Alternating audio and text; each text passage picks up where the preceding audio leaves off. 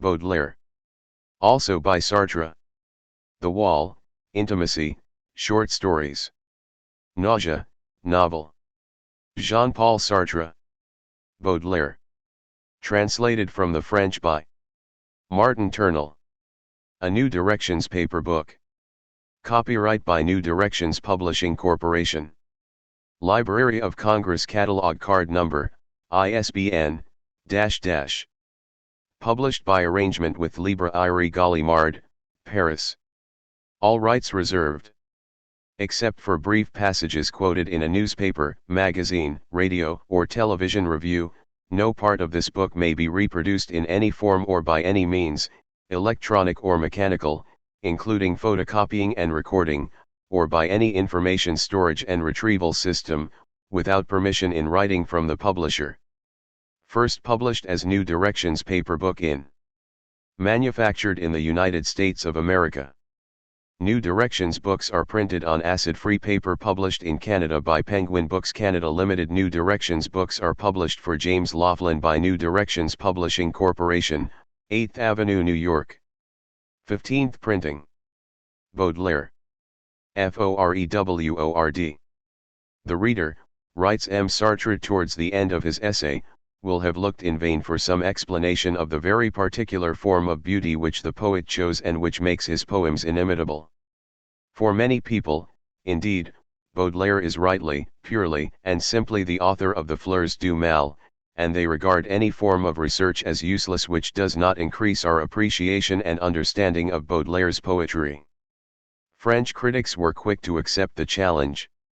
Some of them complained that in fact he tells us very little about Baudelaire's poetry, and in a foreword to the second French edition, M. Michel Léry's remarked bluntly that for a person who on his own admission is such a stranger to poetry as M. Sartre, to write about Baudelaire at all was a bold undertaking. The essay was originally written as an introduction to M. Sartre's own selections from Baudelaire's diaries and letters. It will be apparent from the first page that it is an existentialist study, and it occupies a special place in its author's work. In his purely philosophical writings like L'Être et and M. Sartre discusses man in general terms. The two essays on Descartes are examinations of the Cartesian system from the point of view of a different philosophy. In the novels and plays he invents concrete characters who are endowed with the qualities which he analyzed in his philosophical works. In his Baudelaire he has attempted something fresh. He has applied the existentialist analysis to an historical character as revealed primarily in his intimate personal writings. The results are in many ways surprising, and the reader may feel that the being whose portrait is drawn in M. Sartre's pages is more like one of the characters from Les Chemins de la Liberté than the historic Baudelaire or the Baudelaire of more orthodox biographers. I think that he will also find it stimulating. Criticism, said Baudelaire himself, should be partial, passionate, and political, that is to say, written from an exclusive point of view but from the point of view which opens up the widest horizons. We may leave the width of the horizon for the moment and consider the exclusive point of view. When a critic approaches his subject from a dogmatic standpoint, as one feels that M. Sartre does, the portrait which emerges is necessarily partial and incomplete because in spite of the writer's evident good faith rebellious material is bound to be interpreted in a manner which fits in with his general thesis. And there are undoubtedly pages in the present essay which will only convince those who accept M. Sartre's philosophical premises. Yet the exclusive point of view clearly has its compensations. For insofar as a system contains elements of truth, it does isolate aspects of the poet which have previously escaped notice or received insufficient attention. Emphasis and accent may sometimes appear at fault, undue importance may be attached to part of the poet's work, but in the end something new emerges. That is the justification of the critic and, indeed, of all criticism. It is not the critic's business to do the common reader's work for him. His business is to stimulate him to make his own discoveries, to provide fresh insights which will send the reader back to his texts to test their validity. In so far as he is a competent reader he will profit from these insights and relate them to what seems true in his own conception of the poet. Criticism is essentially a collective work which goes on from one age to another. No single critic can tell the whole truth about a great writer or speak with the same sureness all the time, and no age ever has the last word. The critic can only interpret an author in the light of his own age. His successors will add something to his portrait, but they will also remove what no longer appears true. The individual critic therefore can only make a contribution to a portrait which in the nature of things must remain unfinished. M. Sartre's book is an essay in what he himself has called existential psychoanalysis *, and it possesses the virtues and defects of the psychoanalytical approach. Now, psychoanalysis is primarily a method of diagnosing and treating certain mental and nervous disorders, but it differs from ordinary medicine in that it can never be strictly scientific. It depends directly on the personality of the man who employs it. For behind the technique there is always what, for want of a better word, we must call a philosophy * or at least philosophical assumptions. For some of its critics the weakness of the Freudian syscl etrelenient, pp. Turn lies in the fact that it is based on determinism. M. Sartre employs the psychoanalytical technique, but in his case it is based not on determinism but on his own philosophy. The psychoanalytical critic claims that by examining the peculiarities of a writer's personality he is in a better position to interpret his work, that he can show that particular words, phrases, and images have a special significance for the poet. This approach has one very obvious danger. Concentration on the man tends to distract us from his war / or alternatively it treats the work as a mere casebook in the study of a diseased, or supposedly diseased personality. It follows from this that if psychoanalytical criticism is to be of use in the interpretation of poetry, there must be a double movement. The critic moves from the work to the man, but it is essential that he should make the return journey from the man back to the work. It is the merit of M. Sartre's study that though he sometimes uses Baudelaire's poetry to build up a picture of the existential man engaged in the attempt to achieve the impossible synthesis of existence and being, he does make the return journey more frequently and more effectively than most other psychoanalytical critics. In spite of his disparaging references to depth psychology, he makes liberal use of the Freudian symbols. His study of Baudelaire's sexual peculiarities enables him to present a highly novel interpretation of the poem called Un nude que j'étais pres d'une furieuse juve. His emphasis on Baudelaire's preoccupation with sterility gives us a fresh appreciation of the function of metal and stone in his poetry, and there is a fascinating exegesis of the unfinished drama Eliviron. There is also a remarkable interpretation of Baudelaire's dandyism * and of the poet's position in the modern world. At this point, however, some readers will feel that M. Sartre's political bias prevents him from taking Baudelaire's dandyism as seriously as it deserves. Baudelaire's terminology and the 19th-century décors with which he surrounded his thought have not worn well, but the attempt to create a new intellectual elite does seem to offer the only solution to the problem of the artist's position in a world of warring dictatorships. At the end of the essay we are confronted with a question. Could the lamentable creature who emerges from it, the man who compromised almost every vital principle and surrendered all the key positions without fighting, really have been one of the greatest European poets of the 19th century?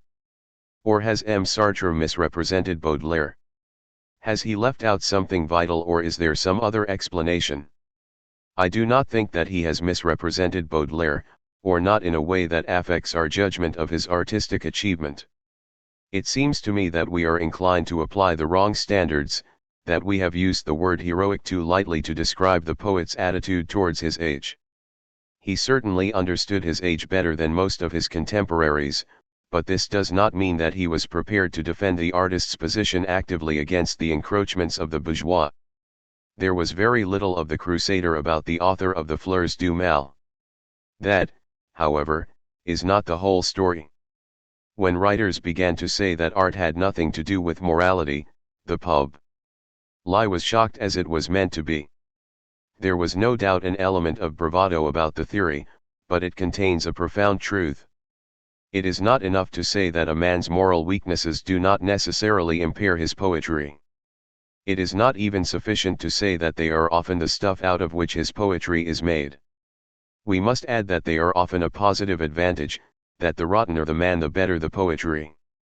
This may be largely a modern phenomenon. It has certainly become commoner during the last 150 years, but Racine is already a prime example.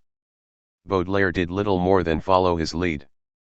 The Fleurs du Mal are amongst the greatest poetry written in the 19th century because they record something which happened to human nature as a whole.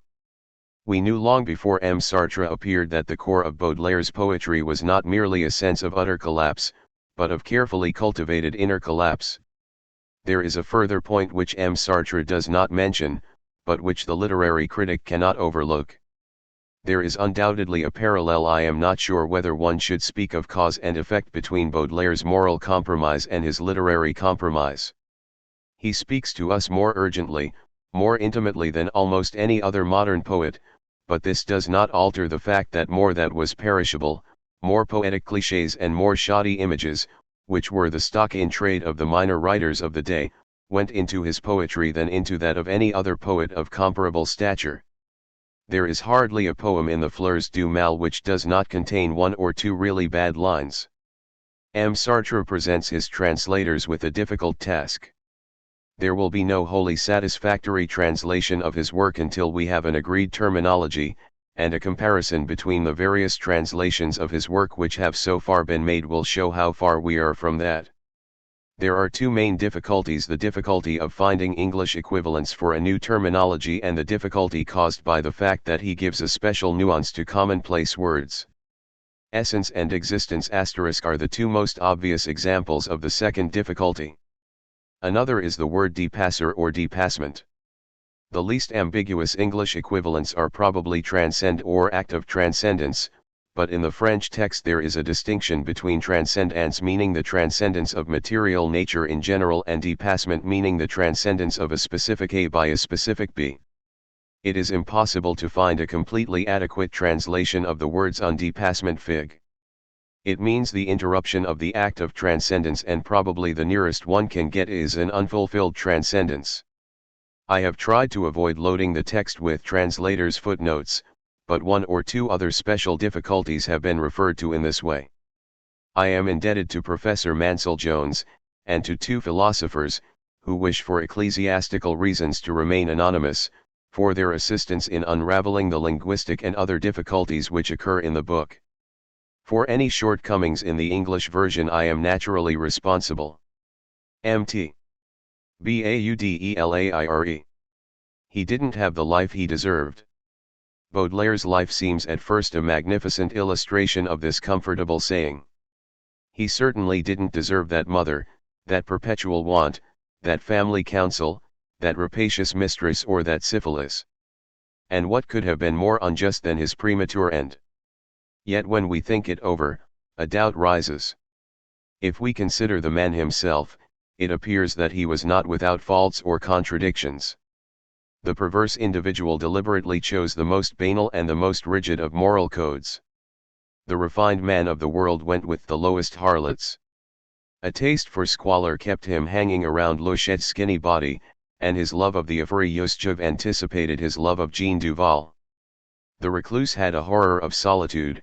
He never went a yard without a companion and longed for a home and a family. The apostle of effort was a bully who was incapable of settling down to regular work. His poetry is full of invitations to travel. He clamored for escape from his surroundings, dreamed of undiscovered countries, but he hesitated for 6 months before making up his mind to go to Honfleur, and his one and only voyage seems to have been a long torment. He flaunted his contempt for and even his hatred of the solemn individuals who acted as his guardians, but he never made any real attempts to rid himself of their ministrations and never missed an opportunity of listening to their fatherly admonitions. Was his life really so alien to him? Supposing after all that he did deserve the sort of life he had. Supposing that contrary to the accepted view, men always have the sort of lives they deserve. We must look more closely into the matter. Baudelaire was 6 when his father died. He worshipped his mother and was fascinated by her. He was surrounded by every care and comfort. He did not yet realize that he existed as a separate person, but felt that he was united body and soul to his mother in a primitive mystical relationship. He was submerged in the gentle warmth of their mutual love. There was nothing but a home, a family, and an incestuous couple. I was always living in you / he wrote to her in later life, you belonged to me alone. You were at once an idol and a friend / it would be impossible to improve upon his description of the sacred nature of their union. The mother was an idol, the child consecrated by her affection for him. Far from feeling that his existence was vague, aimless, superfluous, he thought of himself as son by divine right. He was always living in her, which meant that he had found a sanctuary.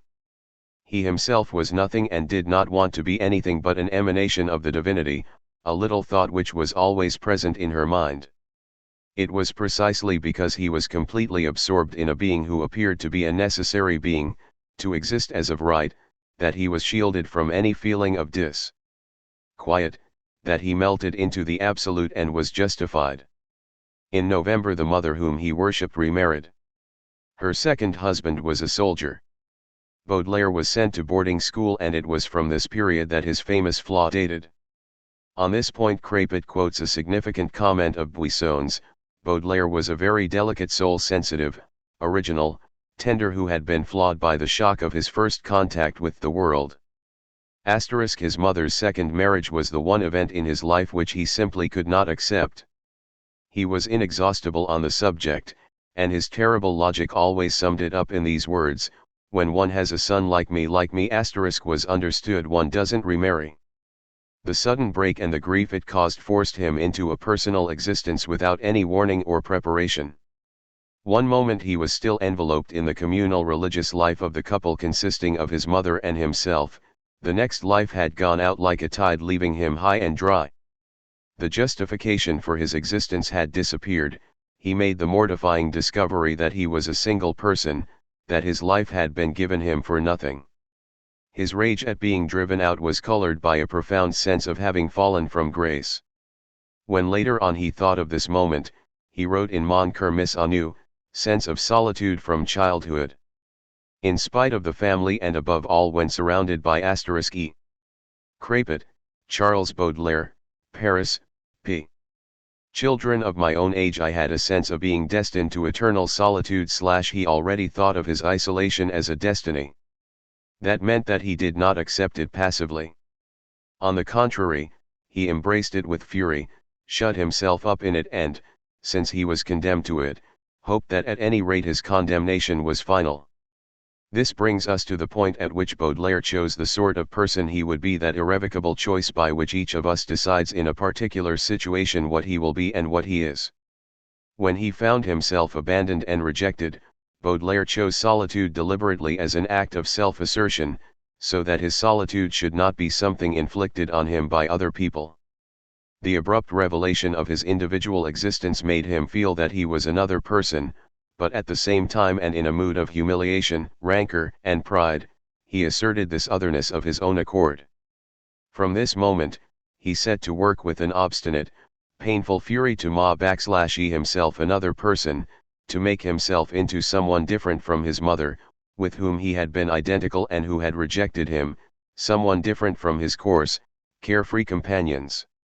He felt and was determined to feel that he was unique, and he pushed this sense of uniqueness to the point of extreme solitary enjoyment and of terror. But his sense of abandonment and isolation was not balanced by anything positive, by the discovery of some special virtue which would at once have placed him beyond comparison with other people.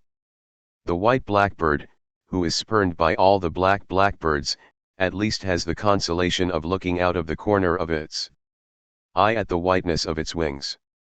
Men are never white blackbirds. What the abandoned child experiences is a feeling of otherness which is purely formal. His experience is not even sufficient to distinguish him from other people. Each of us was able to observe in childhood the fortuitous and shattering advent of self-consciousness.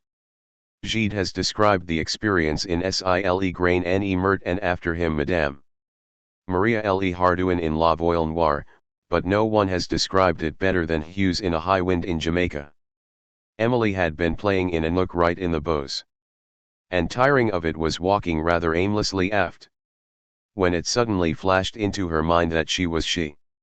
Once fully convinced of this astonishing fact, that she was now Emily Bass Thornton, She began seriously to reckon its implications. What agency had so ordered it that out of all the people in the world who she might have been, she was this particular one, this Emily, born in such and such a year out of all the years in time? Had she chosen herself, or had God done it? Wasn't she perhaps God, herself? There was her family, a number of brothers and sisters from whom, before, she had never entirely dissociated herself, but now she got such a sudden feeling of being a distinct person that they seemed as separate from her as the ship itself. A sudden terror struck her. Did anyone know? No, I mean, that she was someone in particular, Emily, perhaps even God, not just any little girl. She could not tell why, but the idea terrified her. At all costs she must hide that from them. This lightning intuition is completely empty. The child has just acquired the conviction that she is not just anyone, but it is precisely by acquiring this conviction that she becomes just anyone. She feels, to be sure, that she is someone different from the others, but each of the others has the same feeling of being different from everyone else. The child has undergone a purely negative experience of separation, and her experience assumes the form of universal subjectivism, a sterile form which Hegel defined by the equation equals. What can we make of a discovery which frightens us and offers nothing in return? Most people contrive to forget it as quickly as possible. But the child who has become aware of himself as a separate being with a sense of despair, rage, and jealousy will base his whole life on the fruitless contemplation of a singularity which is formal. "You threw me out," he will say to his parents. "You threw me out of the perfect whole of which I was part and condemned me to a separate existence. Well, now I'm going to turn this existence against you. If you ever wanted to get me back again, it would be impossible because I have become conscious of myself as separate from and against everybody else." And he will say to his schoolfellows and the street urchins who persecute him, someone else, someone different from all of you who are responsible for my sufferings. You can persecute my body, but you can't touch my otherness. This assertion is both a claim and a gesture of defiance. He is someone else, and because he is someone else he is out of reach and already almost revenged on his oppressors. He prefers himself to everyone else because everyone else abandons him. His preference for himself is primarily a defense mechanism, but it is also in a sense an ascesis because for the child it takes the form of pure self-consciousness. It is an heroic, an aggressive choice of the abstract, a desperate stripping of oneself, at once an act of renunciation and affirmation. It has a name, and its name is pride. It is a stoic pride, a metaphysical pride which owes nothing to social distinctions, to success, or to any recognized form of superiority, or indeed to anything at all in this world. It simply appears as an absolute event, an a priori choice which is entirely unmotivated and belongs to a sphere far above any of those where failure could destroy or success sustain it. This form of pride is as unhappy as it is pure because it revolves in the void and feeds upon itself. It is always unsatisfied, always exasperated, and exhausts itself in the very act of asserting itself. It is founded on nothing, it is entirely in the air because the sense of being different, which creates it, is an empty concept that is universal. Yet the child wants to enjoy his sense of being different from other people. He wants to feel that he is different from his brother in the same way that he feels his brother is different from his father. He dreams of a uniqueness which is perceptible to sight and touch and which fills us as pure sound fills the airs. His purely formal difference seems to him to be the symbol of a deeper singularity which is identical with what he is. He bends over himself and tries to discover his own image in the calm, gray river which always flows at the same speed. He gazes at his desires and his fits of anger in the hope of discovering the secret of his own nature. It is through this undivided attention to his own moods that he gradually becomes the man whom we call Charles Baudelaire. Baudelaire's fundamental attitude was that of a man bending over himself, bending over his own reflection like Narcissus. With Baudelaire there was no immediate consciousness which was not pierced by his steely gaze. For the rest of us it is enough to see the tree or the house, we forget ourselves, completely absorbed in contemplation of them. Baudelaire was the man who never forgot himself. He watched himself see, he watched in order to see himself watch. It was his own consciousness of the tree and the house that he contemplated. He only saw things through this consciousness. They were paler, smaller, and less touching as though seen through an eyeglass. They did not point to one another as a signpost points the way or a marker indicates the page, and Baudelaire's mind never became lost in their intricacies. On the contrary, their immediate function was to direct awareness back to the self. What does it matter, he wrote, what the reality outside me is made of, provided that it helps me to feel that I am and what I am. In his own art, his one concern was to show things only as they appeared through a layer of human consciousness. For in L'Art philosophique he wrote, "What is the modern conception of pure art?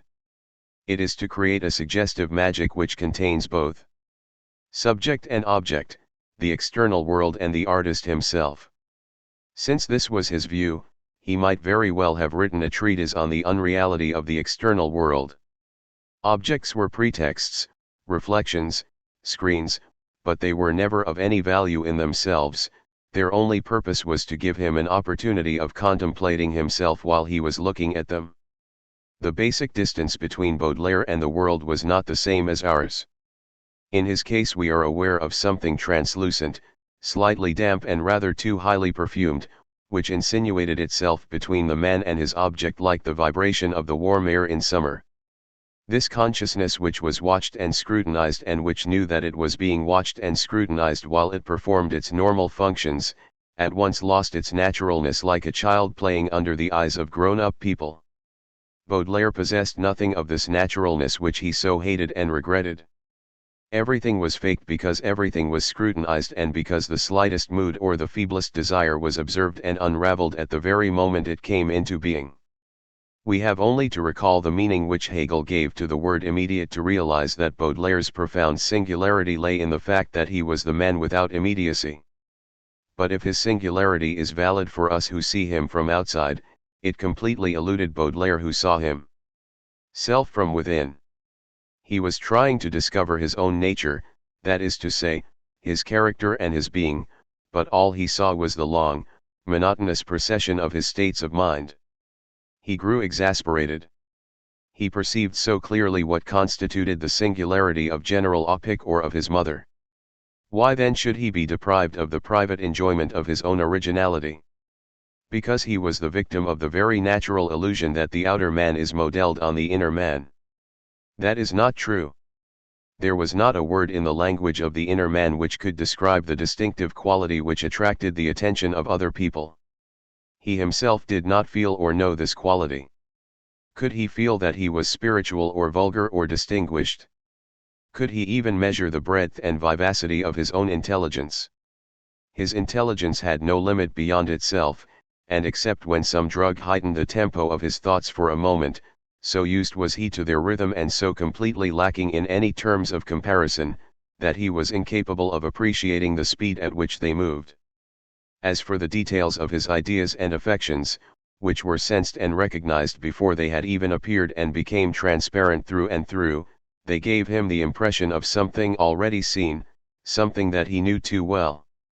They had about them a sort of colorless familiarity, a flavor of something remembered. He was full of himself to overflowing, but this self was nothing but a vapid, glassy mood without consistency or resistance which he could neither judge nor observe, which had neither light nor shade, a garrulous consciousness which declared that it was itself. In an unending murmur which could never be quickened. He stuck too closely to himself to be able to guide himself or even to get a proper view of himself, but he saw too much of himself to get completely bogged and lost in a mute adhesion to his own life. It was at this point that the drama of Baudelaire began. Imagine for a moment that the white blackbird has gone blind, for too great a volume of reflective light is the same as blindness. He is haunted by the idea of a certain whiteness spreading out over his wings which all the blackbirds see and discuss with him, but which he alone is unable to see. Baudelaire's famous lucidity was nothing but an attempt at recovery. The problem was to recover himself, and as sight is a form of appropriation, to see himself. But he could only have seen himself if he had been two people. He could see his hands and his arms because the eye and the hand are separate, but the eye cannot see itself. It feels itself and is aware that it is alive, but it cannot place itself at the necessary distance from itself to see itself. It was in vain that Baudelaire exclaimed in the Fleurs du Mal, tête-à-tête sombre et limpide tu un cœur devenu sun maroyer. The tête-à-tête had scarcely begun before it was broken off. There was only one head. The whole of Baudelaire's efforts were devoted to pushing to its last extreme this abortive duality which we call the reflective consciousness. If he was lucid from the first, it was not in order to make an exact inventory of his faults, it was in order to be two people. If he wanted to be two people, it was in order to realize in this couple the final possession of the self by the self. This meant that he exasperated his own lucidity. He was simply his own witness, he tried to become his own executioner, tried to become the Heauton Timoromenos. For torture brings into existence a closely united couple in which the executioner appropriates the victim. Because he did not succeed in his attempt to see himself, Baudelaire made up his mind that at any rate he would explore himself as the knife explores the wound in the hope of reaching the lonely depths which constituted his true nature. Je suis la plaie et le couteau et la victime et le bourreau. Thus the tortures which he inflicted on himself simulated possession. They tended to make his own flesh grow beneath his fingers so that in the very throes of its sufferings it would recognize that it was his flesh. To cause suffering was just as much a form of possession and creation as destruction. The link between the victim and the inquisitor was sexual, but Baudelaire tried to transfer into his inner life a relationship which could only have had any meaning if it had existed between two separate persons. He attempted to make the reflective consciousness into the knife and the reflected consciousness into the wound. In a way they are identical. You cannot love, hate, or torture yourself on your own. Victim and executioner disappear in a general blur when by a single voluntary act one demands and the other inflicts pain. By a reverse movement, which was nevertheless directed towards the same end, Baudelaire slyly tried to make himself the accomplice of his reflected consciousness against his reflective consciousness. When he stopped torturing himself, it was because he was trying to take himself by surprise. He simulated a disconcerting spontaneity, pretended to surrender to the most gratuitous impulses so that he could suddenly appear in his own eyes as an opaque, unpredictable object, appear in fact as though he were another person. If he had succeeded in this, his task would have been more than half accomplished, he would have been able to derive enjoyment from himself. But here again he was identical with the person whom he wished to surprise. It would be an understatement to say that he divined his own plan before it was conceived, he foresaw and measured his own astonishment or, if one may say so, ran after his astonishment without ever catching up with it. Baudelaire was the man who chose to look upon himself as though he were another person.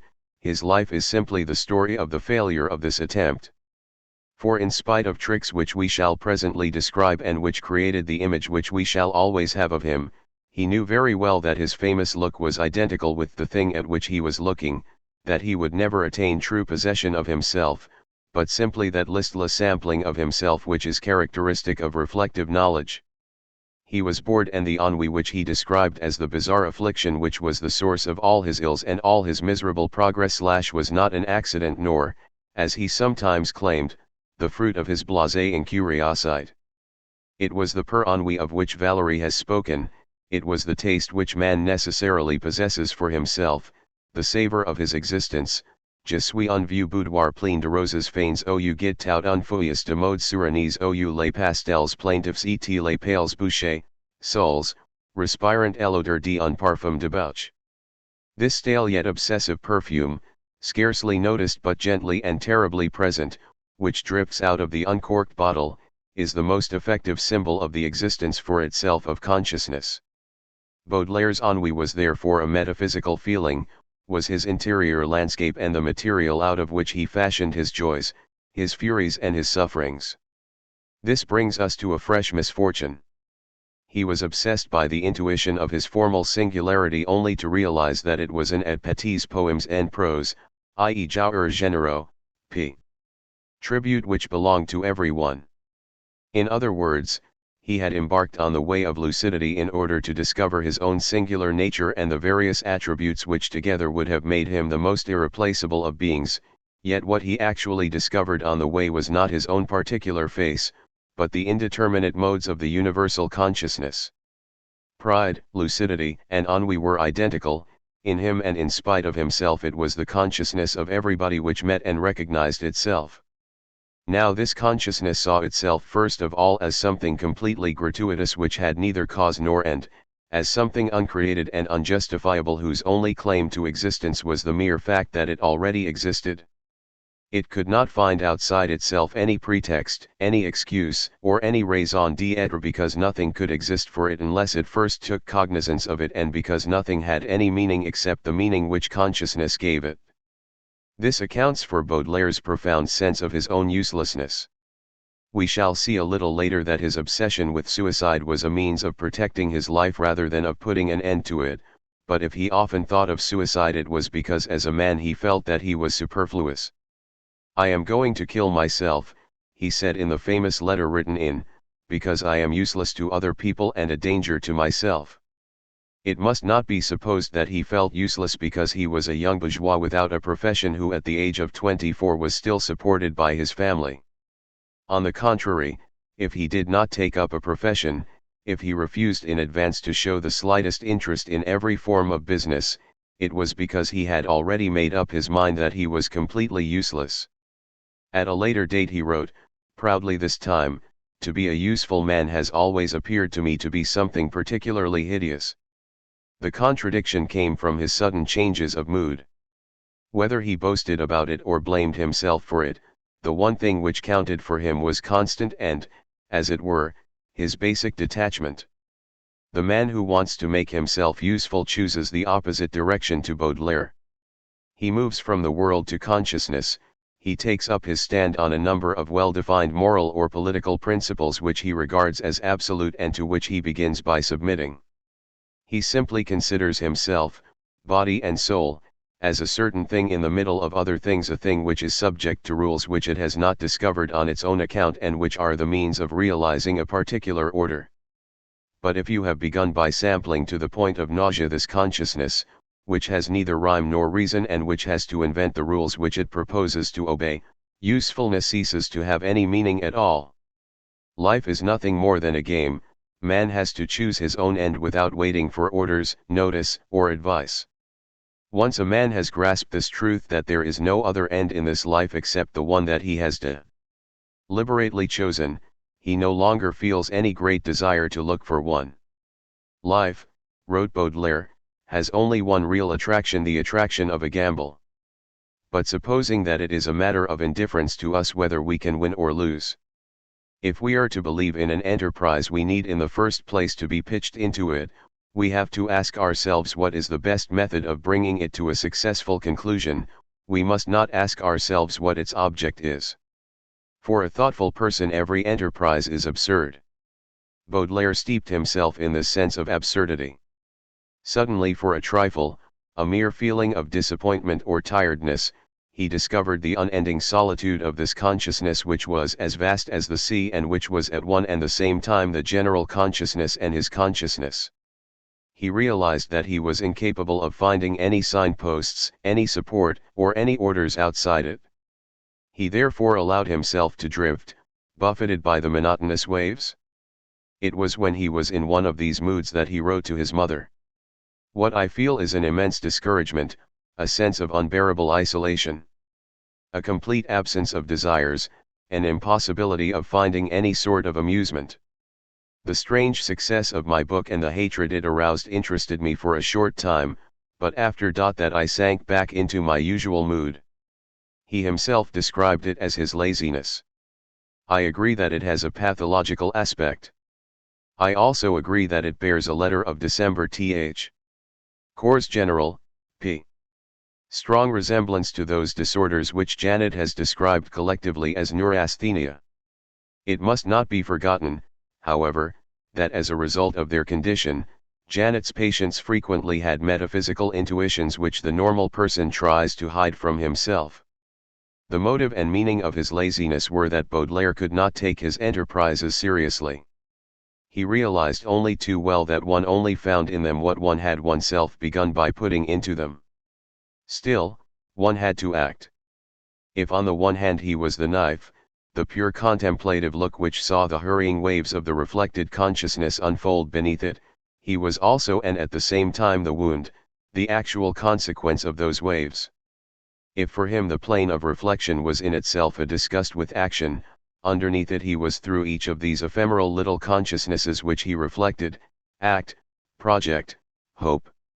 For this reason we must not regard him as a quietist, but rather as an infinite series of spontaneous enterprises, which were immediately disarmed by the reflective look, like a sea of projects which broke the moment they appeared, as a continual waiting, a perpetual desire to be someone else and somewhere else. I am not speaking here only of the innumerable expedients by which he tried hastily and nervously to put off the crash, to extort a few halfpence from his mother or an advance from Ansel, but also of the various literary plans which he carried around with him for 20 years, plays, criticism, mon kermis anew, without ever managing to finish them. The form taken by his laziness was sometimes a torpor, but more often a feverish, sterile agitation which knew that it was vain and which was poisoned by a merciless lucidity. He appears in his letters like an ant which is determined to climb up a wall, falls every time and then starts all over again. For no one understood the futility of his efforts better than himself. If he did act, it was, as he himself said, like an explosion, a shock, when he managed for a moment to escape from his own lucidity.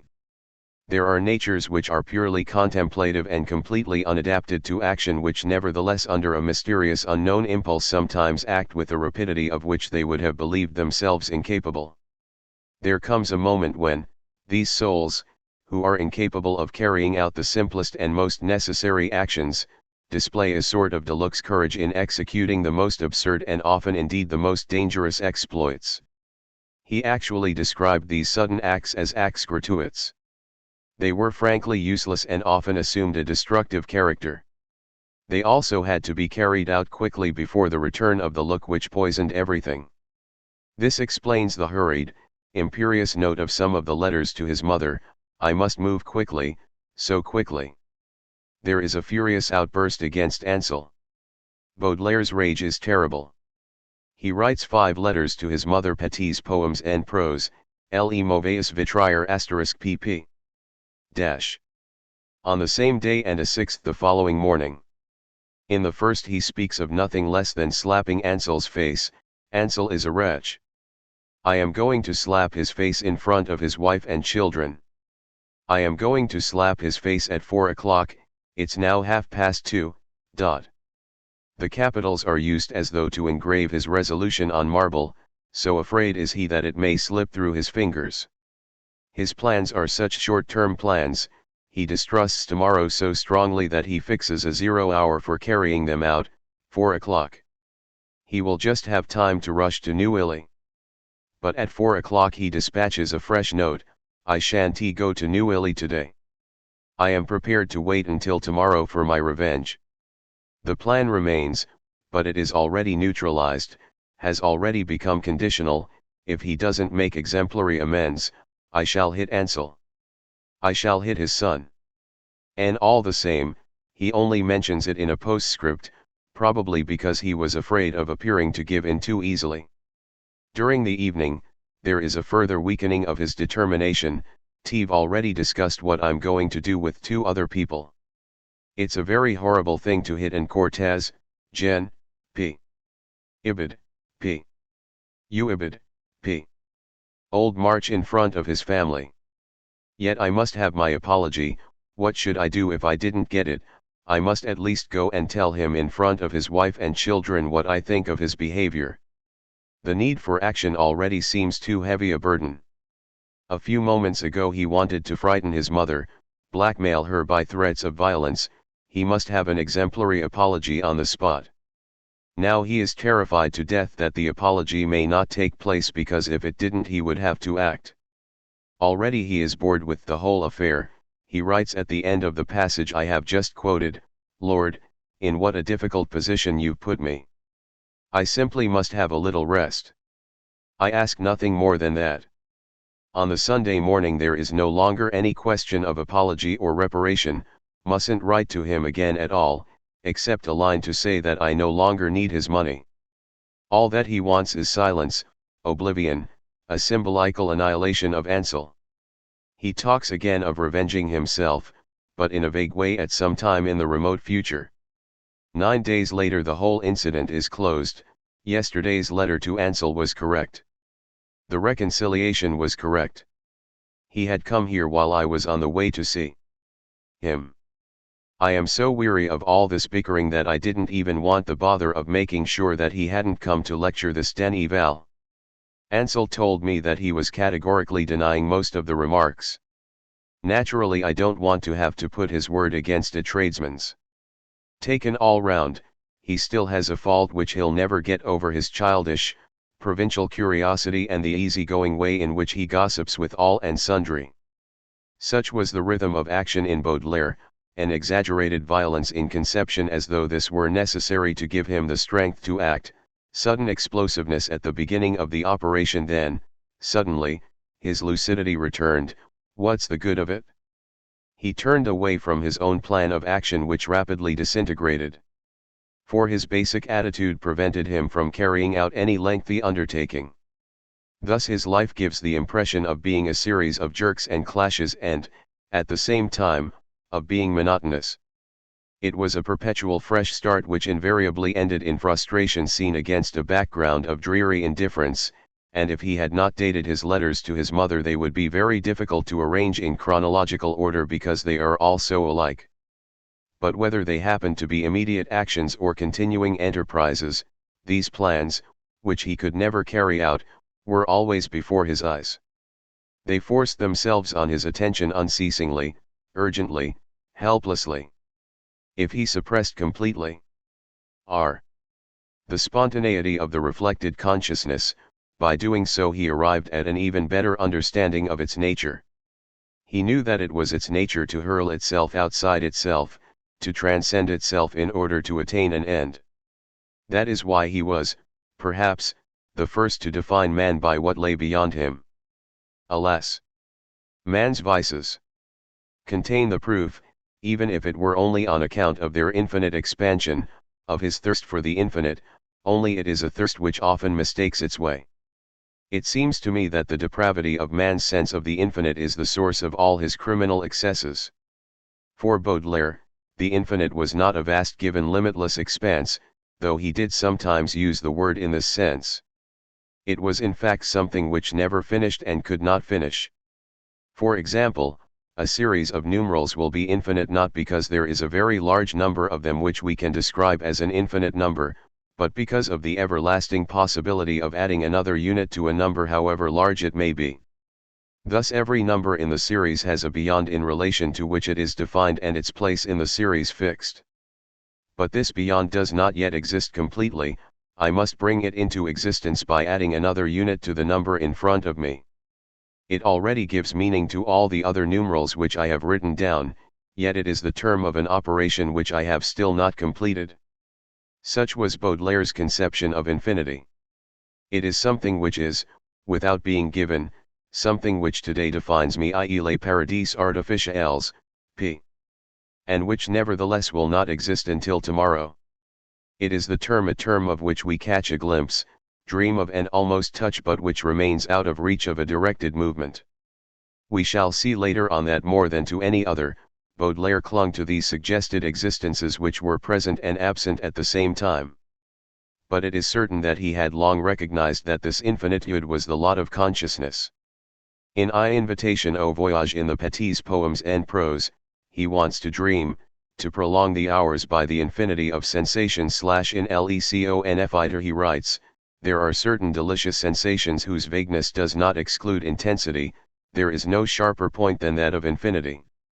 We shall return to this determination of the present by the future, of what already exists by what does not yet exist, which he called non-satisfaction, insatisfaction, and which philosophers today call transcendence. No one understood better than he that man is a being of distances who is defined much more by his end and the terms of his plans than by what we can know of him if we limit him to the passing moment. There are in every man at every moment two simultaneous postulations, one towards God, the other towards Satan. The invocation to God or spirituality is a desire to mount in the scale, that of Satan or animality is a joy in going downwards. Thus man is revealed as a tension which results from the application of two opposing forces, and at bottom Heidegger, vom Wesen de Gruns. Each of these two forces aims at the destruction of the human element because one tries to turn him into an angel and the other into an animal. When Pascal wrote that man is neither angel nor beast, he regarded him as a sort of unchanging state, an intermediate nature / there is nothing of the sort here. According to Baudelaire's conception, man is not a state, he is the clash of two opposing movements which are both centrifugal and of which one is directed upwards and the other downwards. They are movements without driving power, mere spouts, two forms of transcendence which, to borrow a distinction of Jean Walls, we might call transascendence and transdescendence. For man's brutishness like his angelicism must be understood in the strongest sense of the term. It is not simply a question of the alto-celebrated weakness of the flesh or the all-powerfulness of the lower instincts. Baudelaire was not wrapping up a moralist sermon in a picturesque image. He believed in magic, and the postulation towards Satan seemed to him to be a piece of sorcery which was similar to that of primitive peoples who put on a bear's skin, dance the bear's dance and turn into bears. He has expressed himself very clearly on the point in Fuses. Manette, Manout, Manuile, my little cat, my wolf, my little monkey, big snake, my melancholy little donkey. Such tricks of the tongue when repeated too often, or animal names which are used too frequently, point to a satanic element in love. Don't devils assume animal forms? Kazats camel, devil, and woman / this perception of our own transcendence and of our unjustifiable gratuitousness must at the same time be a revelation of human freedom. And in fact Baudelaire always felt that he was free. We shall see later what tricks he employed to hide his freedom from himself, but from one end of his work and his correspondence to the other this freedom is affirmed, bursts out in spite of himself. There is no doubt that, for reasons which we have already mentioned, he did not possess the great freedom which is the usual attribute of creative power, but he constantly felt an explosive unpredictability which nothing could hem in. He redoubled his precautions against it, but in vain. He noted down in capital letters in his papers the little practical maxims, rules, imperatives, acts of faith and formulas which prejudge the future. It was still in vain. He eluded himself, he knew that he could hold on to nothing. If only he could have felt that he was partly a machine, it would have been possible to discover the lever which stopped it, altered its course or accelerated it. Determinism is reassuring. Anyone who knows things by their causes can base his actions on causation, and up to the present the moralists have spent their time trying to persuade us that we are machines which can be regulated by easy means. Baudelaire knew that springs and levers had nothing to do with his case, he was neither cause nor effort. He was free. Which meant that he could look for no help either inside or outside himself against his own freedom. He bent over it and became giddy at the sight of the gulf. Morally and physically I have always been haunted by the sensation of the gulf, not merely the gulf of sleep, but the gulf of action, dreams, memories, desires, regrets, remorse, the beautiful, numbers, etc. In another place he wrote, "Now I always feel giddy." Baudelaire was the man who felt that he was a gulf. Pride, ennui, giddiness, he looked right into the bottom of his heart.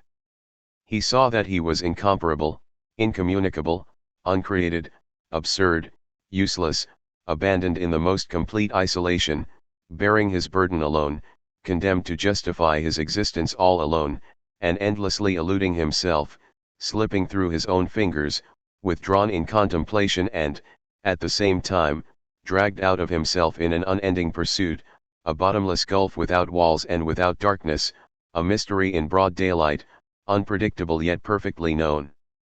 It was his misfortune that his image still eluded him. He was looking for the reflection of a certain Charles Baudelaire, the son of Madame Aupic the general's wife, a poet who had got into debt and the lover of the negress Duval. His gaze encountered the human condition itself. His freedom, his gratuitousness, and his abandonment which frightened him were the lot of humanity, they did not belong particularly to him. Could one ever touch one self, see oneself? Perhaps this singular unchanging essence was only visible to others. Perhaps it was absolutely necessary to be outside in order to see its characteristics. Perhaps one didn't exist for oneself in the manner of an object. Perhaps one didn't exist at all. If one were always a question mark, always in suspense, perhaps one would be perpetually obliged to form oneself. The whole of Baudelaire's efforts were devoted to hiding these unpleasant thoughts from himself. And since his nature escaped him, he tried to seize it in other people's eyes. His good faith abandoned him, he had to try unceasingly to convince himself, to seize himself with his own eyes. In our eyes but not in his own a fresh trait appears, he was the man who felt most deeply his condition as man, but who tried most passionately to hide it from himself. Because he chose lucidity, because he discovered in spite of himself the gratuitousness, the abandonment, the redoubtable freedom of consciousness, Baudelaire was faced with an alternative. Since there were no ready-made principles on which he could rely for support, he either had to stagnate in a state of amoral indifference or himself invent good and evil.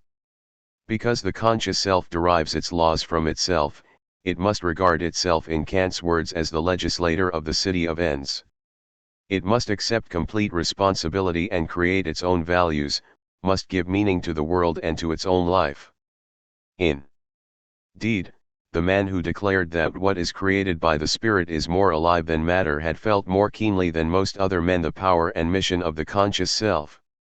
He had seen very clearly that with the conscious self something comes into being which did not exist before meaning. It therefore led to perpetual creation at all levels.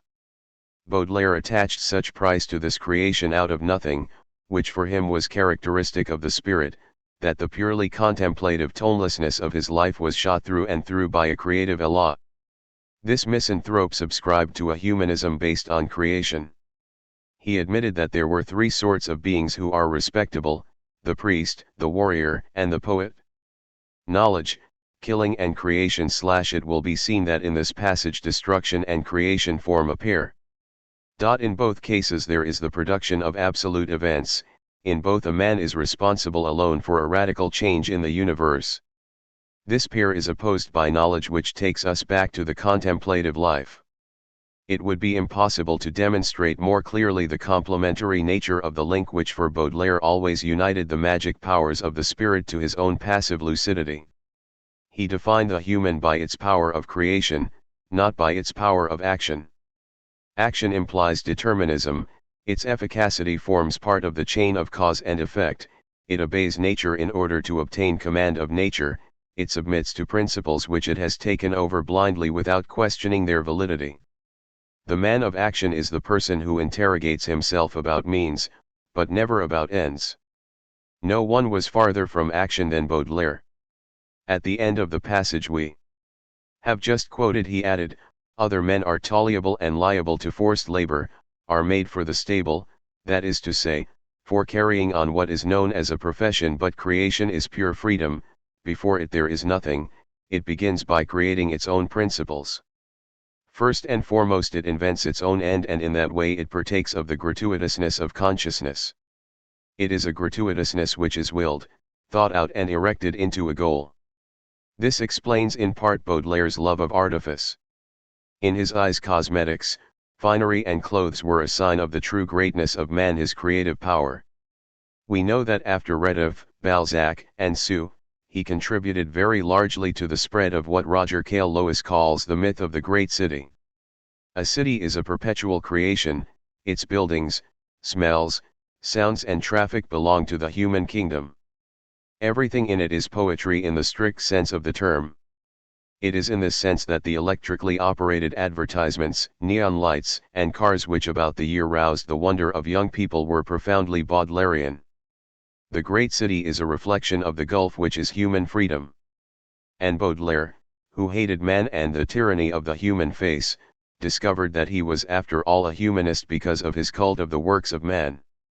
Since this is so a lucid consciousness, which above everything else is in love with its demonic powers, owes it to itself to create first the meaning which will illuminate the whole world for it. Absolute creation, the creation of which all other forms are simply a consequence, is the creation of a scale of values. We should therefore have expected Baudelaire to display the boldness of a Nietzsche in the pursuit of good and evil of his good and his evil. Now anyone who examines the life and asterisk works of the poet at all closely is struck by the fact that all his ideas of morality were derived from other people and that he never questioned them. This would be understandable if Baudelaire had assumed an attitude of indifference, an easygoing Epicureanism. But the moral principles which he retained and which were inculcated by a middle-class Catholic education were not in his case mere survivals, mere useless withered organs. Baudelaire possessed an intense moral life. He twisted and turned in his remorse, every day he exhorted himself to do better, he struggled and succumbed, he was overwhelmed by a horrible sense of guilt, so much so that people have wondered whether he was not weighed down by the burden of some secret crime. In his biographical introduction to the Fleurs du Mal, M. Crapet remarks very justly, was there some crime in his life which time does not obliterate?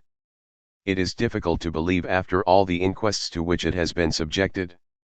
Yet he treats himself as a criminal and declares that he is guilty on all counts. He denounces himself on the ground that though he possesses a sense of duty and all the moral obligations, he always betrays them. P. 38. No, Baudelaire was not burdened with some secret crime. The crimes which can be imputed to him are not capital ones, a dryness of heart which was real enough but not total, a certain laziness, abuse of narcotics, probably some sexual peculiarities and a certain lack of scruple, which sometimes bordered on fraud. If he had only once made up his mind to challenge the principles in the name of which he was condemned by General Opic and Ansel, he would have been free. But he took good care not to. He adopted the moral code of his stepfather without questioning it. The famous resolutions which he made about and wrote down under the heading of hygiene, conduct, morality are painfully puerile, epitome of wisdom. Dress, prayer, work.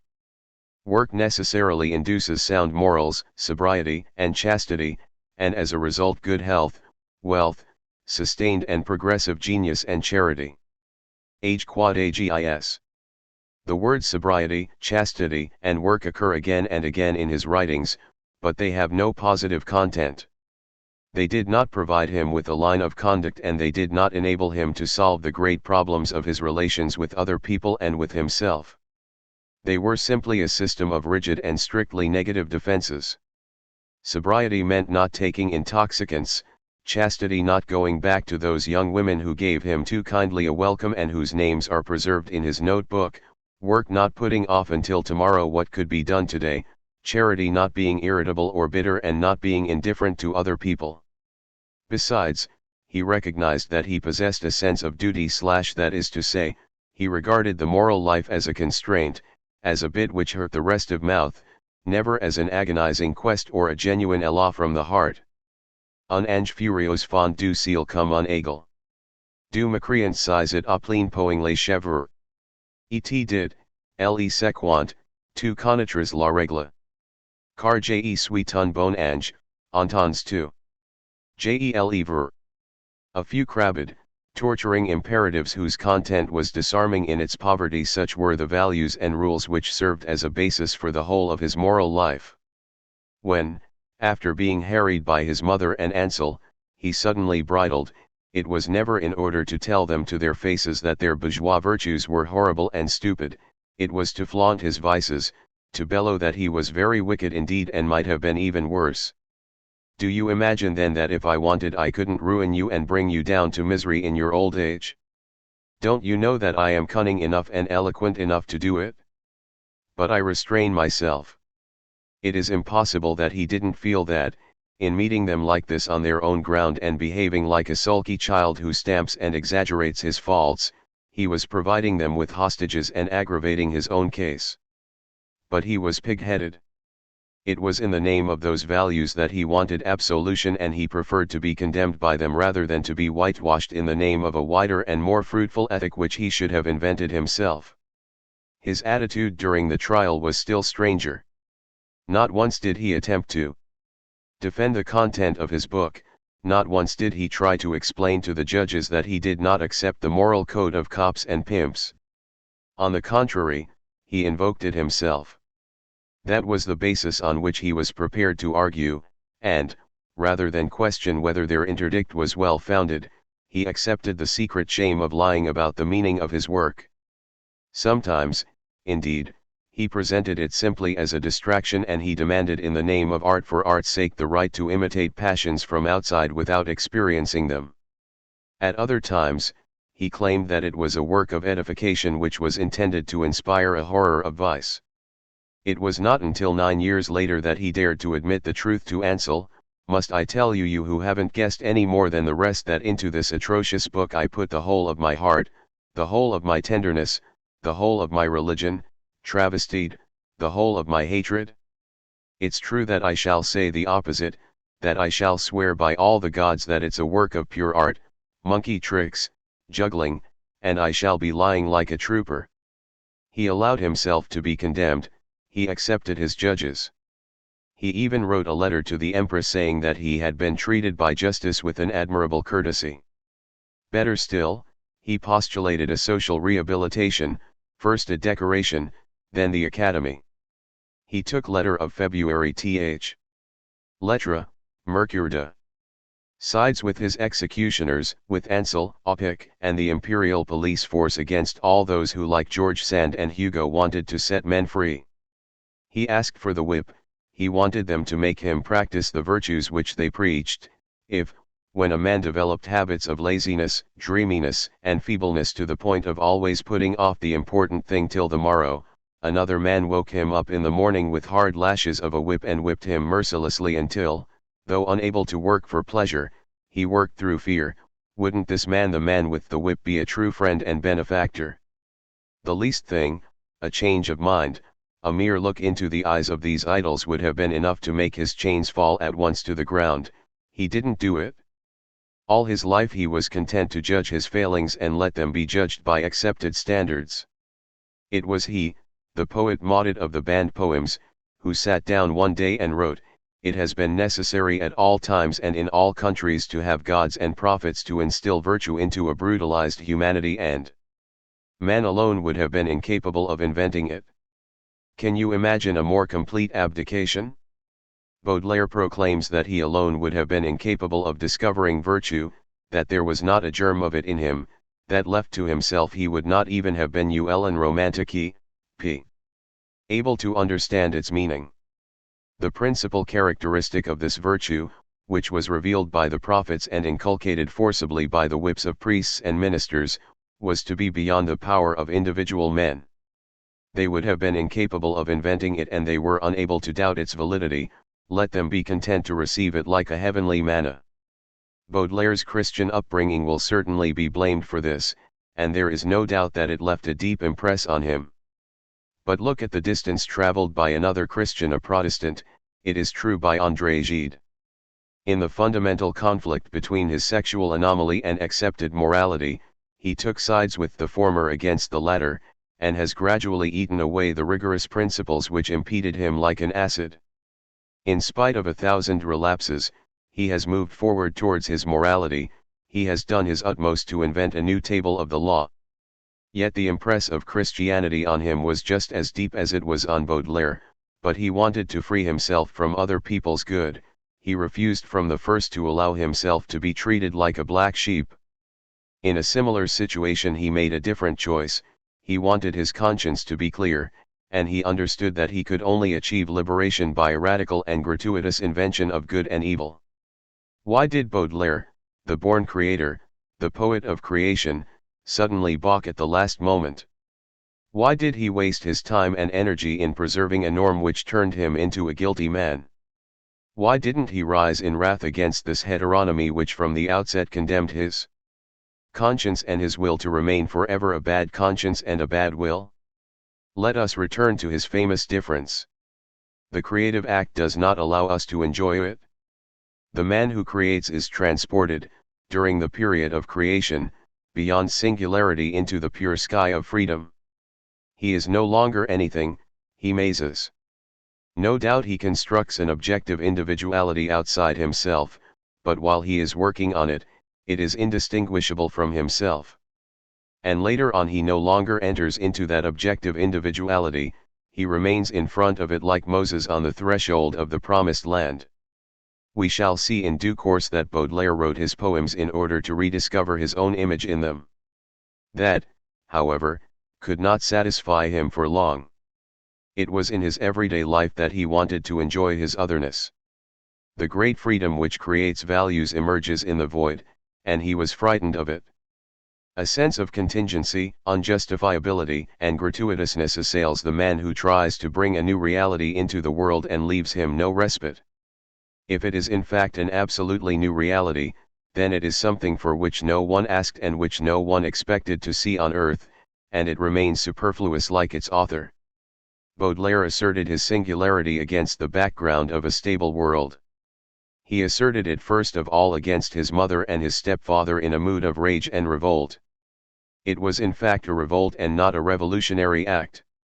The revolutionary wants to change the world, he transcends it and moves toward the future, towards an order of values which he himself invents. The rebel is careful to preserve the abuses from which he suffers so that he can go on rebelling against them. He always shows signs of a bad conscience and of something resembling a feeling of guilt. He does not want to destroy or transcend the existing order, he simply wants to rise up against it. The more he attacks it, the more he secretly respects it. In the depths of his heart he preserves the rights which he challenges in public. If they disappeared, his own raison d'être would disappear with them. He would suddenly find himself plunged into a gratuitousness which frightens him. It never occurred to Baudelaire to destroy the idea of the family. On the contrary, it could be argued that he never progressed beyond the stage of childhood. The child takes his parents for gods. Their actions, like their judgments, are absolute. They are the incarnation of universal reason, law, the meaning and purpose of the world. When the eye of these divine beings is turned on him, their look is enough to justify him at once to the very roots of his existence. It confers on him a definite, sacred character. Since they are infallible, it follows that they see him as he really is. There is no room in his mind for hesitation or doubt. True, all that he sees of himself is the vague succession of his moods, but the gods have made themselves the guardians of his eternal essence. He knows that it exists, even though he can have no direct experience of it. He realizes that his truth does not consist in what he can know of himself, but that it is hidden in the large, terrible yet gentle eyes which are turned towards him. He is a real essence among other real essences, he has his place in the world, an absolute place in an absolute world. Everything is complete, everything is just, everything that is, had to be. Baudelaire never ceased to regret the Verts paradis d'amours enfantines. He defined genius as childhood regained at will. He believed that the child sees everything as a novelty, he is always intoxicated. But he omitted to tell us that it is a very special form of intoxication. It is true that everything is novel for the child, but this novelty has already been seen, named, and classified by other people. Every object comes to him with a label attached to it. It is eminently reassuring and sacred because the eye of grown-up people still hovers over it. Far from exploring unknown realms, the child turns over the pages of an album, counts the specimens in a herbal, does the owner's round. It was for the absolute security of childhood that Baudelaire yearned. The drama begins when the child grows up, becomes a head taller than his parents and looks over their shoulders. For behind them there is nothing. By overtaking his parents and perhaps by judging them he has the experience of his own transcendence. His father and mother have shrunk. Just look at them, thin and mediocre, unjustifiable and unjustified. The noble thoughts, which once reflected the universe, are reduced to the level of opinions and moods. He suddenly finds that the world has to be remade. All the places and even the order of things are disputed, and since he is no longer a thought in a divine reason, since the look which fixed him is no more than a tiny light among other tiny lights, the child loses his essence and his truth. The vague moods and confused thoughts which once seemed to him the broken reflection of his metaphysical reality become his only mode of existence. At a stroke the duties, rights, the preces, limited obligations have vanished. Unjustified and unjustifiable, he suddenly becomes aware of his terrible freedom. Everything still has to begin. He suddenly emerges in solitude and the void. It was this that Baudelaire wanted to avoid at any price. His parents remained hateful idols but still idols. He assumed in their presence an attitude of resentment, but not of criticism. The otherness on which he insisted had nothing in common with the great metaphysical solitude which is the lot of each and all of us. The law of solitude might, indeed, be expressed in these terms: no man can place on others the burden of justifying his existence. It was precisely this that terrified Baudelaire. Solitude filled him with horror. He returned to the subject 100 times in his letters to his mother. He described it as atrocious, reducing him to despair. Acelino tells us that he could not bear to be alone for an hour. And it will be realized that it was not a question of physical isolation, but of the emergence in the void which was the price of uniqueness. He insisted that he was another person certainly, but another person among other people. His disdainful otherness remained a social tie between himself and the people whom he despised. They had to be there in order to recognize his otherness, as we can see from a curious passage in Fuses, when Fve inspired universal horror and disgust: I shall have overcome solitude. For to feel horror and disgust at Baudelaire was still a way not merely of paying attention, but of paying a great deal of attention to him. Think of it, horror. And if horror and disgust were universal, so much the better. It meant that everybody was taken up with him at every moment of the day. As he saw it, therefore, solitude possessed a social function. The pariah was banned by society, but precisely because in this way he became the object of a social act, his solitude was consecrated and was even necessary to the proper functioning of institutions. Baudelaire seemed to expect his singularity to be consecrated and invested with a quasi-institutional character. Instead of depriving him of every place in the universe and of all rights to a place, like the human solitude of which he had had a glimpse and rejected, it actually gave him a place and conferred privileges and obligations on him. For this reason it was his parents whom he asked to recognize his place. His first aim, which was to punish them by making them understand the extent to which they were in the wrong, would be achieved when he had made them see the state of abandonment in which they had left him, the contemptuous uniqueness of which he was so proud but which also earned him the contempt of other people. It was in his parents that he must arouse horror, and the horror which gripped the gods when confronted by their creature would be at once their punishment and his consecration. People have taken every opportunity of attributing an unresolved Oedipus complex to him, but it matters little whether or not he desired his mother. I should rather say that he refused to resolve the theological complex which transforms parents into gods. He refused to resolve it because it was necessary in order to evade the law of solitude and find in other people a remedy against gratuitousness, to confer on other people, or rather on certain other people, a sacred character. What he wanted was neither friendship, love, nor relations on equal terms. He had no friends or at most a few intimates among the riff-raff. He wanted judges, beings whom he could deliberately place beyond the fundamental law of contingency, beings who existed simply because they had the right to exist and whose decrees conferred on him in his turn a stable and sacred nature. He was ready to appear guilty in their eyes, and guilty in their eyes meant absolutely guilty. But the guilty man has his function in the theocratic universe.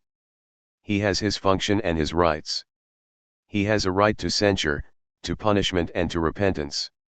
He cooperates with the universal order and his misdoing invests him with a religious dignity, a place apart in the hierarchy of beings. He is protected by a look which is indulgent or angry. Turn again to La Gianti, Affius aime vivre auprès d'une jeune géante comme auxiliary pides d'une reine un chat voluptueux. His dearest wish was to attract the attention of a giantess, to see himself through her eyes like a domestic animal, to lead the easygoing, sensual, perverse life of a cat in an aristocratic society where giants, where men-gods decided on the meaning of the universe and on the final end of his own life for him without even consulting him. He wanted to enjoy the limited independence of a bête de luxe, idle and useless, whose games were protected by the seriousness of its masters. In addition to this, we certainly find traces of masochism in his reverie. Baudelaire himself described it as satanic because in it he explicitly identified himself with an animal. And wasn't it necessarily masochistic to the extent to which his need of consecration led him to turn himself into an object for those large, serious beings? It will no doubt be argued that Baudelaire regretted the condition of the suckling, who is washed, fed, and dressed by strong beautiful hands, even more than that of a cat. This is perfectly true, but it was not the result of some sort of technical hitch which is supposed to have arrested his development or of a traumatism which in any case cannot be proved. If he regretted his infancy, it was because in infancy he was free from the worry of living, because he enjoyed the complete luxury of being an object for tender adults who scolded him, but who were full of solicitude for him, because he could during infancy and only during infancy realize his dream of feeling that he was completely enveloped by a look. But in order that there could be no appeal against the judgment which gave Baudelaire his place in the universe, it was essential that the motives which inspired him should be absolute. In other words, at the same time that he refused to challenge the sacred character of his judges, Baudelaire refused to question the idea of good on which their decrees were founded. If his guilt was to be absolute, if his singularity was to be metaphysical, it followed that there must be an absolute good. For Baudelaire this good was not an object of love nor was it merely an abstract imperative, it was contained in a look that ordered and condemned. The poet reversed the normal relations. For him it was not the law which preceded the judge, but the judge who preceded the law. Next, was the look which transfixed him, put him in his place and objectified him, the great look which was the bearer of good and EVP, the look of his mother, of General Opic or of God who sees all. It was all the same. In La Fanfarlo, which appeared in, Baudelaire professed atheism. Just as he had once been fanatically devout, he was now a fanatical atheist / he seems to have lost the faith after a pious and mystical youth. In the years that followed, he does not appear to have recovered his faith except during the crisis of, and during one of the very last years in which he was still in full possession of his faculties, he wrote to Ansel. I will explain with patience all my reasons for feeling disgusted with the human race. When I am absolutely alone, I shall seek a religion. And at the moment of death I shall abjure this last religion as a sign of my disgust at universal stupidity. You can see that I haven't changed. It would appear from this that Catholic critics are decidedly bold in claiming that he was one of them. But whether he was a believer or not matters little. Even if he did not regard the existence of God as a reality, it was nevertheless one of the poles of his imaginary reveries. He wrote in Fuses, even if God did not exist, religion would still be holy and divine. God is the only being who in order to reign does not even need to exist. What counted therefore even more than the mere existence of this all-powerful being was his nature and functions. Now it must be noticed that Baudelaire's God was a God of terror. He sent his angels to torment sinners. His law was the Old Testament. There was no intercessor between him and mankind. Christ seems to have been unknown to Baudelaire, and Jean Masson himself speaks of his tragic ignorance of the Savior. It was because it was not so much a question of being saved as judged, or rather it was because salvation lay in the judgment itself which put everyone in his proper place in an ordered world. When Baudelaire lamented the fact that he did not possess the faith, it was always the witness and the judge whose absence he regretted. I desire with all my heart to believe that an external invisible being is interested in my fate. But what does one do to believe it? What he missed was neither divine love nor grace, but the pure external look which would take him up and envelop him. He adopted the same point of view in Mon cœur mis à nu when he puts forward that strange proof of the divine existence. Calculation in favor of God. Nothing exists without a purpose. Therefore my existence has a purpose. What purpose? I do not know. It is, therefore, not I who have determined this purpose. Therefore it is someone who is wiser than I. I must therefore pray to that person to enlighten me. It is the wisest course. In these passages we meet again his obstinate belief in a pre-established order of ends, and Baudelaire reveals once more his desire to be incorporated into a hierarchy by the look of a creator. But this God without charity, this God of justice who punishes and whose whip is blessed, who neither gives nor demands love, is indistinguishable from General Opic, that other father with a whip who filled his son with such abominable fear. It has been seriously maintained that Baudelaire was in love with General Opic. Such idiocy is not even worth refuting, but what remains true is that he demanded that severity of which he complained throughout his life. And the part played by the general was of capital importance in the process of self-punishment which will be discussed later on. It is also true that the terrible Opic seems after his death to have become incarnate in the poet's mother. But at this point the case becomes extremely complex. Madame Opic was certainly the only person for whom Baudelaire ever felt affection. In his eyes she remained linked with a free and gentle childhood. From time to time he reminded her sadly, "During my childhood there was a period when I loved you passionately. Listen and don't be afraid to go. Read on. I have never said so much about it to you before. I remember a drive in a fly. You had just come out of a nursing home where you'd been sent, and to prove that you'd been thinking about your son you showed me some pen and ink drawings which you'd done for me. You think I've got a terrible memory, don't you? I remember later on the place Saint André des Arts and Neuilly. Long outings and constant affection. I remember the Ks which were so sad in the evening. Ah! For me those were the happy days of motherly love. I was always living in you, you belonged to me alone. You were at once an idol and a friend." He certainly loved her as a woman even more than as a mother. While the general was still alive, he liked arranging adulterous meetings with her in museums. And during the last years of his life he still wrote to her in a tone of light and charming gallantry, "At Honfleur I shall be, not happy, that's impossible, but tranquil enough to spend the whole of my days working and the whole of my evenings amusing you and paying my court to you." Yet he had no illusions about her. She was frail and obstinate, capricious and fantastic, she had no taste, her character was at once absurd and generous, she trusted the first comer blindly rather than her son. But little by little Opic contaminated her. His severity left its mark.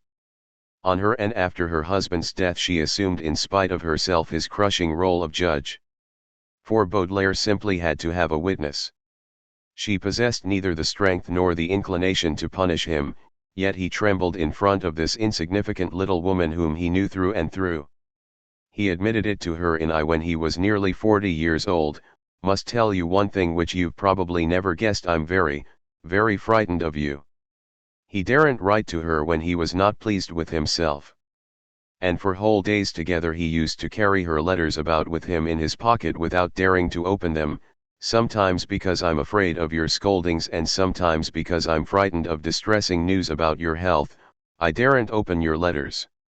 When I see a letter in front of me I'm not brave." He knew that her reproaches were unjust, blind, unintelligent, that they were due to the influence of Ansel or one of her neighbors at Honfleur or a priest whom he detested. No matter. For him they were verdicts against which there was no appeal. He had invested her in spite of herself with the supreme power of judging him, and even if he challenged one by one the grounds of her judgment the verdict remained unshaken. He chose to put himself in the position of the guilty person. His letters are confessions in the Russian style. Since he knew that she blamed him, he used his wits to provide her with reasons, he piled things on. But above all else he was anxious to redeem himself in his mother's eyes. One of his most burning, his most constant hopes was that the day would come when she would solemnly reverse her judgment of him. At the age of 41, when he was going through his religious crisis, he prayed to God to give him the necessary strength to carry out all his duties and to grant his mother a long enough life to enjoy his transformation. This wish recurs often in his correspondence. We feel that it was of capital, of metaphysical importance for him. The final judgment for which he was waiting was a consecration of his life. If his mother were to die before the ceremony took place, Baudelaire's life would be ruined, it would go on in a completely haphazard manner, would suddenly be invaded by the appalling gratuitousness which he rejected with all his strength. But if on the contrary the day came when she declared that she was satisfied, she would have set her seal on his tormented existence. Baudelaire would achieve salvation because his big vague conscience would be ratified. But this severity, which at times was so distilled that it was no more than the pure look of God and at other times was incarnate in a general or an aging feudal woman, could also assume other forms. Sometimes it was Napoleon Hill's magistrates and sometimes members of the French Academy who were invested with an unexpected dignity. It has been claimed that the condemnation of the Fleurs du Mal came as a surprise to Baudelaire. That is untrue. He expected it, as we can see from his letters to Poulet Malicis. We might even go so far as to say that he sought condemnation. And, in the same way, when he decided to stand for the Academy, he wanted judges rather than voters because he felt that the vote of the immortals would be his rehabilitation. As François Porch has well said, Baudelaire therefore came to think that if he were admitted to the Academy, the suspicion which surrounded him would vanish on the spot. No doubt, but this argument contains a vicious circle, because it was this very suspicion which prevented the poet from having the slightest chance of success. Baudelaire was irritated by the continual chatter of Ansel, whose guilelessness prevented him from taking his place on the judge's bench, so by a sudden impulse he took another adviser, a certain M. Jacques Watteau. He announced that he was delighted with him, with his languishing airs and his love of pleasure. He seems to me to be a wise man. At any rate, he has a sense of propriety, as he proved in the searching but friendly cross-examination to which he subjected me. Now this is the way in which M. Jacques Watteau expressed himself about Baudelaire in a letter to Madame Opic. He calmed down a good deal, and I made him see how unbecoming such behavior was towards a respected friend and a friend of his mother's. While admitting his faults, he persisted in his refusal to have anything to do with him. I believe that he was speaking the truth, because it is very much in his own interests to behave well and not to mislead you or me either. We are therefore forced to conclude that Baudelaire liked this discreetly protective line. Moreover, he himself explained to his mother, with a sort of fatuity, that he had been scolded. M. Jacques Watteau, he writes, began by reproaching me sharply for my violence.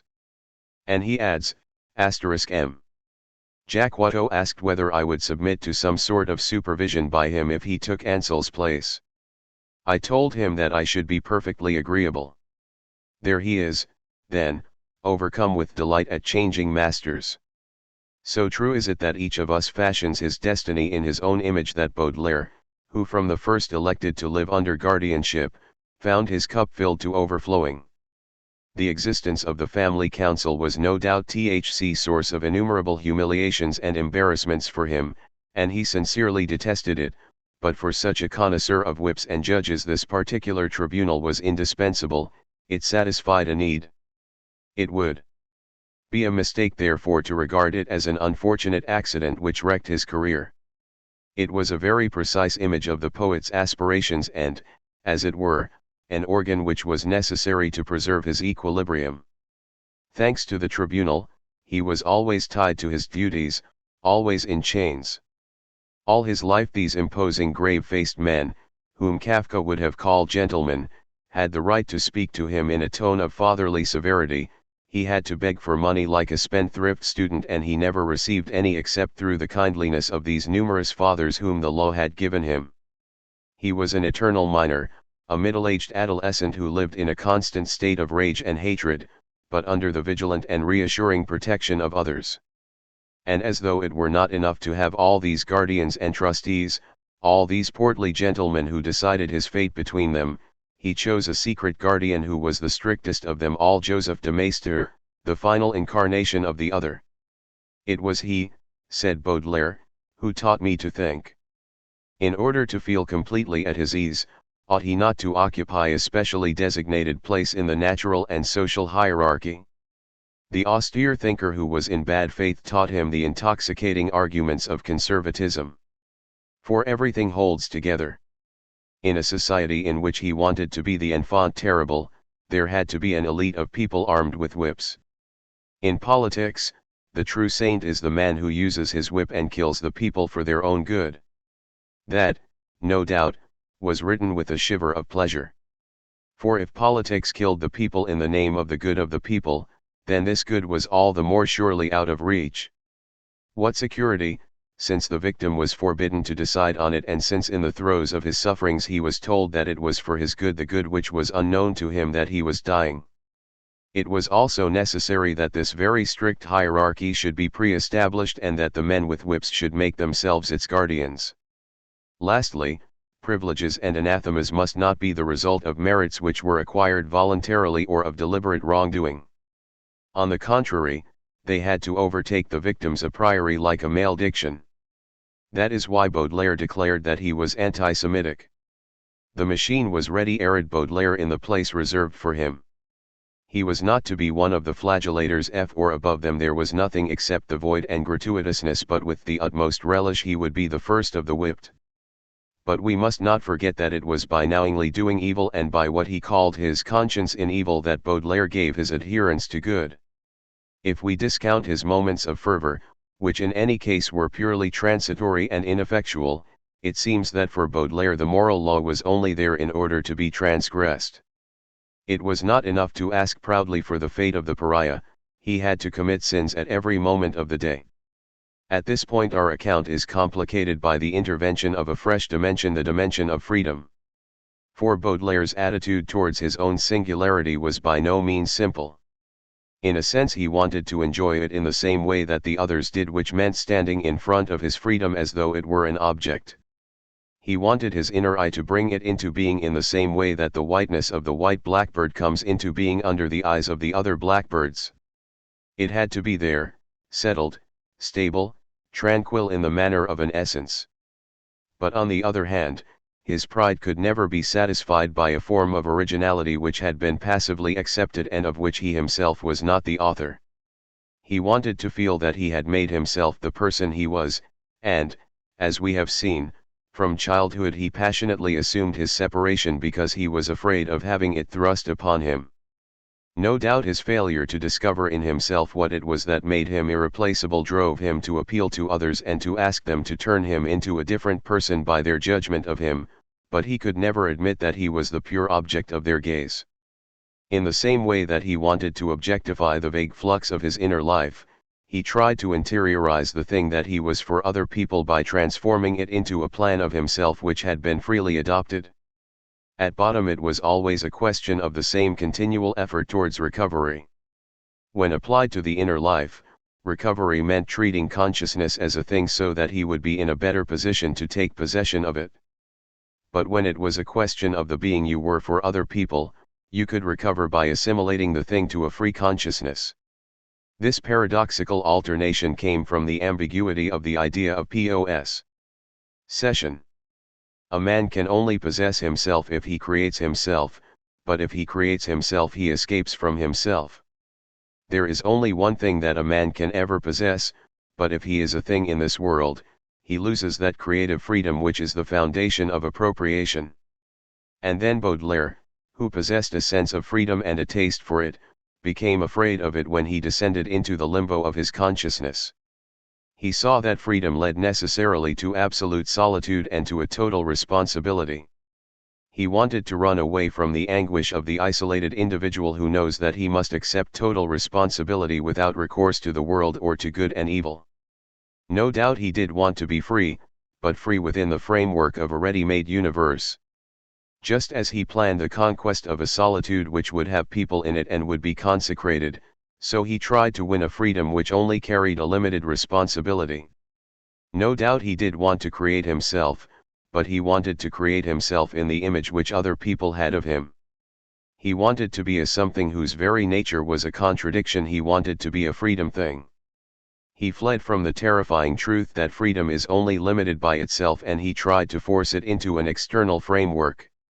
He merely asked that it should be just sufficient for him to be able to claim as his own handiwork the image other people had of him. His ideal was to be his own cause, which would have soothed his pride, and nevertheless to have produced himself in conformity with a divine plan, which would have calmed his anguish and justified his existence. In short, he asked to be free, which was tantamount to saying that he was gratuitous and unjustifiable in his very independence, and to be consecrated, which implied that society had imposed his particular function and even his own nature on him. It is not open to anyone who chooses to assert his freedom in the world of Joseph de Maistre. The paths are marked out, the aims fixed, the orders given. There is only one way for the upright man: conformity. Now that was just what Baudelaire wanted. Did not theocracy limit human freedom to the choice of the means which must be used to attain ends which were beyond discussion?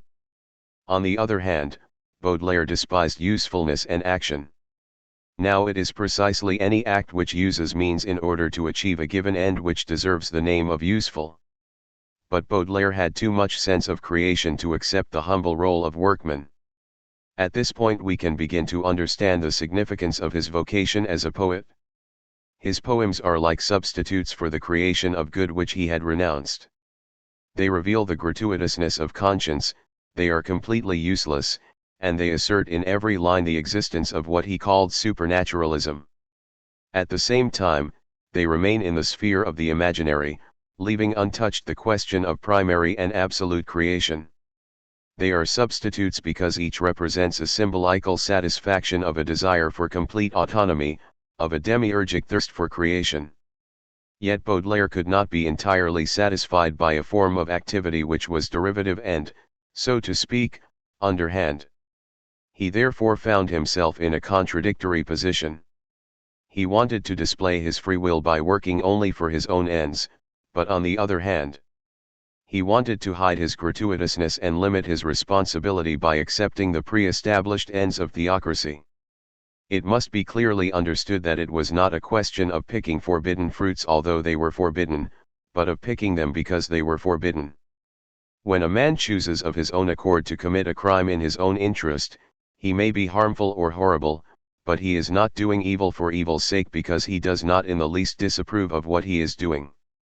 Only other people who see him from outside are in a position to decide that he is wicked, but if we could look into his conscience, we should only see an interplay of motives which might perhaps be crude, but which would certainly be in harmony with one another. To do evil for evil's sake means that you do exactly the opposite of what you continue to recognize as good.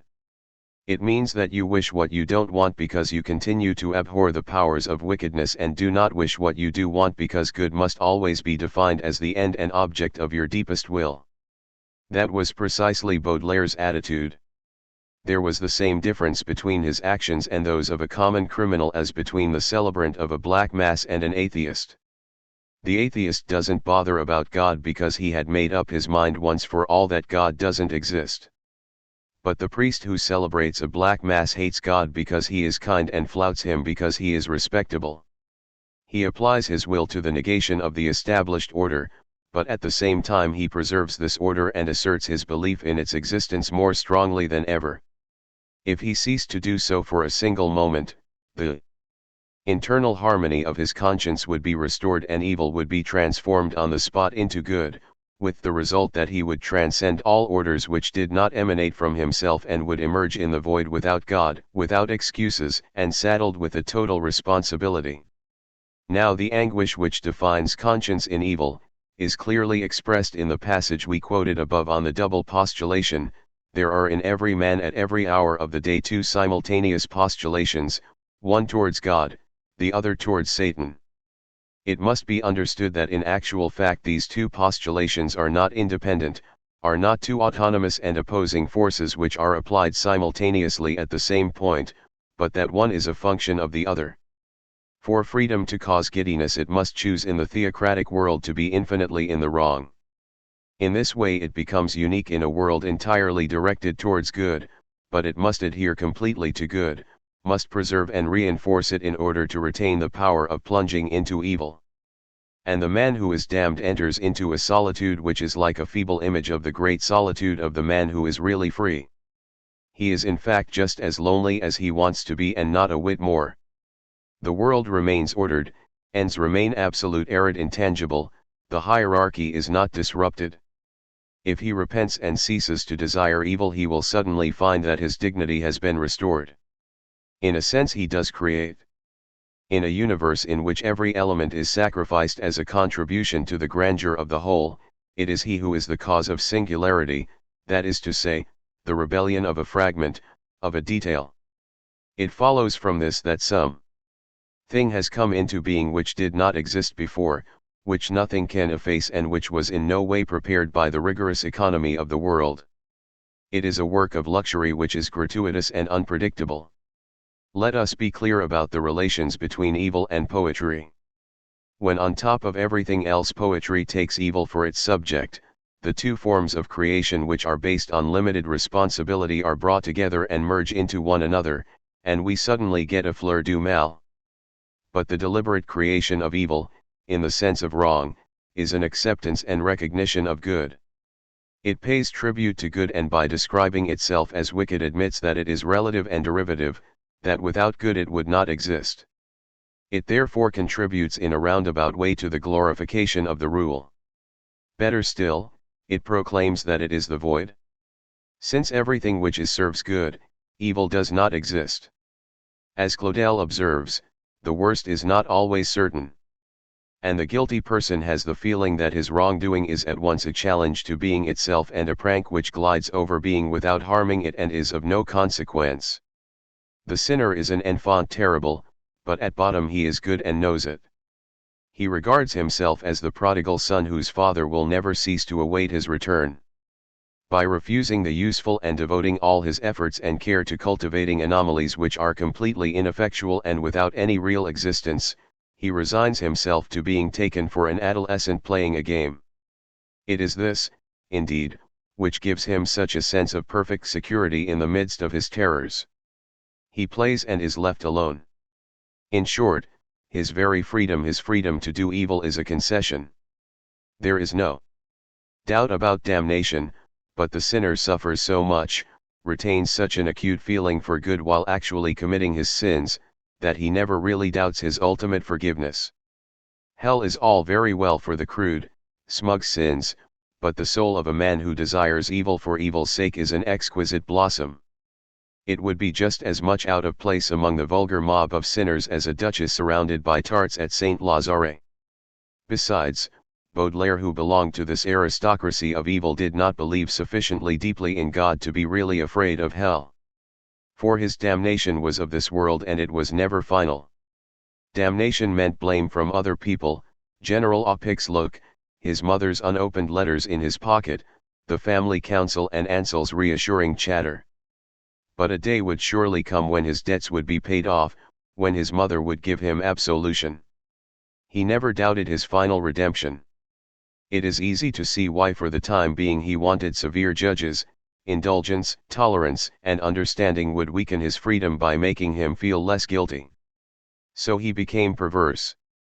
Jules Lemaitre said quite rightly, since nothing is comparable to the depth and profundity of religious feelings, on account of the love and terror they contain, we come back to them and revive them in ourselves, and we do so at the same time that we go in search of sensations which are most directly condemned by the beliefs from which our feelings are derived. In this way we arrive at something marvelously artificial. There is of course no doubt that Baudelaire enjoyed journal de débats. His sins, but we still have to explain the nature of his enjoyment. When Lemaitre adds that Baudelaire's attitude does indeed represent the supreme effort of intellectual and emotional Epicureanism, he misses the point completely. It was not a question for Baudelaire of deliberately titillating his pleasures. On the contrary, he might very well have replied in all good faith that he poisoned his pleasures. And nothing could have been farther from his thoughts than the very idea of an Epicurean pursuit of pleasure.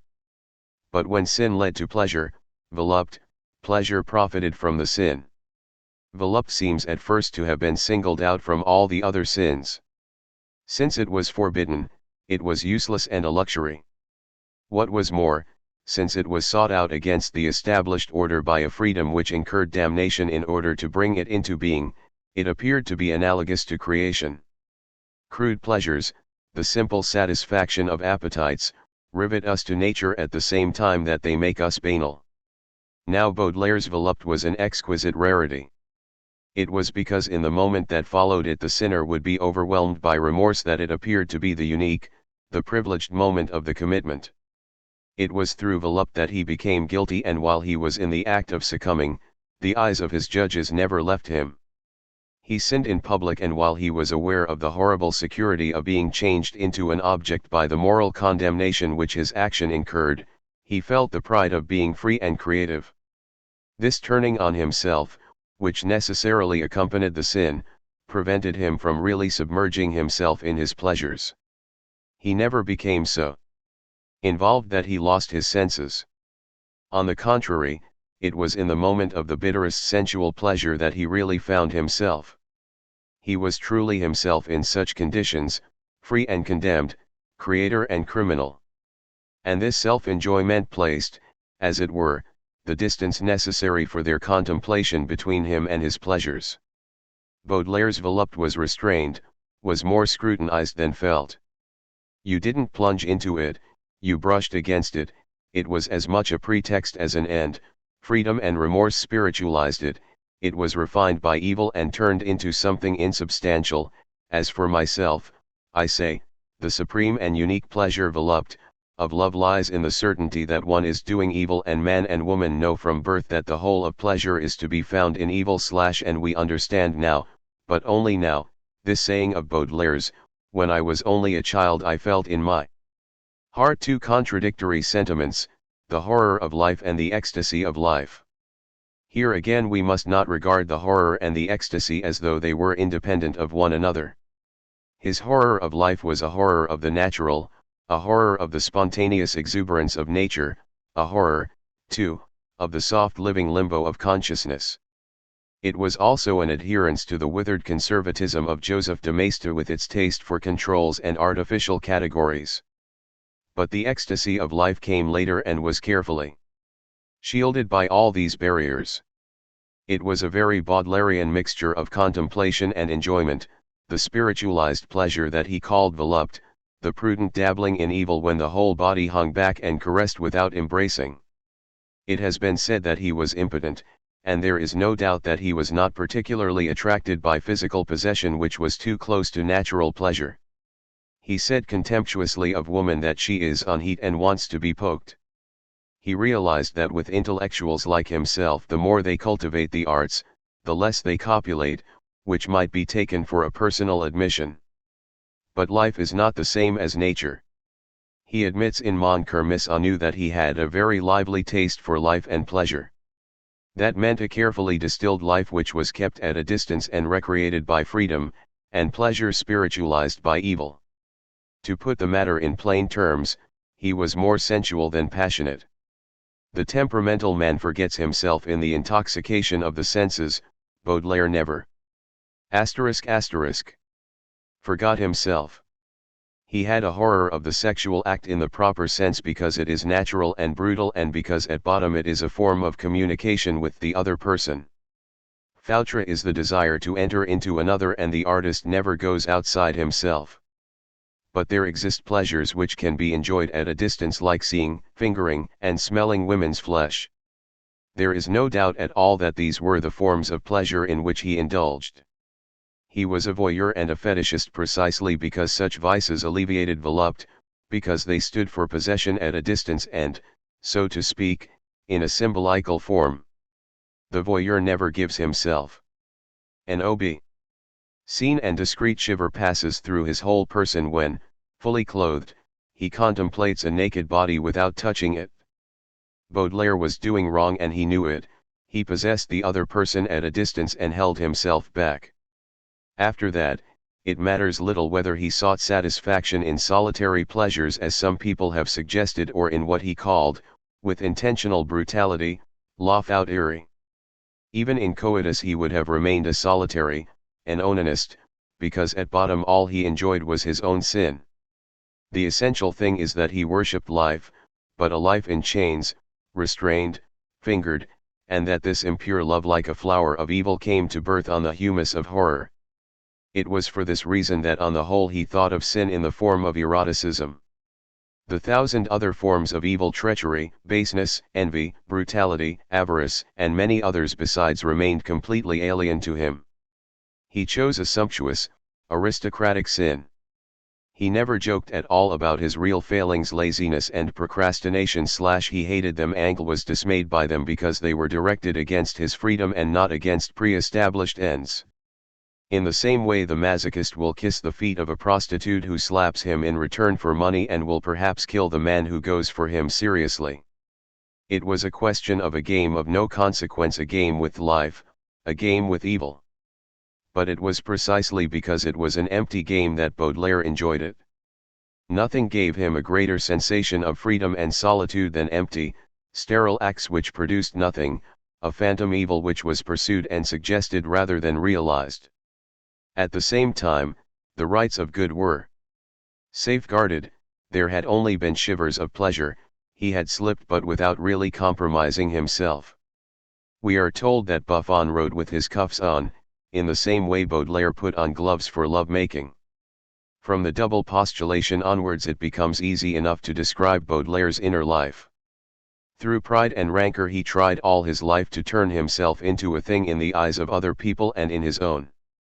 He wanted to take up his stand at a distance from the great social fate like a statue, like something definitive and opaque which could not be assimilated. In a word, we can say that he wanted to be, and by that we mean the obstinate, carefully defined mode of being which belongs to an object. But Baudelaire would never for a moment have tolerated in this being, which he wanted to force on the attention of others and enjoy himself, the passiveness and unconsciousness of a utensil. He certainly wanted to be an object, but not a thing which had come into being by mere chance. This thing was to be his very own. It would achieve salvation if it could be established that it had created itself and that it alone maintained its own being. This takes us back to the mode of the presence of consciousness and freedom which we will call existence. Baudelaire neither could nor would follow being or existence to the limit. He scarcely allowed himself to make a move towards one of them without at once seeking refuge in the other.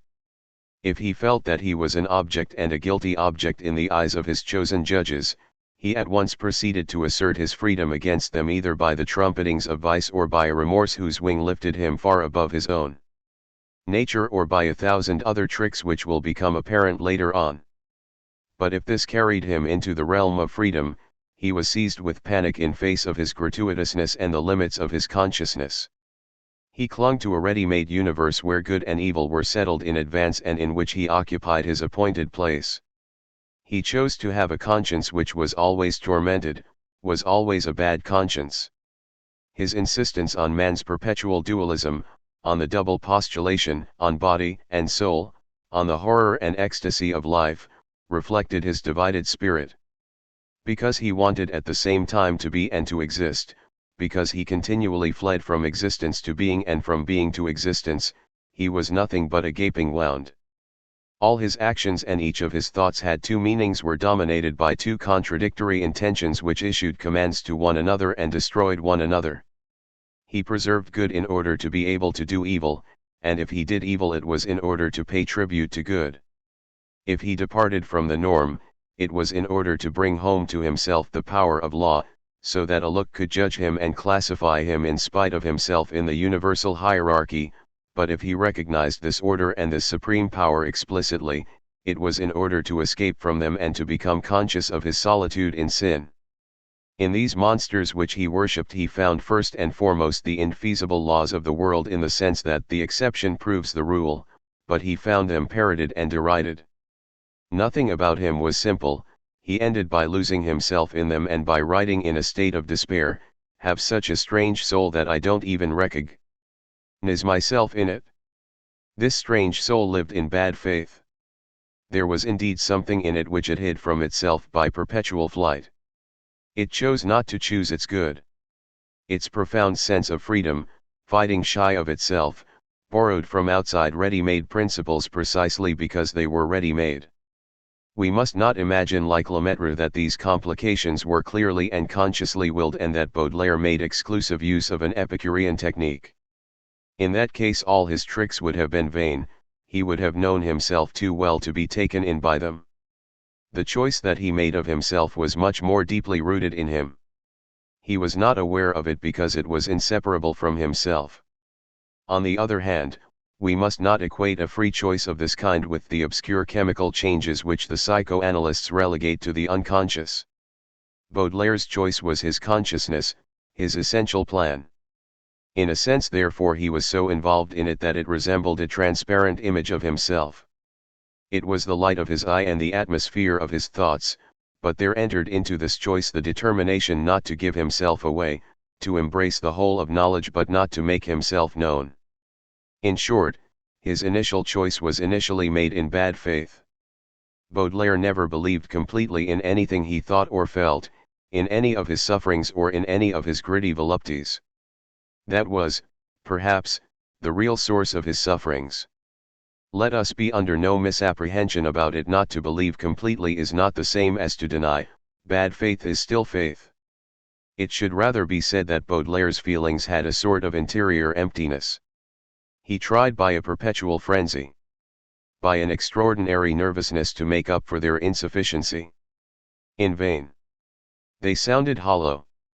He reminds us of the neurasthenic who was convinced that he had an ulcerated stomach and who rolled shrieking and trembling on the floor, drenched in perspiration, but there was no pain. If we could put out of our minds the exaggerated vocabulary which Baudelaire used to describe himself, forget words like frightful, nightmare and horror which occur on every page of the Fleurs du Mal, and penetrate right into his heart, we should perhaps find beneath the anguish, the remorse, and the vibrating nerves something gentler and much more intolerable than the most painful of ills, indifference. Not a languid indifference which had been provoked by some physiological inadequacy, but rather that fundamental impossibility of taking oneself completely seriously which usually goes with bad faith. All the characteristics which belong to the image that we have of him must therefore be seen as though they rested on a subtle and secret void. And we must not be taken in by the words which we use to describe him because they evoke and suggest something much more than he was. If we want to catch a glimpse of the lunar landscape of this distressed soul, let us remember that man is never anything but an imposture. Since he chose evil, it follows that he chose to feel guilty. It was through remorse that he realized his uniqueness and his freedom as a sinner. Throughout the whole of his life his feeling of guilt never left him. It was not a question of the tiresome consequences of his choice. With Baudelaire the importance of remorse was functional. It was remorse which made an act into a sinful act. A crime of which one does not repent is no longer a crime, but at most a piece of bad luck. It even seems that with Baudelaire remorse preceded the sin. Already at 18 we find him saying in a letter to his mother that he has not dared to show himself to Emma in all his ugliness. He accuses himself of a multitude of failings which are no longer agreeable failings. And while complaining rather slyly about the Lesques, where he has been sent to lodge, he adds, "It's perhaps a good thing to have been denuded and stripped of one's poetry. I understand better now what I lacked." From that time onwards his self-accusations never ceased. And of course he was sincere, or rather his bad faith went so deep that he was no longer master of it. He had such a violent horror of himself that we can regard his life as a long series of self-inflicted punishments. Through self-punishment he redeemed himself and, according to an expression of which he was fond, rejuvenated himself. But at the same time he set himself up as a guilty man. He disarmed his own wrongdoing, yet contrived to consecrate it for eternity. He identified his own judgment of himself with that of other people. It was as though he took a snapshot of his sinful freedom and fixed it for eternity. For eternity he was the most irreplaceable of sinners, but at that very moment he transcended it in the direction of a new freedom, fled from it towards good as he fled from letter of July th. Cours General, p. Good towards evil. And no doubt the punishment went beyond the present sin and by a much deeper and much more obscure impulse was aimed at that bad faith which was his besetting sin, which he would not admit and which he nevertheless tried to expiate. But he tried in vain to break out of the vicious circle in which he had trapped himself. The punishment was a favor like the crime, it was aimed at a wrong which was freely recognized as such by reference to ready-made standards. The first and the most constant of these self-inflicted punishments was undoubtedly his lucidity. We have seen the origins of this lucidity. From the first he took up his position on the plane of reflection because he wanted to grasp his otherness, but he came to use it as a whip. This conscience in EVP of which he boasted might sometimes be delicious, but he cultivated it primarily because it lacerated him like repentance. We have also seen that he identified the self-scrutiny with the scrutiny of the other. He saw or tried to see himself as though he were another person, and it is certainly impossible really to see ourselves through other people's eyes because we are too close to ourselves. But if we don judge's robes, if our reflective consciousness apes disgust and indignation over the reflected consciousness, if, in order to qualify the reflected consciousness, it borrows its ideas and standards from an acquired system of morality, we may for a moment create the illusion that we have placed a distance between the act of reflection and the thing reflected. By means of a lucidity which was a method of punishment, Baudelaire endeavored to transform himself into an object in his own eyes. He explains that in addition, his merciless lucidity might, by a clever trick, assume the appearance of redemption, a ridiculous, cowardly, or mean action, whose recollection upset me for a moment, is in complete contradiction with my real nature, my present nature, the very energy with which I contemplate it, the inquisitorial care with which I analyze and judge it are a proof of my lofty and divine aptitude for virtue. How many other people could one find in the world of men who are as skillful in judging themselves and as severe in self-condemnation as I? It is true that he is speaking here of the opium smoker, but hasn't he told us that a poisonous intoxication does not produce any important modifications in the personality of the intoxicated person? He is the smoker who condemns and absolves himself. This complex mechanism is very Baudelarian. The moment I turn myself into an object, I also become a judge on account of the severity, from a social point of view, with which I treat myself, and freedom flies from the thing judged and takes up its abode in the judge. Thus by a fresh combination Baudelaire tried once again to unite existence and being. He was himself that severe freedom which always managed to escape condemnation because freedom itself was nothing but a condemnation. He was also the being who remained motionless in the act of wrongdoing while people watched and judged him. He was at once inside W Paradis Artificiales and outside, object and witness for himself. He introduced other people's eyes into himself so that he could look at himself as though he were another person, and the moment that he did see himself, his freedom asserted itself and escaped from everyone's sight because it was no longer anything but a look. There were, however, other forms of punishment. We might even say that Baudelaire's whole life was a punishment. I cannot discover in it an accident or any of those misfortunes which can be described as undeserved or unexpected. Everything seems to reflect his image, every happening appears to be a punishment which had been long meditated. He sought and found his family council, sought and found the condemnation of his poems, his rebuff by the Academy and that irritating form of celebrity which was so far removed from the fame of which he dreamed. He set out to make himself odious, to repel people and drive them away. He circulated rumors about himself of a kind which were calculated to humiliate him. In particular he left no stone unturned to make people believe that he was a pederast. Baudelaire, said Buisson, was taken on board a merchant ship bound for India as an apprentice.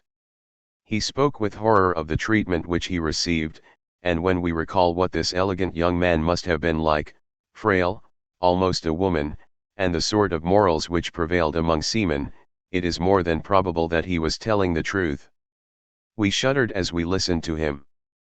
On January RD, he wrote to Madame Muris from Brussels. I have been taken for a policeman, serves me right, for a pederast. It was I who spread the story and people believed me, He was probably the source of the unfounded perfidious rumors reported by Charles Cousin that he had been expelled from the Lycée Louis Le Grand for homosexuality. But he not only attributed vices to himself, he went so far as to make himself look ridiculous. Anyone else, said Asselineau, would have died of the ridicule which he deliberately brought on himself for his own amusement and whose effects delighted him.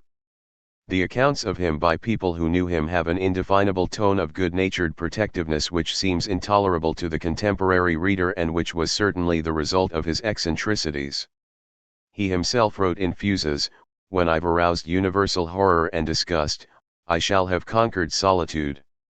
And certainly there is more than one explanation of this desire to disgust other people, just as there is more than one explanation of all Baudelaire's attitudes.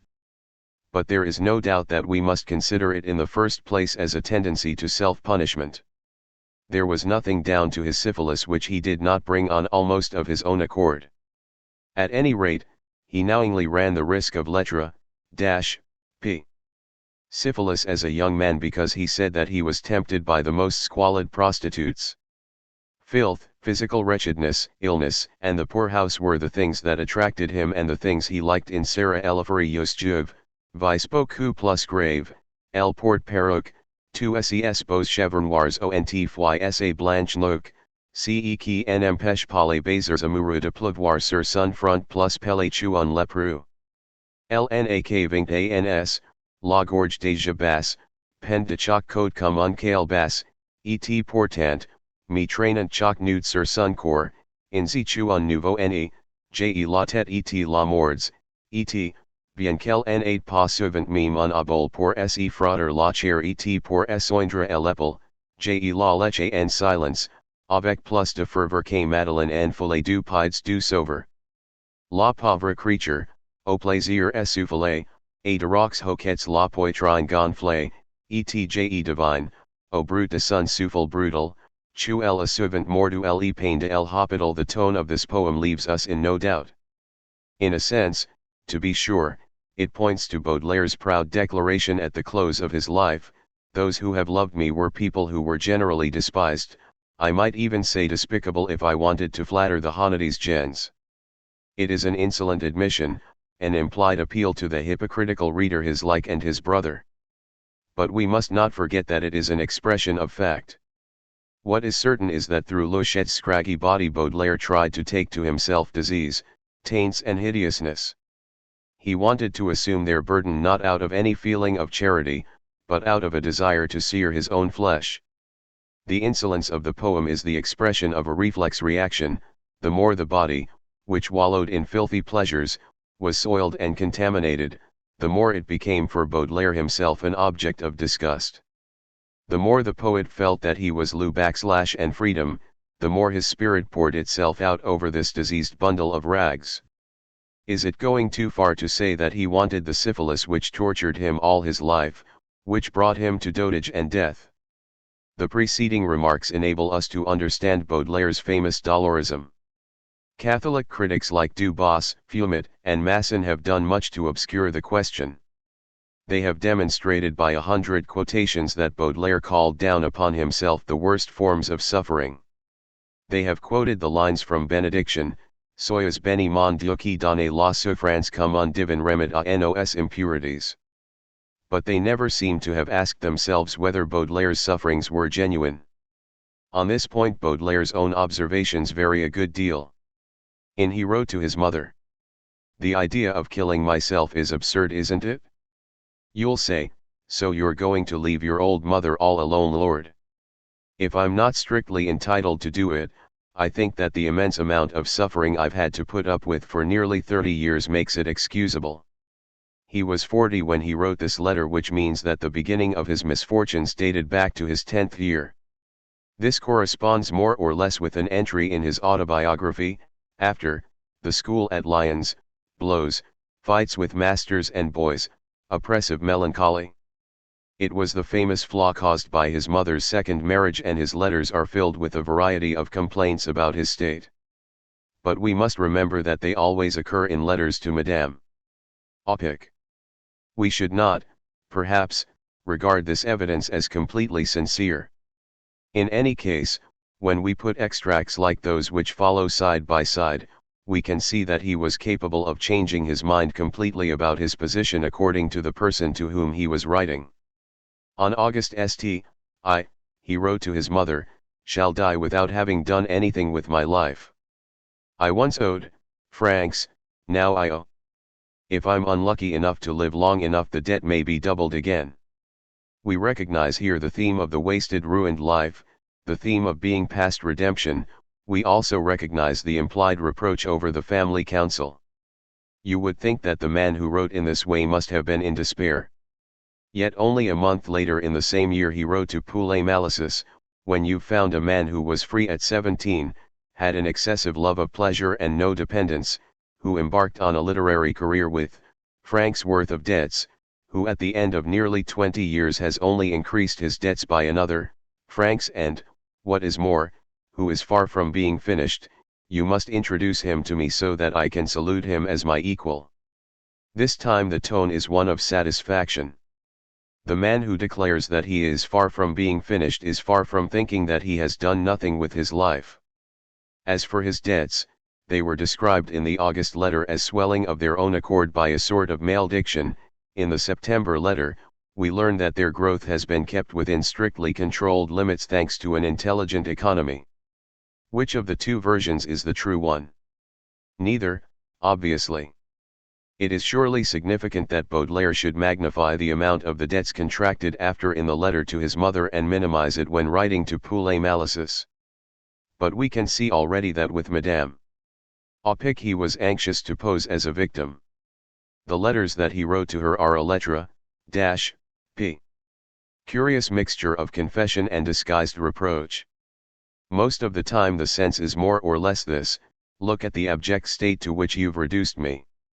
During the 20 years covered by the correspondence, he repeated the same complaint tirelessly: his mother's marriage and the family council. He declared that Ansel is for him the perfect flail and that he is responsible for 2/3 of his troubles.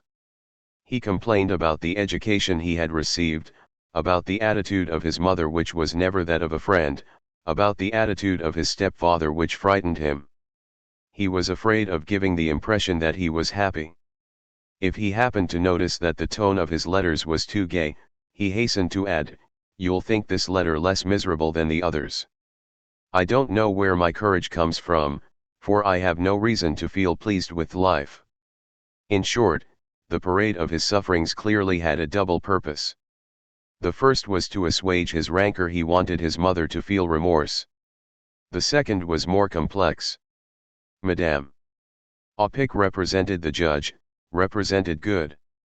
In her presence he humiliated himself and sought simultaneously condemnation and absolution. But he both hated and respected this good which he maintained forcibly like a screen in front of him. He hated it because it curbed his freedom, because he had chosen it precisely so that it would be a curb. Those standards were there in order to be violated, but they were also there to arouse remorse in the person who violated them. He wished 100 times that he was quit of them, but his wish was not entirely sincere, because if he had been free from them, he would at once have lost the benefits of their protection. Then, as he was unable to look them in the face and by looking them in the face to make them vanish, Baudelaire tried slyly to undermine them from below, to make them appear baneful but without diminishing their absolute value. He adopted an attitude of rancor towards good. It is a procedure which is frequent in self-punishment. Alexander quotes a similar case. A man who suffers from a secret love of his mother feels guilty towards his father. He therefore has himself punished by society which is identified with the parental authority, so that the unjust suffering which it inflicts on him diminishes its authority over him and at the same time makes him less guilty. For if good is less good, evil becomes less evil. In the same way, the sufferings of which Baudelaire complained were in the nature of an alleviation of his wrongdoing. They established a sort of reciprocity between the sinner and the judge. The sinner had offended the judge, but the judge was the cause of the sinner's unjust sufferings, which represented, symbolically, the impossible transcendence of good in the attempt to achieve freedom. They were credits drawn by Baudelaire on the theocratic universe in which he had chosen to live. In this sense were they not simulated rather than felt. And it is probable that there was not a great deal of difference between a simulated feeling and an affection which was genuinely felt. Yet there remained in these sufferings, which were the product of bad faith, a fundamental lack. They were harassing ghosts, not realities, they were the creation not of events, but of the inner life. They were fed on mists and remained misty, and when, as the result of a shock, Baudelaire made up his mind to kill himself, he at once stopped complaining. He explained to Ansel that it was the objective appreciation of his position which was driving him to suicide and not sufferings which he admitted that he didn't feel. There was another side to Baudelaire's suffering. It was identical with his pride. The extraordinary letter which he thought of writing to J. Janin and which remained in draft is sufficient to show that from the first he chose to suffer and to suffer more than anyone else. You are a happy man. I'm sorry for you, sir, because it is so easy for you to be happy. A man must have fallen very low to believe himself happy. Ah! So you're happy. Come. If you were to say I am virtuous, I should know that you meant, I suffer less than other people. But not at all. You're happy. So you're easily satisfied. I'm sorry for you, and I feel that my ill humor is more distinguished than your bliss. I'll go so far as to ask you whether the sights of the earth are sufficient for you. What? You've never wanted to go away simply for a change of scene. I've got sound reasons for feeling sorry for a man who doesn't like death. It is a revealing passage. In the first place, it shows that for Baudelaire Sufism was not a violent upheaval which followed a shock or a catastrophe, but a permanent state which nothing could increase or diminish. And this state overs posthumes, pp. Corresponded to a sort of psychological tension. It is the degree of this tension which enables us to establish a hierarchy among men. The happy man has lost the spiritual tension and has Jalin. Baudelaire would never accept happiness because it was immoral. So that a soul's misfortune, far from being the repercussion of an external storm, came from the soul alone, it was its rarest quality. Nothing illustrates more clearly than this the fact that Baudelaire chose to suffer. Suffering, he said, is nobility. But it was precisely because it had to be noble that it was unseemly, not in keeping with the phlegmatic nature of the dandy, that it should assume the form of emotion and express itself by cries or tears. When Baudelaire described the man who was unhappy in his heart, he was careful to place the cause of his suffering as far back as possible in his past. The sensitive modern man, who enjoyed his fullest sympathy and whom he introduced in Les Paradis Artificiels, had a tender heart wearied by misfortune, but still ready for rejuvenation. We will, if you like, go so far as to admit past faults. The handsome head of a man, he said in Fuses, will contain something ardent and sad spiritual needs. Ambitions darkly repress the idea of an avenging insensibility. Finally, so that I may have the courage to admit the extent to which I am modern in aesthetic tastes, misfortune. Hence his irresistible sympathy for old women, those beings who have suffered greatly through their lovers, their children, and also through their own wrongdoing. Why not love them when they were young, when they suffered? Because at that period their sufferings were betrayed by uncontrollable outbursts. They were vulgar. With the passing of time these uncontrollable outbursts were succeeded by a sad equilibrium. It was this that Baudelaire prized above everything else. This state of mind, which should be described as melancholy rather than suffering, appeared in his eyes like an awareness of the human condition. In this sense suffering was the effective aspect of lucidity. To go so far as to ask you whether the sights of the earth are sufficient for you. When this lucidity was applied to the human situation, it showed man that he was an exile. He suffered because he was unsatisfied. The function of Baudelaire's particular form of suffering was to express non-satisfaction. The sensitive modern man did not suffer for this or that reason in particular, but in a general way because nothing on this earth could satisfy his desires. People have claimed that this was an appeal to heaven, but, as we have already seen, Baudelaire never had the faith except during a period when he was enfeebled by sickness. His non-satisfaction resulted rather from the consciousness that he suddenly acquired of man's transcendence. Whatever the circumstances, whatever the pleasure offered, man was perpetually beyond them, he transcended them in order to attain other goals and finally in order to possess himself. Except in transcendence in act, the man who is carried along on his course, plunged into a long-term enterprise, scarcely pays attention to the circumstance that he transcends. He does not despise it, he does not announce that he is unsatisfied by it, he uses it as a means, keeping his eyes fixed on the end that he is pursuing. Baudelaire, who was incapable of action and who found himself bounced into short-term enterprises which he used to abandon only to fall into a stupor, discovered in himself, if one can say so, an unfulfilled transcendence. He transcended whatever he saw on his way, that goes without saying, and his eye went beyond what he saw. But the act of transcendence was a movement only in principle, it did not define itself by reference to any end. It lost itself in dreams or, if one prefers, it regarded itself as an end. Baudelaire's non-satisfaction drove him to transcend for the sake of transcending.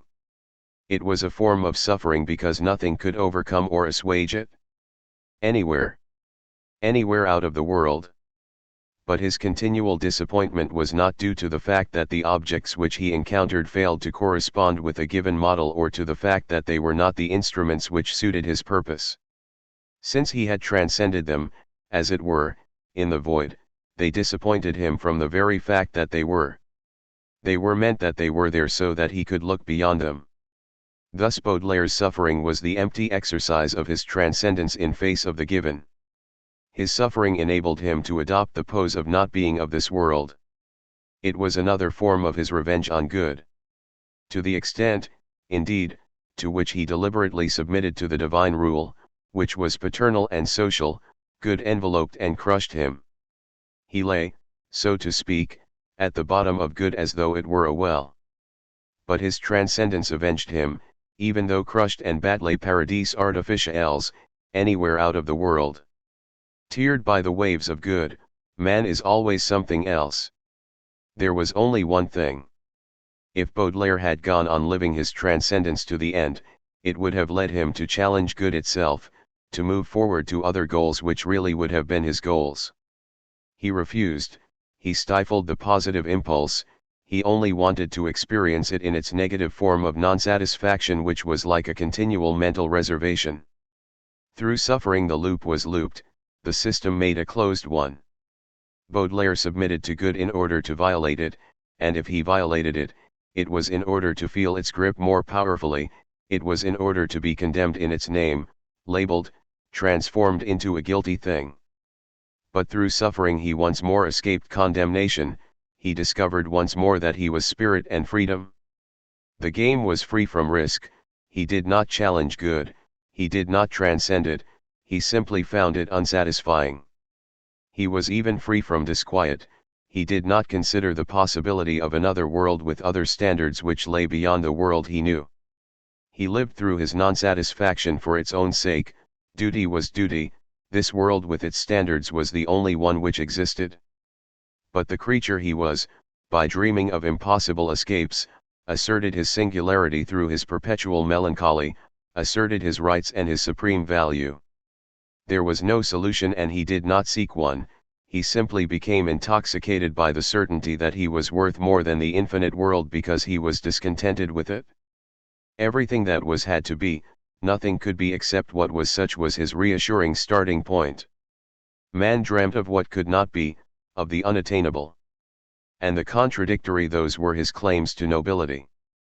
That was the completely negative spirituality by which the creature set himself up as a reproach to creation and transcended it. And it was not by chance that Baudelaire saw in Satan the perfect type of souffering beauty.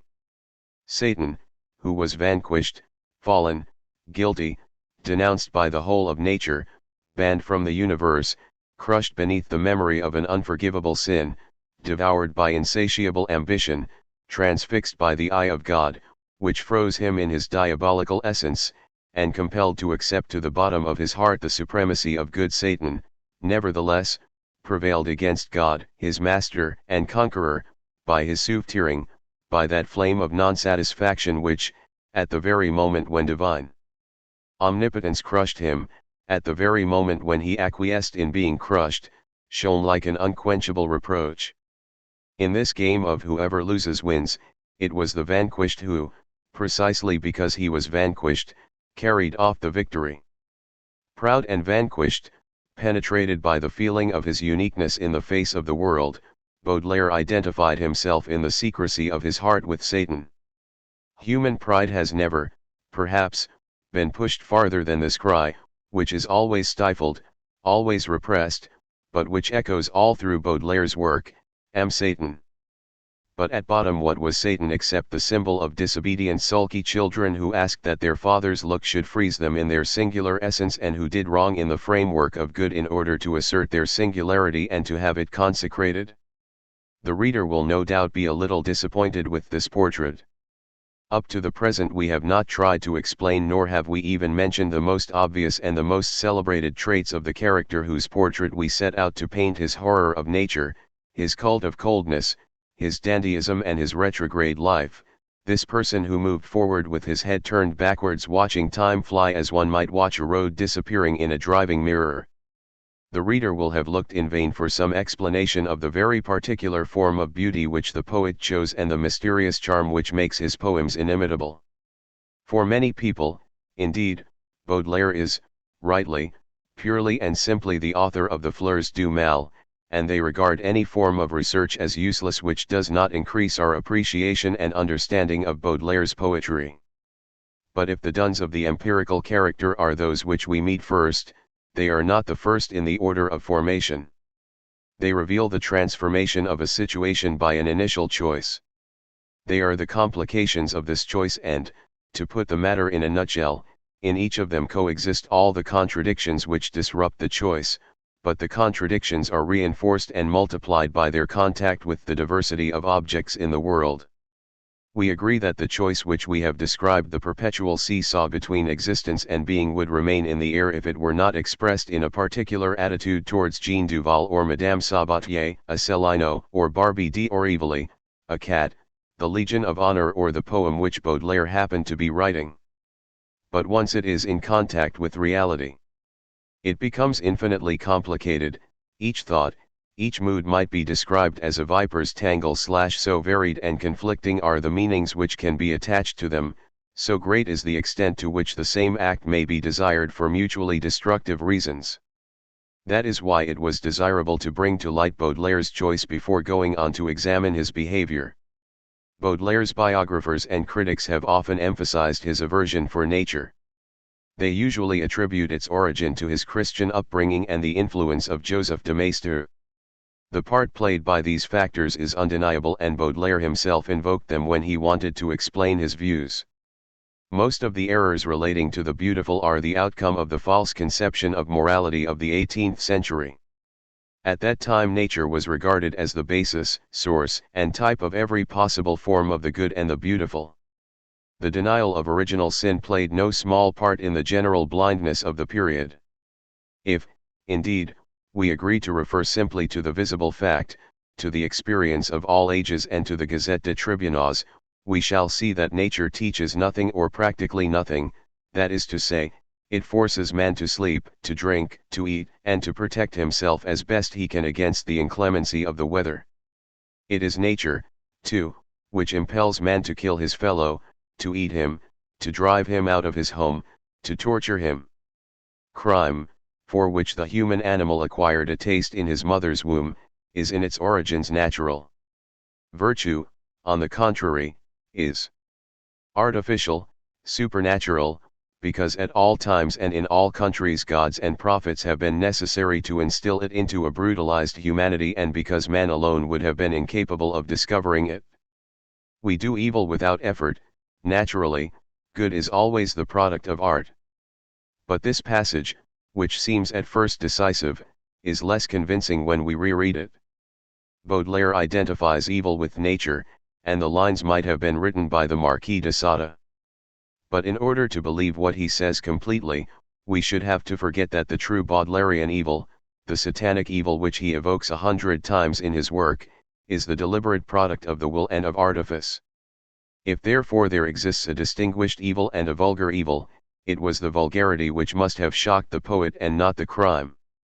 Moreover, the question is complicated. If, in a number of passages, nature appears to be identified with original sin, there are many passages in Baudelaire's letters where the expression natural is synonymous with legitimate and just. I quote one at random, but it would be possible to find 100 others. This idea, he wrote on August I, was the outcome of the most natural and the most filial intention. We must therefore conclude that the idea of nature involved a certain ambivalence. Baudelaire's horror of l'art romantique, le painter de la vie moderne, 11. Éloge du maquillage, pp. Nature was not so strong that he could not invoke it to justify or defend himself. When we look into it, we shall find in the poet's attitude layers of very different meanings, of which the first, which is expressed in the passage from l'art romantique quoted above, is literary and factitious. Maister's influence on Baudelaire was very much that of a facade. The poet thought it distinguished to claim his patronage, and the last, which is hidden, is merely sensed in the contradiction which we have just mentioned. What appears to have had a far greater influence on Baudelaire's thought than reading the Soirées de St. Petersburg was the great antinaturalist current which runs through the whole of the 19th century from Saint-Simon to Mallarmé and Huysmans. About the combined actions of the Saint-Simonians, the Positivists, and Marx gave birth to the dream of an anti-nature. The expression anti-nature was actually invented by Comte, and in the Marx-Engels correspondence we find the term antithesis. The doctrines may be different, but the ideal was the same. It was to inaugurate a human order which would be directly opposed to the errors, injustices and blind mechanical forces of the natural world. The introduction of a new factor distinguished this order from the city of ends which Kant put forward at the close of the 18th century and which he, too, opposed to a strict determinism. The new factor was work. Man no longer imposed order on the universe by the pure light of reason, he did so by work and, oddly enough, by industrial work. The Industrial Revolution of the 19th century and the advent of machinism played a far more important part in the origin of this antinaturalism than the obsolete doctrine of grace. Baudelaire was carried away by the movement. True, he was not much interested in the worker, but work interested him because it was like a thought imprinted on matter. He was always attracted by the idea that things are thoughts which have been objectified and, as it were, solidified. In this way he could see his own reflection in them, but natural realities had no significance for him. They meant nothing, and the disgust and boredom which overcame him in face of the vague, mute, disorderly monotony of a landscape were no doubt among the most immediate reactions of his mind. You ask me for a poem for your little book. I suppose you mean a poem about nature, don't you? About the woods, the great oaks, the verdure, the insects, and probably the sun? But you know perfectly well that I am incapable of getting worked up over plants, and that my whole soul rebels against this peculiar new religion which to my mind will always have something inexpressibly shocking about it for every spiritual being. I shall never believe that the soul of the God inhabits plant life, and even if it did, I shouldn't worry much about it. I should consider my own soul of far more value than the soul of sanctified vegetables. Plants, sanctified vegetables, the words show clearly enough his contempt for the insignificance of the vegetable world. He possessed, as it were, a profound intuit letter to F. Desnoyers. Cares, Gen. pp. I. Shin of the obstinate, amorphous contingency which is life. It was the precise opposite of work, and he was horrified by it because it seemed to him to reflect the gratuitousness of his own consciousness which he wanted to conceal from himself at any price. As a townsman, he loved the geometrical object which was subjected to human rationalization. Schaunard reports him as saying, "I find unenclosed water intolerable. I like to see it imprisoned in a yoke between the geometrical walls of a quay." He wanted work to leave its impress even on the fluidity of water, and since it was impossible to give it a solidity which was incompatible with its natural properties, he would have liked, on account of his horror of its subsidence and its wandering ductility, to imprison it between walls, to give it a geometrical shape. I remember a friend saying to his brother, who was filling a tumbler at the kitchen tap, "Wouldn't you sooner have real water?" and he fetched a jug from the sideboard. The real water was water which was confined and, as it were, rethought by the transparent container, and which at once lost its flurried appearance and the scum that came from its promiscuous contact with the sink, with the result that it participated in the spherical, transparent purity which belongs to the work of man. It was not silly, vague, trickling, stagnant, dripping water, but metal collected at the bottom of the jug and humanized by its container. Baudelaire was a townsman, and for him real water, real light and real heat meant those which one found in towns and which were already works of art unified by a governing idea. For work had conferred on souvenirs. Quoted by E. Crept in Charles Baudelaire, p. them a function and a place in the human hierarchy. A product of nature which has been manufactured and turned into a utensil loses its unjustifiability. A utensil has a right to exist for the man who contemplates it. A carriage in the street or a window pane exist in precisely the manner in which Baudelaire would have wished to exist. They offered him the spectacle of realities which had been called into being by their function and which had appeared in order to fill a gap, were, indeed, produced by the very gap which they were destined to fill. If man becomes frightened in the presence of nature, it is because he feels that he has been trapped in an immense, amorphous, gratuitous existence which completely freezes him by its gratuitousness. He no longer has his place anywhere, he is planted on the earth without a goal, without a raison d'être like heather or a clump of broom. On the other hand, in the middle of a town he feels reassured because he is surrounded by precise objects whose existence is determined by the part they play and which have a value or a price attached to them like a halo. They show him the reflection of the thing that he wants to be a justified reality. It was precisely to the extent to which he desired to be a thing in the world of Joseph de Maistre that Baudelaire dreamed of an existence in a moral hierarchy where he would have had a function and a value in exactly the same way that a deluxe suitcase or the tractable water in jugs exists in the hierarchy of utensils. But first and foremost what he called nature was life. When he spoke of nature he always mentioned plants and animals. Vigneis impassible nature was the sum total of physico-chemical laws. Baudelaire's was more pervasive. It was a vast, warm, abundant force which penetrated everywhere. He had a horror of this damp warmth, this abundance. This natural prolificness, which knocked off 1,000,000 copies of the same model, was bound to clash with his love of rarity. He too could say, "I love the thing that will never be seen a second time." And he intended it as a eulogy of absolute sterility. What he could not abide about paternity was the continuity of life between the progenitor and his descendants, which meant that the first begetter was compromised by those who came after him and went on leading an obscure and humiliating life in them. This biological eternity seemed intolerable to him. The rare being took the secret of his creation with him to the grave. Baudelaire wanted to be completely sterile because it was the only means of putting a price on himself. He pushed these sentiments so far that he even refused spiritual paternity. He wrote to Tribat after a series of articles in praise of Verlaine, "These young men are certainly not without talent, but what follies, what inaccuracies! What exaggerations! What a lack of precision! To tell the truth, they put me in a thorough funk. There's nothing I like so much as being alone." The form of creation which he lauded to the skies was the opposite of parturition. It did not involve one in compromise. No doubt it was still a form of prostitution, but in this case the cause the infinite and inexhaustible letter of March th. Lettre, p. Spirit remained unchanged after producing its effect. As for the created object, it did not live. It was imperishable and inanimate like a stone or an eternal truth. Yet one must not create with too great an abundance under pain of a rapprochement with nature. Baudelaire often showed his repugnance for Hugo's gross temperament. If he wrote little, it was not on account of impotence.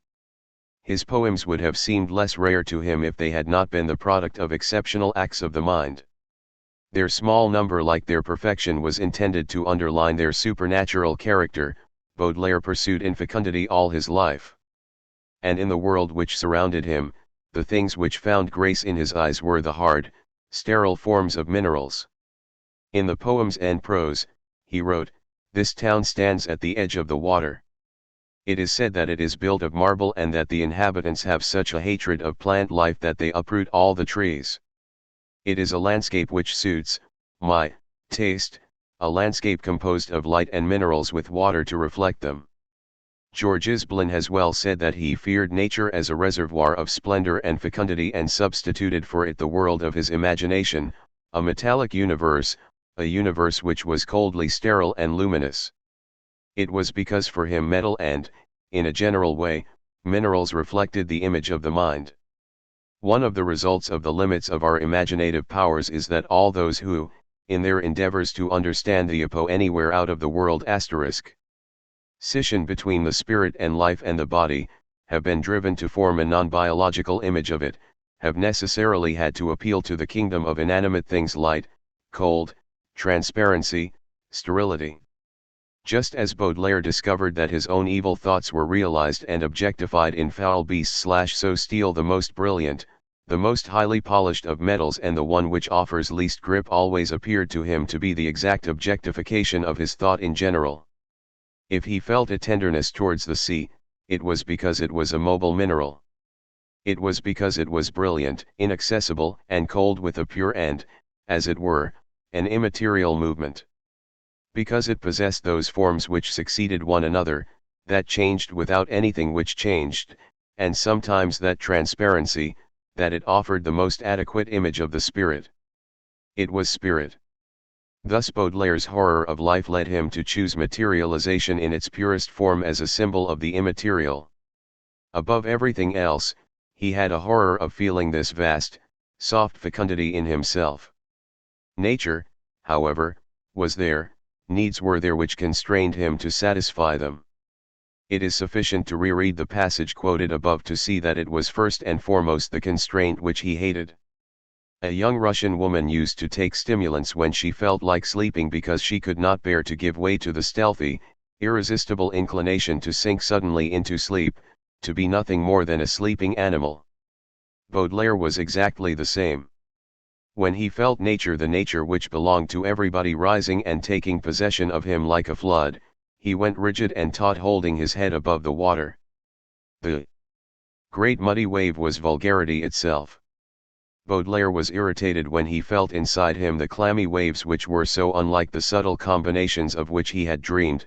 He was irritated above all by the feeling that this soft, irresistible power wanted to make him compliant, make him the same as everybody else. For the natural elements in us are the opposite of the rare and the exquisite, they are everybody. How crazy to eat, sleep, and make love like everybody else. Each of us chooses himself those elements of which he can say, "It's we know nothing of the other elements." Baudelaire chose not to be nature, to be the perpetual jarring refusal of his natural self, the head that stuck out of the water, watching it rise with a mixture of terror and disdain. This free and arbitrary selection, which we operate inside ourselves, constitutes for most of the time what we term our style of life. If you accept your body and allow yourself to be led by it, if you like to surrender to a pleasant feeling of fatigue, to needs, sweat and everything else which makes you the same as other men, if you profess a humanism of nature, your movements will have a sort of roundness and generosity, an easy-going abandon. Baudelaire detested abandon. From dawn till dusk he never let himself go for a moment. His least desires, his most spontaneous élas were repressed, filtered, acted rather than lived. They were only allowed to pass when they had been duly transformed into something artificial. That explains in part his cult of appearance and clothes, which was designed to conceal a nakedness which would have been too natural, and those fancies, such as painting one's hair green, which sometimes bordered on the ridiculous. Inspiration itself found no grace in his eyes, though he probably put his trust in it to some extent. In art, he wrote, there is one thing which does not receive sufficient attention. The element which is left to the human will is not nearly so large as people think. But inspiration was still a form of nature. It came spontaneously when it wanted. It resembled needs. You had to work on it and transform it. I only believe, said Baudelaire, in patient workmanship, in truth expressed in good French and in the magic of the mot just/inspiration thus became simple matter to which the poet deliberately applied his poetic technique. His mad desire to find the mot just, as Leon Cladle reminds us, contained a good deal of play acting and a taste for artifice. From the first line, nay, at the first line, the first word, you had to begin pulling it to pieces. Was the word really exact? Did it really express in precise form the nuance you intended? Be careful. Don't confuse agreeable with amiable, gracious with charming, forthcoming with kind, seductive with provocative, graceful with pleasing. Hoy! These different terms are not synonymous, each of them has a very particular meaning. They belong more or less to the same order of ideas, but they are not saying exactly the same thing. You must never use one in place of the other. We who are purely literary workmen must be precise. We must always find the expression which is absolutely right or give up writing and finish up as flops. We must hunt and hunt. If the term doesn't exist at all, we must invent it. But let us see first whether it exists or not. And the moment we put our hands on the dictionaries of our own language, they were searched, ransacked, interrogated with rage and love. Then came the turn of the dictionaries of foreign language. We began with French-Latin, then Latin-French. A merciless hunt. We've drawn blank with the ancients. Then on to the moderns. And one of the most tenacious of etymologists, to whom most modern languages were as familiar as most of the dead languages, buried himself in English, German, Italian and Spanish dictionaries in pursuit of the elusive, rebellious expression which he always ended by creating if it didn't exist in our language. Thus, without absolutely denying the fact of poetic inspiration, the poet dreamed of substituting for it pure technique. For this supposedly lazy man regarded work and effort and not creative spontaneity as the attributes of the writer. His taste for the minuteness of artifice enables us to understand how he came to spend such long hours correcting a poem even when the poem was a very old one and very far removed from his actual mood rather than write a new one. When he came back, fresh like a stranger, to a poem which was already written and into which he could not enter again, when he experienced the craftsman's joy over changing a word. Quoted by E. Crapet, Charles Baudelaire, pp. Here and a word there which was derived from the pure pleasure of arranging, he felt that he was as far removed as possible from nature, most gratuitous and, as the passage of time had delivered him from the pressure of emotion and circumstance, most free. At the other extreme on the lowest rung of the ladder, his horror of natural needs serves to explain the unfortunate taste which he boasted of for the art of cookery of which he understood nothing and his interminable discussions with the proprietors of cook shops. He had to disguise his hunger. He did not deign to eat in order to satisfy it. He ate in order to appreciate with his teeth, his tongue and his palate a certain kind of poetic creation. I am prepared to wager that he preferred meats cooked in sauces to grills, preserves to fresh vegetables. This perpetual control, which he exercised over himself, helps us to understand why he made contradictory impressions on people. The ecclesiastical unction, which people frequently remarked on, was the result of his constant supervision of his body, but his cramped, stiff, abrupt gait, which seemed far removed from the gentleness of a prelate, was due to the same cause. In every way he cheated with nature and tried to make it sophisticated. When nature was lulled, he was smooth and smarmy; when he felt that it was awakened, he became rigid all over. He remains the man who said no, who stuffed his poor body into thick clothes, who used a carefully constructed apparatus to hide his poor desires. I am not even sure that this was not one of the sources of his vices. It seems that women excited him mainly when they were clothed. He could not bear the sight of their nakedness. He boasted in Portrait de Maîtresse that he had long ago reached the climacteric period of the third degree when beauty itself no longer satisfied him unless it were seasoned with perfumes, ornaments, etc. To judge from a passage in La Fanfarlo, an early work which reads like a personal confession, it seems that he began his career in this climacteric period. Samuel saw the new goddess of his heart moving towards him in the radiant and sacred splendor of her nakedness. What man would not sacrifice half his lifetime to see his true dream standing in front of him without so much as a stitch, to see the phantom that he had worshipped in his imagination drop, one by one, the garments intended to protect her from vulgar eyes. But Samuel, seized by an odd caprice, began to shout like a spoiled child, "I want Colombine. Give me back Colombine. Give her back to me as she was the evening she drove me mad with her fantastic attire and her actress's bodices." For a moment Fanfarlo was overcome with amazement.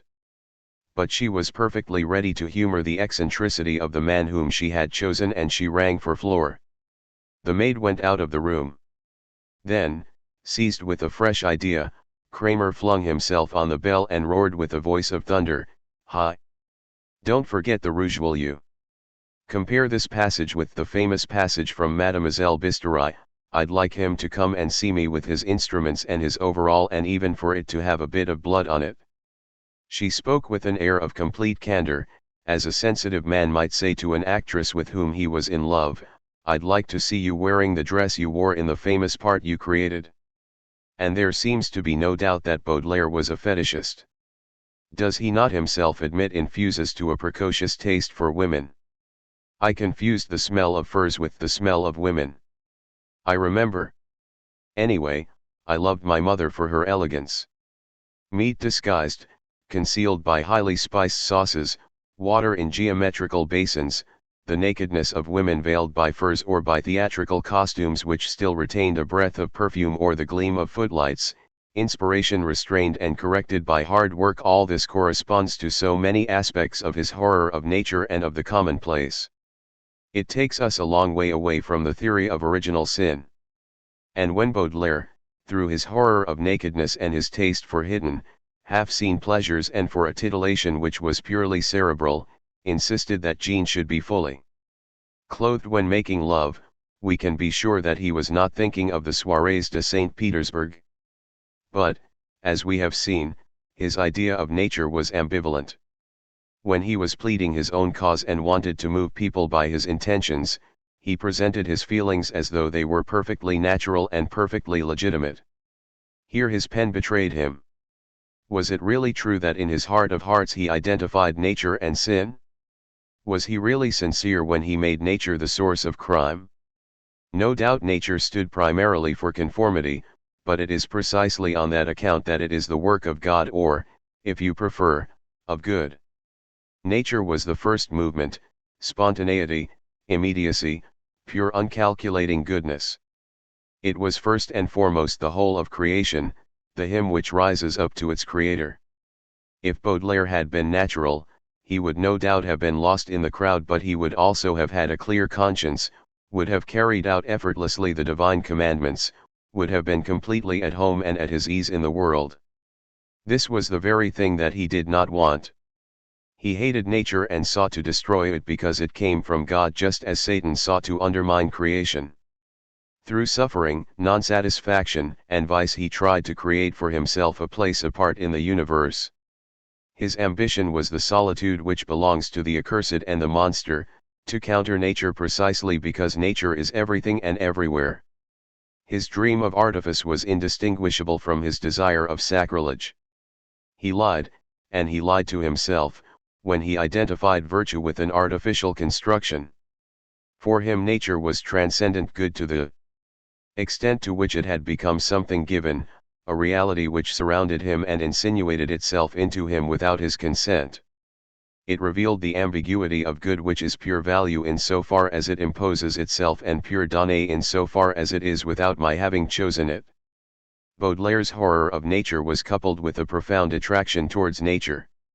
The poet's ambivalent attitude is found in those who either will not consent to transcend all the norms by their choice of themselves or to submit themselves completely to an external system of morality. Baudelaire himself submitted to good in so far as it appeared as a duty which had to be accomplished, but he rejected and scorned it in so far as it was a quality which was given in the universe. And yet it was the same good which was both of these things because Baudelaire had chosen irrevocably not to choose it. These observations enable us to appreciate Baudelaire's cult of frigidity. In the first place, coldness stood for himself sterile, gratuitous, and pure. In contrast to the warm, soft, mucous life, every object which was cold reflected his own image. He had a complex about coldness, he identified it with polished metal and also with precious stones. Coldness meant the vast flat spaces without vegetation, and these flat deserts were like the surface of a metal cube or the facet of a jewel. Coldness and paleness merged into one another. White was the color of coldness not merely because snow is white, but chiefly because absence of color was a pretty clear sign of infecundity and virginity. That is why the moon became the emblem of frigidity, the precious stone isolated in the sky turns its chalky steps towards us and during the coldness of night sheds on the earth a white light which kills the thing it illuminates. The light of the sun appears nourishing, it is golden and thick like bread, and it warms. The light of the moon can be identified with pure water. Through its intermediary, transparency and image of lucidity it becomes associated with frigidity. Let us add that the moon with its borrowed brightness and its continual opposition to the sun which lights it, is a tolerable symbol of the satanic Baudelaire illuminated by good and doing evil. That is why there remained in this very purity something unhealthy. Baudelaire's coldness was a region where neither spermatozoa, bacteria, nor any other germ could exist, it was at once a white light and a transparent liquid, close enough to the limbo of consciousness where the animalcules and solid particles dilute one another. It was the clarity of the moon and of liquid air, the great mineral power which freezes us in winter on the mountain tops. It was avarice and impassibility. Faberluce remarked very truly in his Écrit en prison that pity is always warming. Baudelaire's coldness was pitiless, it froze everything it touched. Of course Baudelaire's attitude simulated this elemental force. With his friends he was cold, lots of friends, lots of gloves. He displayed towards them an icy, ceremonious politeness. He did so because he wanted to be sure of killing the warm germs of sympathy, the living waves which tried to pass from them to him. He deliberately surrounded himself with a no-man's land where none could penetrate and he saw his own coldness reflected in the eyes of his fellows. Let us imagine him as a traveler who on a winter's night arrives at an inn covered with ice and snow from outside. He still sees and thinks, but he is no longer aware of his body. It has become insensible. By a very natural movement Baudelaire projected into the other the frigidity which belonged to himself. It was at this point that the process became complicated. For the time being it was the other, the alien consciousness which contemplated and judged it was the other who was suddenly invested with the power of freezing. The lunar light became the light of the eye. It was a Medusa look which transfixed and petrified. Baudelaire could scarcely complain of it. Was not the function of the other's look to transform him into a thing? In any case, it was woman alone and a certain class of woman whom he invested with this frigidity. He would never have tolerated it in men because to have done so would have been tantamount to admitting that they were superior to him. But woman was an inferior animal, a latrine, she is on heat and wants to be poked. She was the opposite of the dandy. Baudelaire could without danger make her the object of a cult. She could never in any circumstances become his equal. He was in no way taken in by powers with which he invested her. For him she was no doubt, as Royera pointed out, the supernatural come to life. But he knew very well that she was simply a pretext for his dreams precisely because she was completely other and impenetrable. At this stage, matters descend to the level of a game. Besides, Baudelaire never met a cold woman. Jean wasn't cold. If we are to believe, said non satiata. Nor was Madame.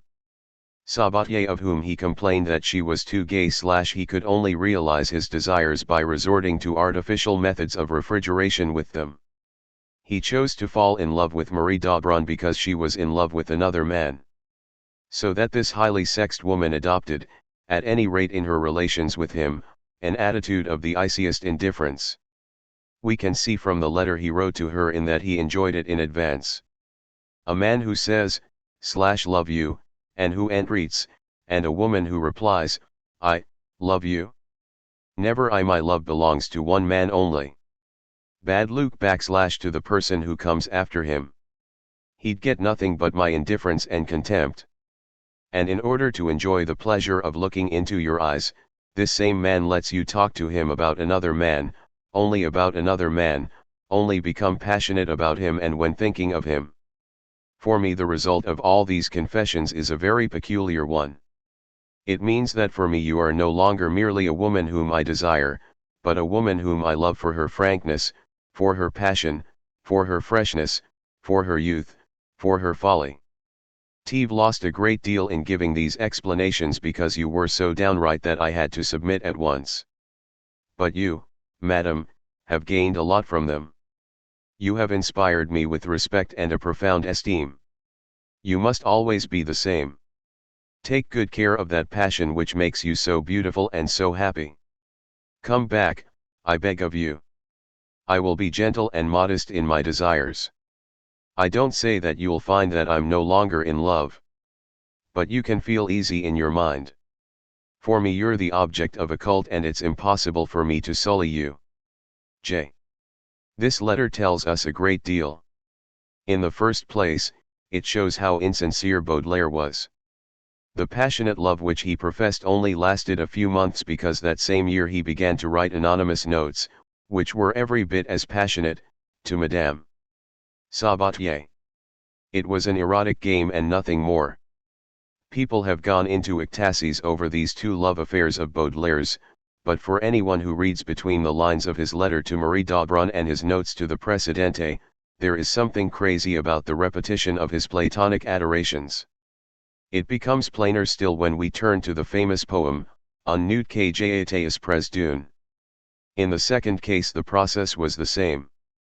First of all Baudelaire was careful to choose a woman who was happy, loved and not free. With her as with the other he proclaimed the liveliest admiration for the official lover. In both cases he worshipped the woman as a Christian worshipped his God *, but as Madame Sabatier seemed to be easier game and as, after all, she ran the risk of falling into his arms, he remained anonymous. In this way he was able to enjoy his idol in comfort, love it in secret and be overwhelmed by its disdainful indifference. She had scarcely given herself to him when he made off. She no longer interested him and he could not go on with the game. The statue had come to life, the cold woman had grown warm. It even seems probable that he had a fiasco with her so that his impotence compensated for the coldness which suddenly failed in the Presidente. A furious Juve, which according to Courant goes back to the time of Lauchet and in which Baudelaire, who did not yet know either Marie or Madame Sabatier, outlines the theme of feminine duality and describes himself dreaming of the frigid angel while lying beside the passionate demon, Je me prie à songer, pres de ce corps vendu à la triste but don't m'en désir se prive. Car j'eus avec ferveur base son noble corps. Si quelque soir, d'on pleure obtenu sans effort tu pauvre assoulment, au reine de cruels. Obscur sur la splendeur de tes Freud's prunelles. It is therefore an a priori graph of Baudelaire's sensibility which for a long time functioned in the void and only later achieved concrete realization. The frigid woman was a sexual incarnation of the judge. When I do something really foolish, I say to myself, heavens! If she knew. When I do a good action, I say to myself, that's something which has brought me closer to her in spirit.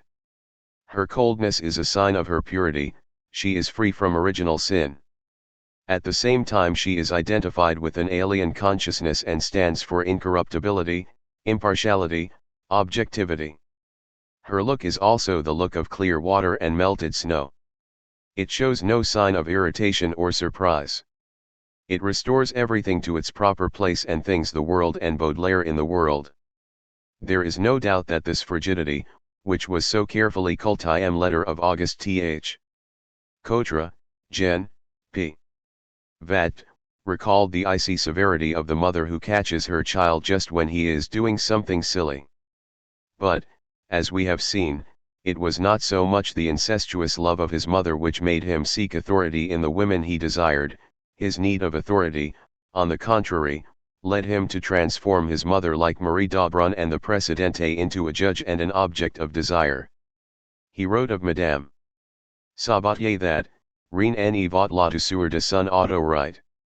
He recognized that, by a sort of balancing movement, he thought of her in the midst of his orgies, quand chez les debauches l'eau blanche et vermely entrée en société de l'idéal rongeur, parl opération d'un mystère venger dans la brute soupe un ange et révélé.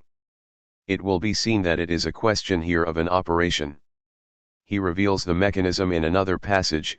The thing that makes one's mistress dearer to one is an orgy with other women. What she loses in sensual pleasure, she gains in adoration. The knowledge that he is in need of forgiveness makes a man more amiable. We find in this passage another common characteristic of pathological Platonism: the sick man who worships a respectable woman from a distance, who evokes her image when he is engaged in the basest occupations, when he is in the lavatory or washing his genital organs.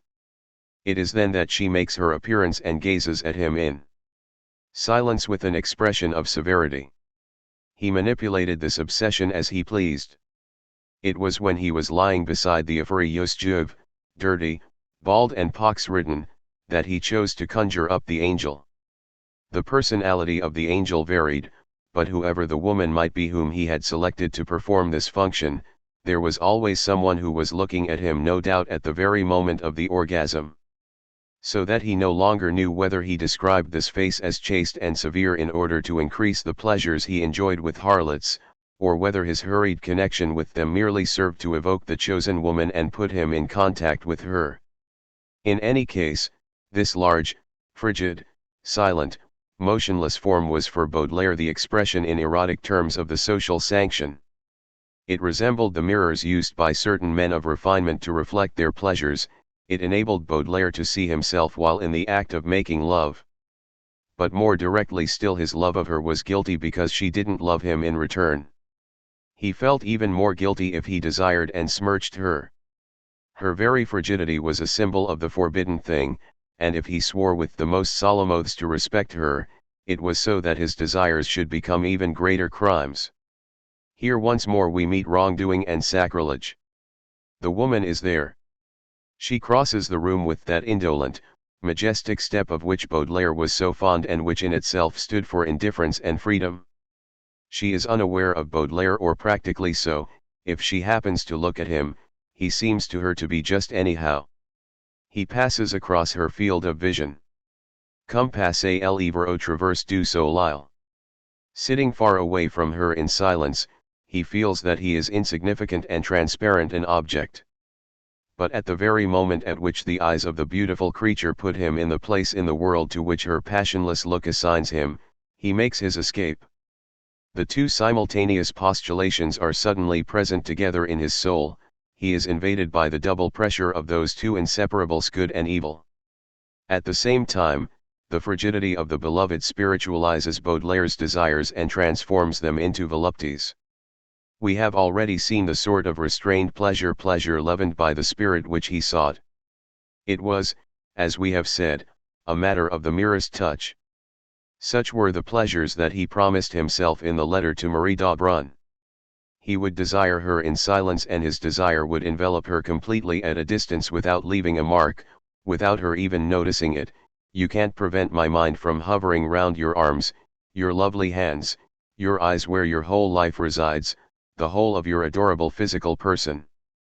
Thus the coldness of the beloved object realized what Baudelaire sought to procure for himself by every means, the solitude of desire. The desire which hovers at a distance round beautiful, unresponsive flesh, which is no more than a visual caress, derives pleasure from itself. Because it is unknown and unrecognized. It is essentially sterile, it rouses no response on the part of the woman who is loved. We know the communicative desire of which Proust speaks in describing Swann, and which appears with such suddenness that for a moment the woman who is desired remains completely damp and shattered by it. It was precisely this that Baudelaire abominated. It arouses sexual excitement. Little by little it animates and warms the icy nakedness of the object of desire. It is a warm, fertile, communicative desire which has affinities with the warm abundance of nature. Baudelaire's desire was essentially sterile and without consequence. From the moment of its origin, he was its master, because la froide majeste de la femme stérile could only arouse a cerebral love which was represented rather than experienced. It was more the will to desire, a phantom desire, than a reality. In the first place, it was this mysterious void which Baudelaire enjoyed because it did not in any way compromise him. And since the object of desire did not take any notice of it, this simulated excitement, which was acted rather than experienced, did not involve him. He remained alone, imprisoned in his onanist's greed. Besides, if he had had to make love to one of these inaccessible beauties, he was careful not to do so, because he preferred the nervous irritation of desire to its satisfaction. It would have been on the express condition that she remained to the very end like a block of ice. The woman one loves, he once wrote, is the one who doesn't get any fun out of it. He would have been horrified at the idea of giving pleasure. As long as the statue remained marble, the sexual act was, so to speak, neutralized. Baudelaire only had relations with himself. He remained as solitary as the child who masturbates. The voluptuous feelings which he experienced were not the source of any external event. He gave nothing, he made love to a block of ice. Because she didn't remain a block of ice but showed that she had a body which was too sensitive and a temperament which was too generous, the Presidente lost her lover in a single night. But here again, as with the idea of the natural, there is ambivalence. The sexual act with the frigid woman certainly represented an act of sacrilege, the smirching of good which nevertheless left it as pure, as virginal, and as unpolluted as before. It was the bland /sin, sterile, without memory, without effect, which vanished into the air at the very moment it was committed, and yet realized the unalterable eternity of the law, the eternal youth and the eternal disponibility of the sinner. But love's white magic did not exclude black magic.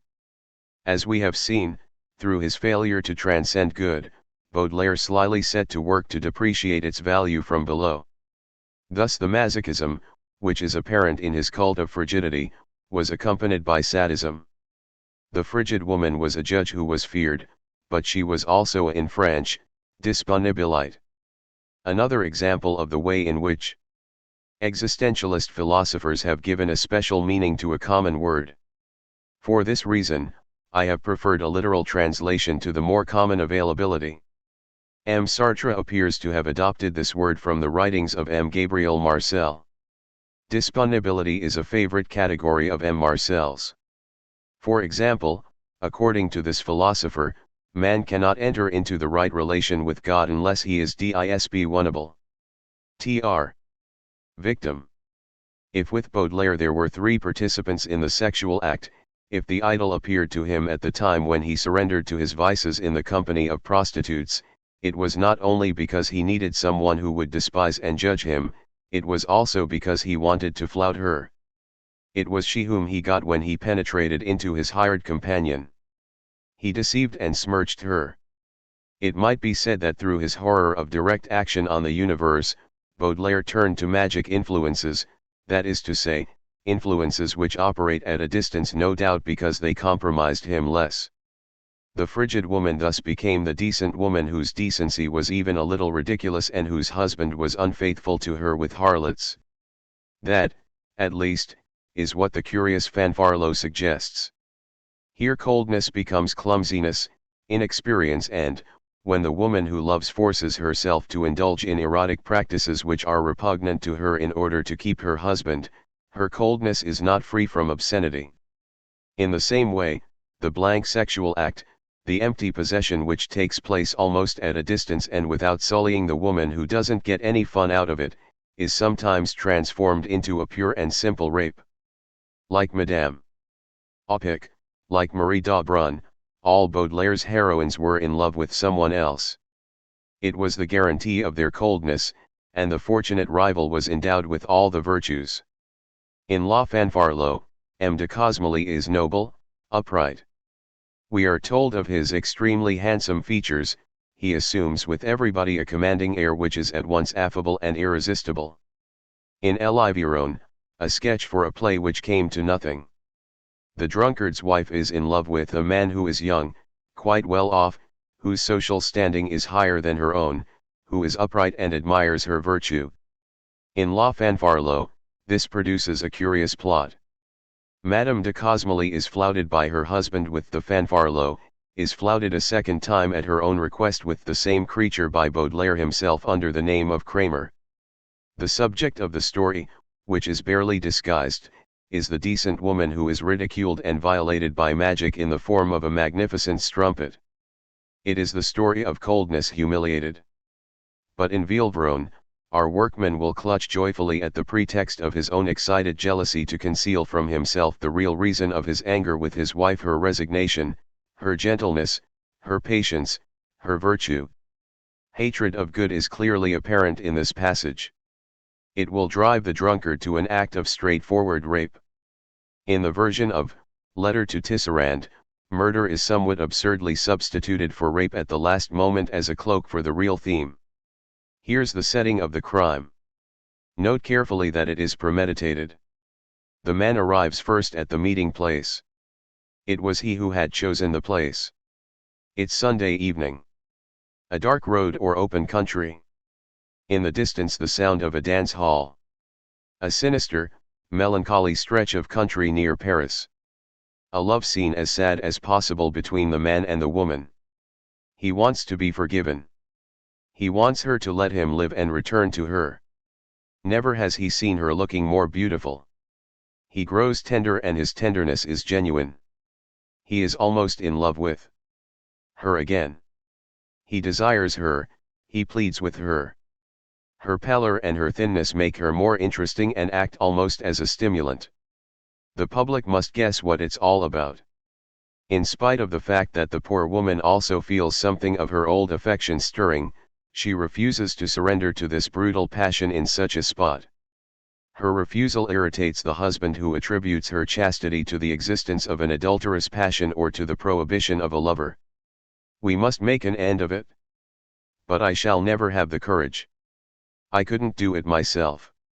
We know the rest. He sends his wife to the end of the road where there is a well and she falls into it. If she escapes, so much the better. If she falls in, it's God who condemns her. We can see the symbolic richness of this fantasy. The crime is premeditated. It is this that sets the general tone of the relations between Baudelaire, the drunkard, and his wife, his mother, Marie d'Aubrun, etc. Everything that follows is therefore seen against a background of crime. With the result that the tenderness of the drunkard is poisoned the moment it comes into being. He is the sadist weeping a thing that often happens over his victim. But besides this, the figure of Baudelaire drunkard tackles the frigid woman by backslashing her forgiveness. The love theme is therefore the bland theme of masochism. The pallor and the thinness of the woman excite him, theme of frigidity and the effrayus juve. We know that to Baudelaire thinness appeared more obscene than plumpness. This is the moment of transition to sadism. The drunkard wants to violate this coldness, to smirch it and through the woman to get at the lover who is more fortunate than himself and who stands for morality. He has forbidden her to recommence sexual intercourse with her husband. At the same time, he wants to finish off, rape equals murder, the decomposition of the body which is already apparent from its thinness. He wants to force her gentleness, her chastity to turn into something obscene. He wants to have this woman here and now at the crossroads as though she were the lowest whore, and, we notice, he wants to have her fully dressed. We shall meet the theme of fetishism again in La Fanfarlo. Because she refuses, he kills her. Or rather, since he does not possess the necessary strength for direct action, he puts the burden of getting rid of her on chance and magic. Theme of impotence and sterility, You do not act yourself, you make someone else act. The crime is used to conceal the rape both because there is effective equivalence between them and because Baudelaire was frightened of himself. Rape was too obviously erotic, but the crime hides the sexual content of the story. He kills the woman in order to get inside her and sully her, to get at the good in her. But he muffs this act of possession while she is still alive, and she dies behind him in the dark, dies a death that he has merely prepared by words. This fantasy haunted Baudelaire for a long time. This sly crime did not satisfy him entirely because Asselineau tells us that he imagined another. Baudelaire described, to Rivière, one of the principal scenes of the part, where the drunkard, after killing his wife, experienced a return of tenderness and a desire to violate her. Rivière's mistress protested against such an appalling situation. "Ah, madame," said Baudelaire, "everyone would do the same in the circumstances. And those who aren't like that are oddities." This story may be earlier than the letter to Tisserand, and Baudelaire may, through fear of the theatrical censorship and also no doubt to give the scene action, have altered the moment at which desire came into being, so that the woman would still be alive. That is likely enough because in other places he speaks of a different ending, indirect murder, though the presence of the corpse was necessary if the temptation to commit necrophilia were to have any meaning. Originally, therefore, the drunkard strangled or stabbed his wife and then violated her. The insensibility, the sterility, and the inaccessibility of the frigid woman are interpreted here in their extreme sense and are fully realized. In the end, the frigid woman is the corpse. It is in the presence of the corpse that sexual desires assumes its most criminal and its loneliest form. What is more, disgust at this dead flesh will at the same time fill him with a profound sense of the void, will make him more the master of his actions, more artificial, and will, so to speak, cool him down.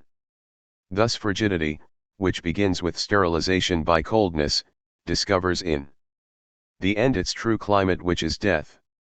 Its meaning varied as Baudelaire himself oscillated between masochism and sadism, between the lunar metal icy and incorruptible and the corpse which was losing its animal warmth. Absence of life or destruction of life, these are the extreme limits between which the Baudelarian spirit operated.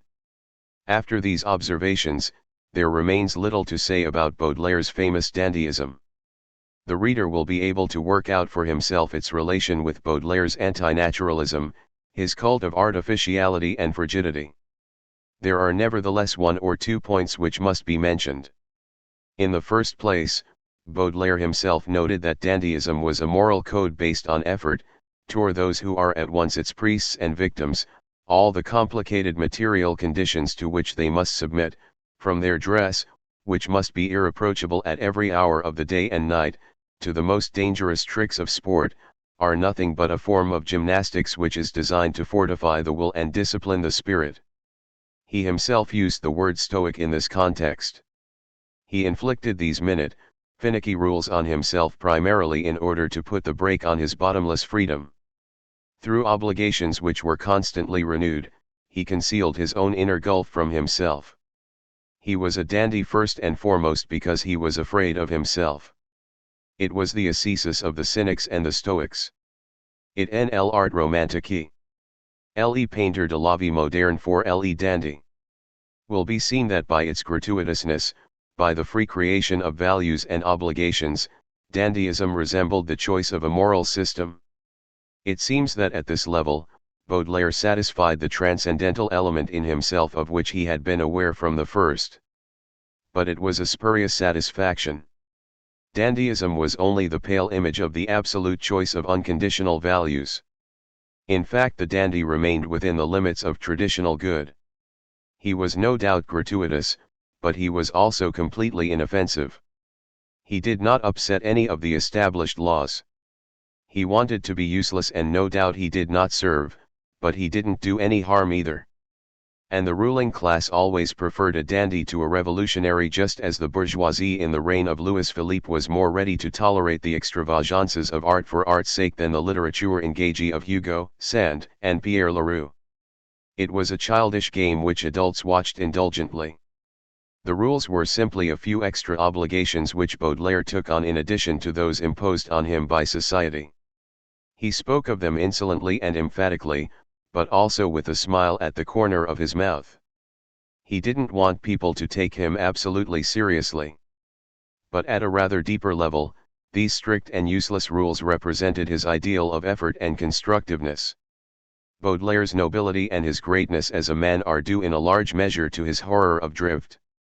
Flabbiness, abandonment, and slackness seemed to him to be unforgivable sins. You needed to withhold yourself, to keep a grip on yourself, to concentrate your energies. He observed after Emerson that the hero is the man who is immovable. Ably centered / he admired Delacroix's conciseness and a sort of unostentatious intensity which are the inevitable result of the concentration of the whole of his spiritual powers on a given point. We know Baudelaire well enough by now to understand the meaning of these maxims. Although he lived in an age of determinism, he possessed from birth an intuition that the spiritual life was not something given, but something which created itself. And his reflective lucidity enabled him to formulate the ideal of self-possession. Man was really himself, in good as in evil, when tension reached its extreme point. It was always a question of the same effort towards recovery while remaining different. To hold oneself in, to put a bridle on oneself, was a way of bringing into being beneath one's fingers and the reins the self that one wanted to possess. From this point of view, dandyism was an episode in a venture in which Baudelaire was continually coming to grief. He was Narcissus trying to mirror himself in his own waters and catch his reflection. Lucidity and dandyism were simply the forms assumed by the couple executioner-victim, in which the executioner tried in vain to detach himself from the victim and to discover his own image in its shattered features. At this point, the effort to divide himself into two assumed its most acute form. His aim was to exist for himself as an object, to dress up in all his finery and paint himself in order to be able to take possession of the object, to remain long in contemplation of it and, finally, to melt into it. It was this that gave Baudelaire the appearance of perpetual tenseness. Abandonment was as unknown to him as spontaneity. Nothing was farther removed from vagueness of soul than his spleen. On the contrary, it was the sign of a virile non-satisfaction, an arduous and voluntary act of transcendence. Blin has well said, Baudelaire's merit is to have given a juster resonance to malaise by stripping it of its stale formulas. The novelty lies in presenting aspiration as a tension of spiritual forces and not as a form of dissolution. What finally distinguishes Baudelaire from Romanticism is that he transformed malaise into a principle of conquest. Thus in his case psychic becoming could only take the form of incessantly wording on himself. He went out of his way to restrain himself so that his disponibility would always be at its peak. For Baudelaire, disponibility was not Gide's surrender to the moment, but a fighting attitude. There was only one thing. The aim of these internal operations could never be to bring a useful enterprise to a successful conclusion, they had to remain gratuitous. Nor must they lead him to question the validity of the moral system of theocracy. They therefore had to be confined to the pure gratuitousness of dandyism. There was another point. Dandyism, as Baudelaire did not fail to observe, was a ceremonial. It is, he said, the cult of the ego, and he proclaimed himself its priest and its victim / but at the same time and by an apparent contradiction, he claimed through dandyism to become a member of a very exclusive artistocracy which is all the more difficult to destroy because it will be founded on the most precious, the most indestructible faculties and on those divine gifts which money and work cannot confer. And dandyism became an institution outside the law which has severe laws of its own to which all its subjects must submit. We must not be misled by the collective nature of this institution. For if, on the one hand, Baudelaire presents it as though it emanated from a caste, on the other, he returns on several occasions to the fact that the dandy was a déclassé. In reality, Baudelaire's dandyism was a personal reaction to the problem of the social position of the writer. In the 18th century, the existence of an hereditary aristocracy had simplified everything. Whatever his origin, whether he happened to be a bastard, the son of a cutler or of a president of the High Court, the professional writer had direct access to the aristocracy over the heads of the bourgeoisie. The nobility might order him a pension or a beating, but he was immediately dependent on it and looked to it for his income as well as for his social standing. He was, so to speak, aristocratized. The aristocracy bestowed on him a little of its mana. He shared its idleness, and the fame which he hoped to win was a reflection of the immortality which its hereditary title confers on a royal family. When the nobility collapsed, the writer was completely bewildered by the fall of his protectors and had to look for some fresh form of justification.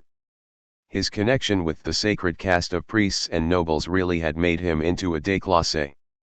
In other words, he art romantique, had been torn from the middle classes into which he was born, cleansed of his origins and nourished by the aristocracy without, however, being taken to its bosom.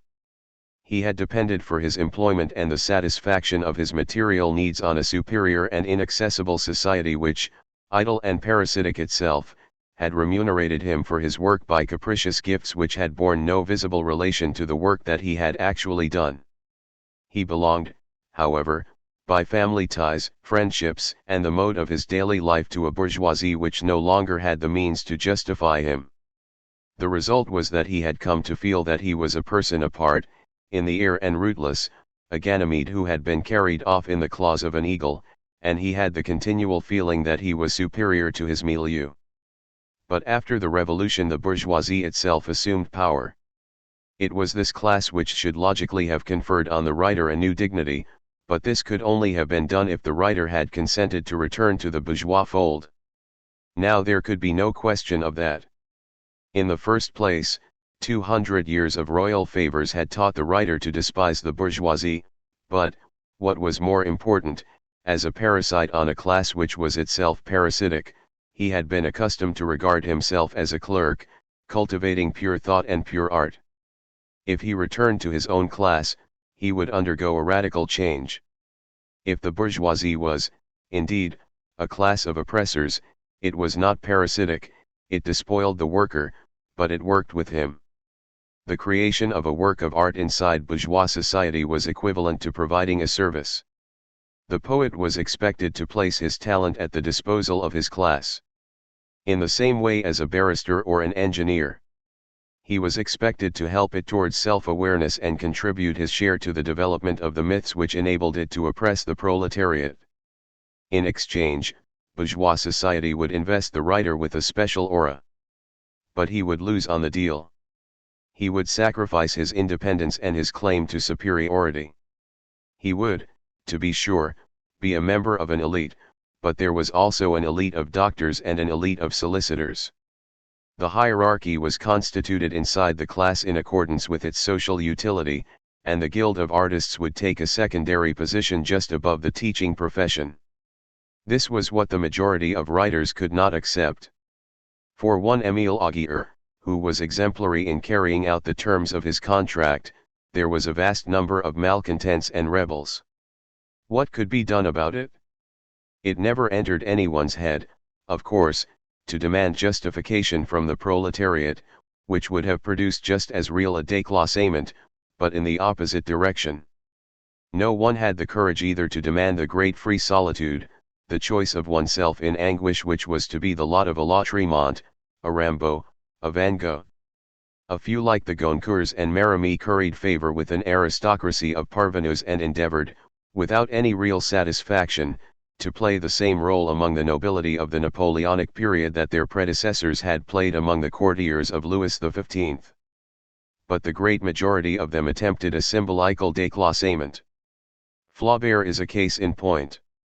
Although he led the life of a wealthy provincial bourgeois, he laid it down as an a priori condition that he should escape from the bourgeoisie, and he achieved a symbolical break with his class which seems like a pale reflection of the real break produced in the 18th century by the introduction of the bourgeois writer into Madame Lambert's salon and his friendship with the Duc de Choiseul. This break was acted without a moment's respite by symbolic attitudes. Clothes, food, manners, conversation, and taste had of necessity to simulate a separation which without constant vigilance might well have passed unnoticed. In this sense Baudelaire's cult of being different reappeared in a Flaubert or a Gautier. But the symbolic déclassement, which might easily have led to freedom and madness, had to be accompanied by an equally mythical integration into a society which resembled the return of the vanished aristocracy. This meant that the collectivity into which the artist introduced himself had to reproduce the characteristics of the parasitic class which in earlier times had given him his special aura, and the new society also had to be firmly established outside producer-consumer circles on a basis of non-productive activity. Flaubert chose to stretch out his hand across the centuries to Cervantes, Rabelais, and Virgil. He knew that in 100, 1,000 years' time, other writers would come who would hold out their hands to him. He imagined, naively, that they would be like the author of Don Quixote who was the parasite of monarchist Spain, the author of Gargantua who was the parasite of the Church, and the author of the Aeneid who was the parasite of the Roman Empire. It never even entered his head that the very function of the writer might change in the course of the centuries to come, and with the naive optimism which accompanied his gloomiest pronouncements, he worked out a Freemasonry which, he felt sure, had begun with the first man and would finish with the last. This discreet society, which was largely composed of the dead and of unborn children, was completely satisfying for the artist. First and foremost it was founded on what Durkheim called mechanical solidarity. In effect, the living artist bore within himself, and represented at every moment of his life, the whole corpus of artists in the same way that the gentleman carries about with him everywhere and represents in everybody's eyes his family and his ancestors. But in the latter case honor is a bond of organic solidarity. The nobleman has a variety of precise obligations towards his dead ancestors and his future descendants. They exist through him, he is responsible for them and can make or mar them. Virgil, on the contrary, had no need of Flaubert, his glory could very well dispense with any individual cooperation. In the mythical society chosen by the writer, all the members are neighbors without engaging in any communal action. Let us be clear about it. They are all side by side like the dead in a cemetery, and, since they are dead, there is nothing particularly surprising about it. But this college which imposed no obligations nevertheless poured out its gifts upon Flaubert. It did, indeed, raise literary activity to a social function. The immortal dead, who for the most part had lived in solitude, unrest, and astonishment, who had never quite managed to see themselves either as artists or writers and who like anyone else had died in a state of uncertainty, were hailed from without because they belonged to the past and their lives appeared as destinies. By the title of poet which they had certainly been anxious to win without ever being sure whether or not they had won it, and instead of regarding it as the goal of their efforts, they had looked on it as a vis a tergo, el character. They did not write in order to become writers, they wrote because they already were writers. As soon as we identify ourselves with them, and live mythically in their society, we feel convinced that we, too, possess this character. So that Flaubert's own occupation, far from being the result of a gratuitous and perilous choice, appeared to him to be the manifestation of his own nature. But since it was also a question of a society of the elect, of a monastic order, the writer's nature seemed to him to be like the exercise of a priestly office. Every word that Flaubert put down on paper was like a moment of the communion of saints. Through him Virgil, Rabelais, and Cervantes came back to life and continued to write with his pen. Thus through the possession of the strange quality which was at once predisposition and priestly office, nature and sacred function, Flaubert tore himself away from the bourgeoisie and was submerged in a parasitic aristocracy which satisfied him. He concealed from himself his gratuitousness and his unjustifiable freedom of choice. He replaced the fallen nobility by a spiritual college and he safeguarded his mission as a clerk. There can be no doubt that Baudelaire, too, chose to enter the same college. 100, 1,000 times in his writings he speaks of the poet and the artist. He managed to have himself justified and consecrated by the writers of the past. He even went farther than this. By forming a friendship with a dead poet. The real purpose of his long liaison with Edgar Poe was to procure his elevation to the mystic order. It has been said that he was attracted by the disturbing resemblances between the American poet's life and his own. That is true, but this identity of fate only interested him because Poe was dead. If he had been alive, the author of Eureka would have been no more than a vague body like his own. How could two unjustifiably gratuitous beings have been placed side by side? Once he was dead, however, his portrait assumed its final form and its features became clear. It was perfectly natural to describe him as poet and martyr. His existence had become a destiny, his misfortune seemed to be the result of predestination. It was then that the resemblances acquired their full value. They transformed Poe, as it were, into an image in Baudelaire's past, into something like the John the Baptist of an accursed Christ. Baudelaire leaned over the depths of the years, over the distant, hated America, and suddenly he caught sight of his own reflection in the grey waters of the past. That's what he is. At once his existence was consecrated. He differed in one respect from Flaubert. He did not need a complete college of artists, though his poem, Les Fers, is like a census of his own spiritual order. He was the exasperated individualist, and there again he chose. The chosen one became the representative of the whole elite. A glance at the celebrated prayer in Fuses is sufficient to prove that Baudelaire's relations with Poe were also associated with the communion of saints. Say a prayer every morning to God, the reservoir of all power and all justice, to my father, to Mariette, and Poe as intercessors. This means that in Baudelaire's mystic soul the lay community of artists had assumed a deeply religious value. It had become a church. Its parasitic character, which Baudelaire regretted and tried to reconstitute, was that of an ecclesiastical aristocracy. And each member of this aristocracy found in another member, or, according to Baudelaire's mood, in all the other members, a sanctified image of himself and a guardian angel. But this spiritual college could not satisfy the poet completely. First of all, by a contradiction, which was inherent in his initial choice, he had scarcely received the label he desired before he was dissatisfied. He was, and at the same time he was not, the poet. If he saw himself lonely and wretched, crushed by the immense responsibility of his own choice, he quickly sought to return to a monastic order, but as soon as he was received at the monastery, he wanted to get away again. He refused to be no more than a monk among other monks. In a sense, the artist's activity did not seem to him to be gratuitous enough.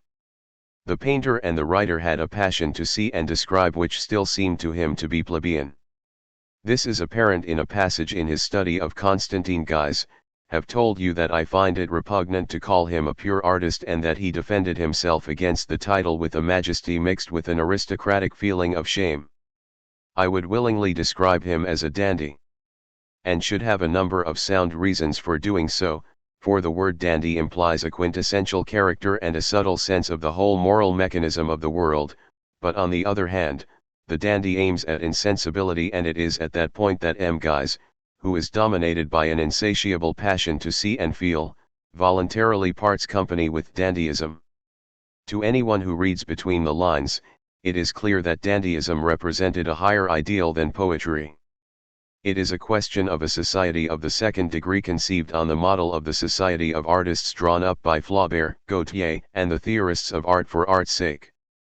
From the model it borrows the ideas of gratuitousness, mechanical solidarity, and parasitism, but it increases the difficulty of the conditions of admission to the association. The essential characteristics of the artist are exaggerated and pushed to their farthest limit. The exercise of the artist's profession, which still seems too utilitarian, becomes the pure ceremonial of dress.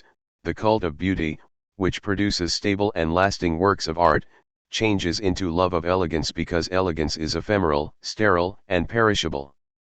The creative act of the painter or the poet is emptied of its substance and assumes the form of an act which is strictly gratuitous in Gide's sense and even absurd. Artistic invention is transformed into mystification, the passion to create is frozen into insensibility.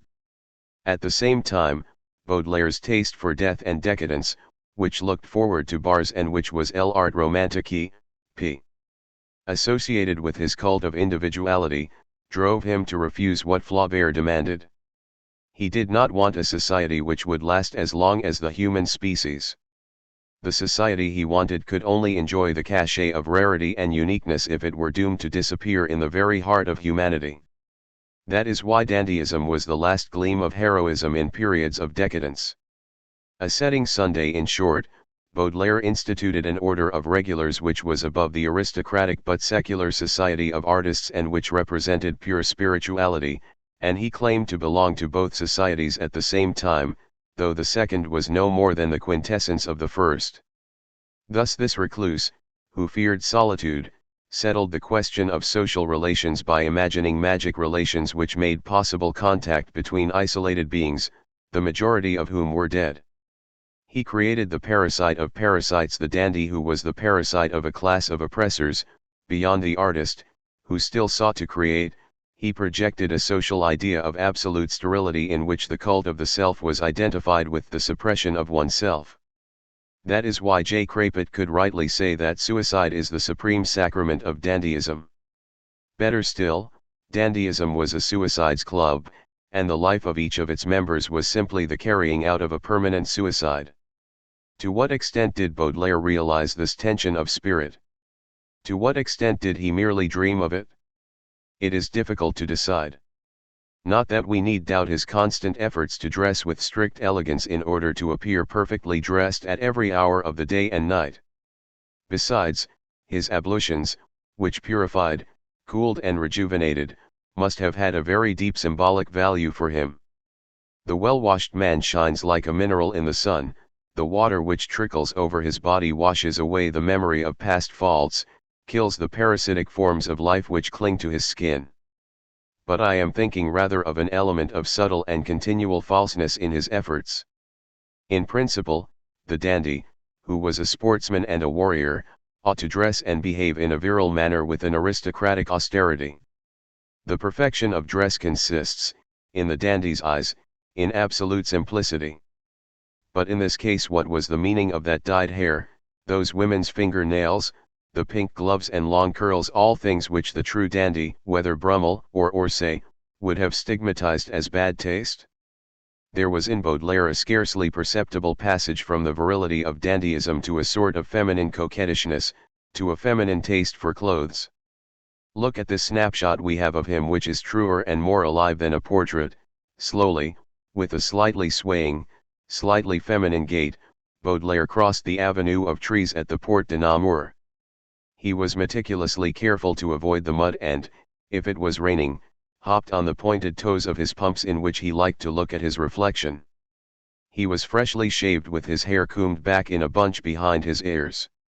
He wore a soft shirt collar of snowy white which could be seen above the collar of his cloak and made him look like a clergyman or an actor. We can see that it suggests the pederast rather than the dandy. It was because dandyism was also a defense against the others. With a few of the elect, whom he knew well, Baudelaire could play this perverse game of good and evil. He knew to what extent he could lend himself to their judgment, flirt with their contempt, and he knew that it was possible for him to make his escape at any moment with a flap of the wings, and far above the image which he left behind in their hands become once again a freedom which eluded every judgment. It was because he had got to know their principles and their habits. He might hate or fear them, but in any case he felt at home with them. But who were the others, the anonymous crowd of others? He was in no way familiar with them. They were potential judges, but he did not know the rules on which their judgments were founded. The tyranny of the human face * would be much less frightening if there were not planted in each of the faces two eyes spying on you. There were eyes everywhere, and behind the eyes consciousnesses. All these consciousnesses saw him, seized on him and silently took him in, that is to say, he remained in the bottom of their hearts, classified, packed up with a label attached to him which he hadn't seen. Was that man, who had just passed, or who had let his eyes wander over him with an expression of indifference, perhaps unaware of his famous difference? Did he perhaps only see in him a bourgeois, who looked like any other bourgeois? And since his difference had to be recognized by others in order to have an objective existence, the indifferent loafer helped by a simple glance to destroy it? Supposing, on the contrary, this other regarded him as a monster. How could he fortify himself in advance against his judgment? How could he assert that he had escaped it unless he knew the reasons behind it? That was true prostitution. You belong to everybody. The popular saying which gives the cat the right to look at a king might have terrible consequences precisely because for the cat there is no such thing as a king. At a show or ball, he wrote, each of us enjoys everybody. Therefore the least urchin could enjoy Baudelaire. He was naked and defenseless under his gaze. Thus by one of those contradictions to which we have grown accustomed, Baudelaire, the man of crowds, was also the man who had the greatest fear of crowds. The pleasure which he did find in the spectacle of a great throng of people was merely the pleasure of looking. And the person who looks, as we all know from experience, forgets that people may look at him. This disappearance of the self, of which Baudelaire has spoken in this connection, has nothing to do with pantheistic delusion. He did not lose himself in the crowd, but by observing without thinking that he himself was observed, he became in face of the mottled, moving object, a freedom which was purely contemplative. For the loafer, indeed, the sight of a street is agreeable because the passers-by are busy, wrapped up in their own affairs, absorbed by their own work and pay no attention to him. But when one of the passers-by suddenly looks up, the observer finds that he is observed, the hunter that he is hunted. Baudelaire had a horror of feeling that he was a quarry.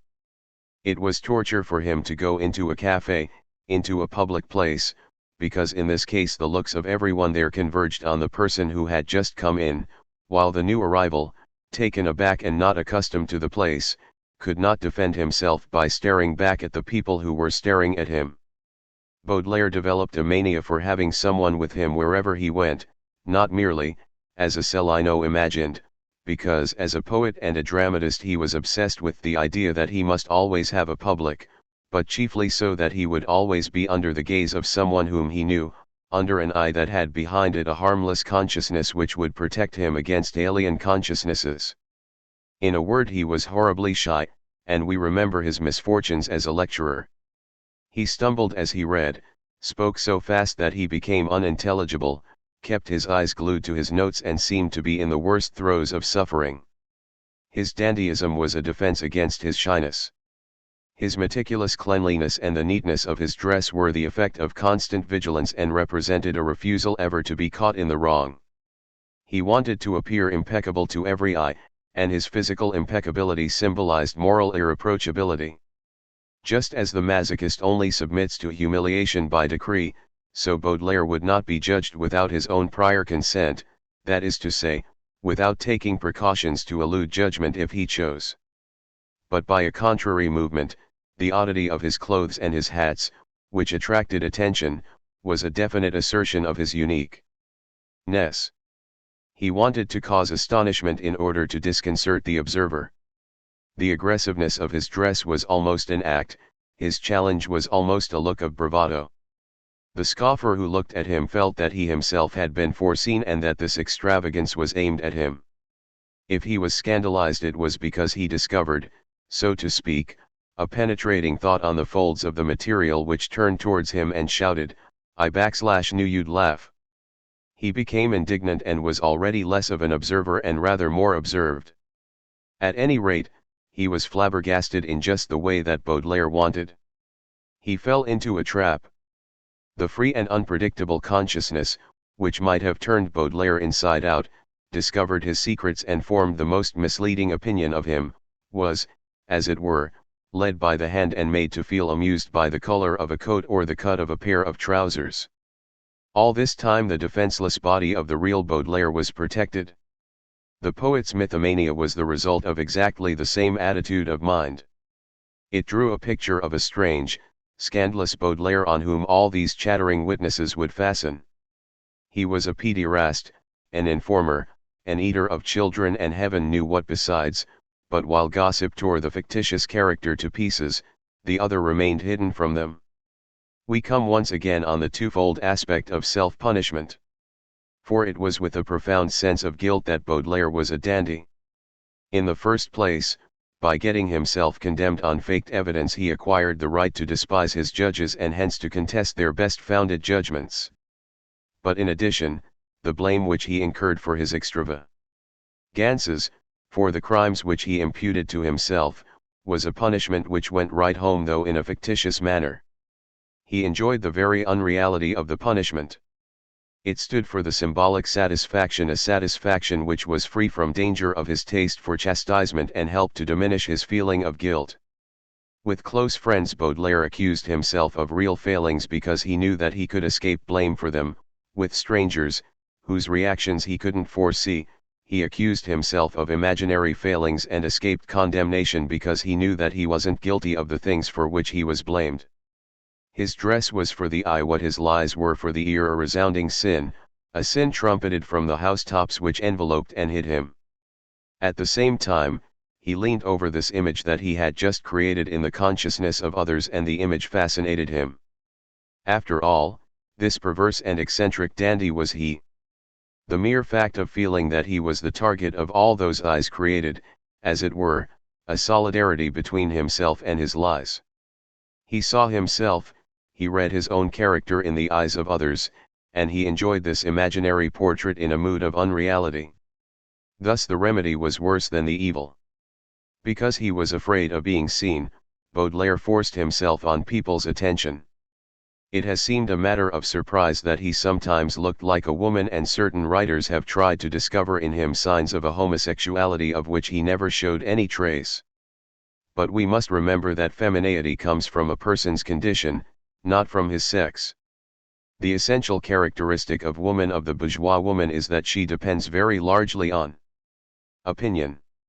She is idle and kept. She asserts herself by pleasing, she dresses in order to please, clothes and makeup serve partly to reveal and partly to conceal her. Any man who happened to find himself in a similar condition would probably assume an appearance of femininity. This was Baudelaire's position. He did not earn his living by working, which meant that the money on which he lived was not remuneration for some social service which could be appreciated objectively, but depended essentially on people's judgments of him. Yet his initial choice of himself implied an extraordinary, a constant concern for opinion. He knew that he was seen, he knew that people's eyes were continually on him, he wanted to please and displease at the same time. His least gesture was for the public, his pride was hurt by it, but his masochism rejoiced in it. When he went out dressed up to the eyes, it was a regular ceremony. He had to look after his clothes, hop over puddles, preserve all those defensive gestures, which were a little ridiculous, by investing them with a certain grace. And the gaze which enveloped him was there. While he was going gravely through the thousand impotent little gestures which belonged to his priestly office, he felt that he was penetrated, possessed by other people. It was not by his bearing and his strength, not by the external signs of a social function that he tried to defend himself, to assert himself, it was by his dress and by the grace of his movements. How could he not have been woman and priest at the same time, woman life the priest? Did he not feel more deeply than others and in himself this connection between the priesthood and femininity, since he wrote in Fuses on the femininity of the Church as a reason for her all-powerfulness? But a man-woman is not necessarily a homosexual. The passiveness of an object under people's gaze, for which he tried to compensate by the studied artistry of his movements and his clothes, was sometimes a source of enjoyment to him, and he may, perhaps, from time to time in his dreams have transformed it into another sort of passiveness, the passiveness of his own body beneath the desire of the male. That was probably the source of the perpetual lying accusation of pederasty which he brought against himself. But if he dreamt that he was had by force, it was to satisfy his perversity and that masochism whose causes are known to us. The myth of dandyism concealed not homosexuality, but exhibitionism. For Baudelaire's dandyism with its ferocious, sterile constraints was a myth, a dream cultivated day by day, which produced a certain number of symbolic acts, but which we know was only a dream. According to his own pronouncements, in order to be a dandy it was necessary to have been brought up in luxury, to possess a considerable fortune and to live a life of idleness. But neither the education he received nor his needy idleness fulfilled these requirements. He was certainly a déclassé, and he suffered from the knowledge that he was. He went in for bohemianism, was the son of Madame l'Ambassadrice who had turned out badly. But this real déclassement did not correspond in any way to the symbolic rupture which the dandy accomplished. Baudelaire did not set himself above, but below the bourgeoisie. He was kept by it in the same way that the 18th-century writer was kept by the nobility. His dandyism was a form of wish fulfillment. His pride was so hurt by his humiliating circumstances, that he set to work to live his déclassement as though it had a different meaning, as though it were a voluntary separation. But at bottom he was not deceived, and, when he observed that guys had too much passion to be a dandy, he knew perfectly well that the same consideration could be applied to himself. He was a poet. The giant's wings, which prevented him from walking, were the wings of the poet. The evil fortune which hung over him was the evil fortune of the poet. His dandyism was a sterile wish for something beyond poetry. It remains true that his coquetry was both a defense against other people and the instrument of his relations with himself. In his own eyes Baudelaire did not exist sufficiently. When he looked at himself in the glass, his face was too familiar for him to be able to see it, the succession of his thoughts was too close to him for him to be able to judge them. He was hemmed in by himself, and yet he could not possess himself. His chief effort was therefore directed towards recovery. The image of himself which he sought in the eyes of others was constantly eluding him, but it might, perhaps, be possible to see himself as others saw him. It would be sufficient to establish a distance, however small, between his eyes and his image, between his reflective lucidity and his reflected consciousness. The narcissist who wants to desire himself makes up and disguises himself, then he plants himself in front of a glass in his apparel and half manages to work up a feeble desire which is directed towards his deceptive appearance of otherness. So Baudelaire made himself up, travestied himself in order to take himself by surprise. He admits in La Fanfarlo that he looked at himself in every mirror. He did so because he wanted to see himself in them as he was. But he, a concern for his turnout, would reconcile his desire to discover himself from outside as a thing with his hatred of the given. For what he looked for in the glass was himself as he had composed himself.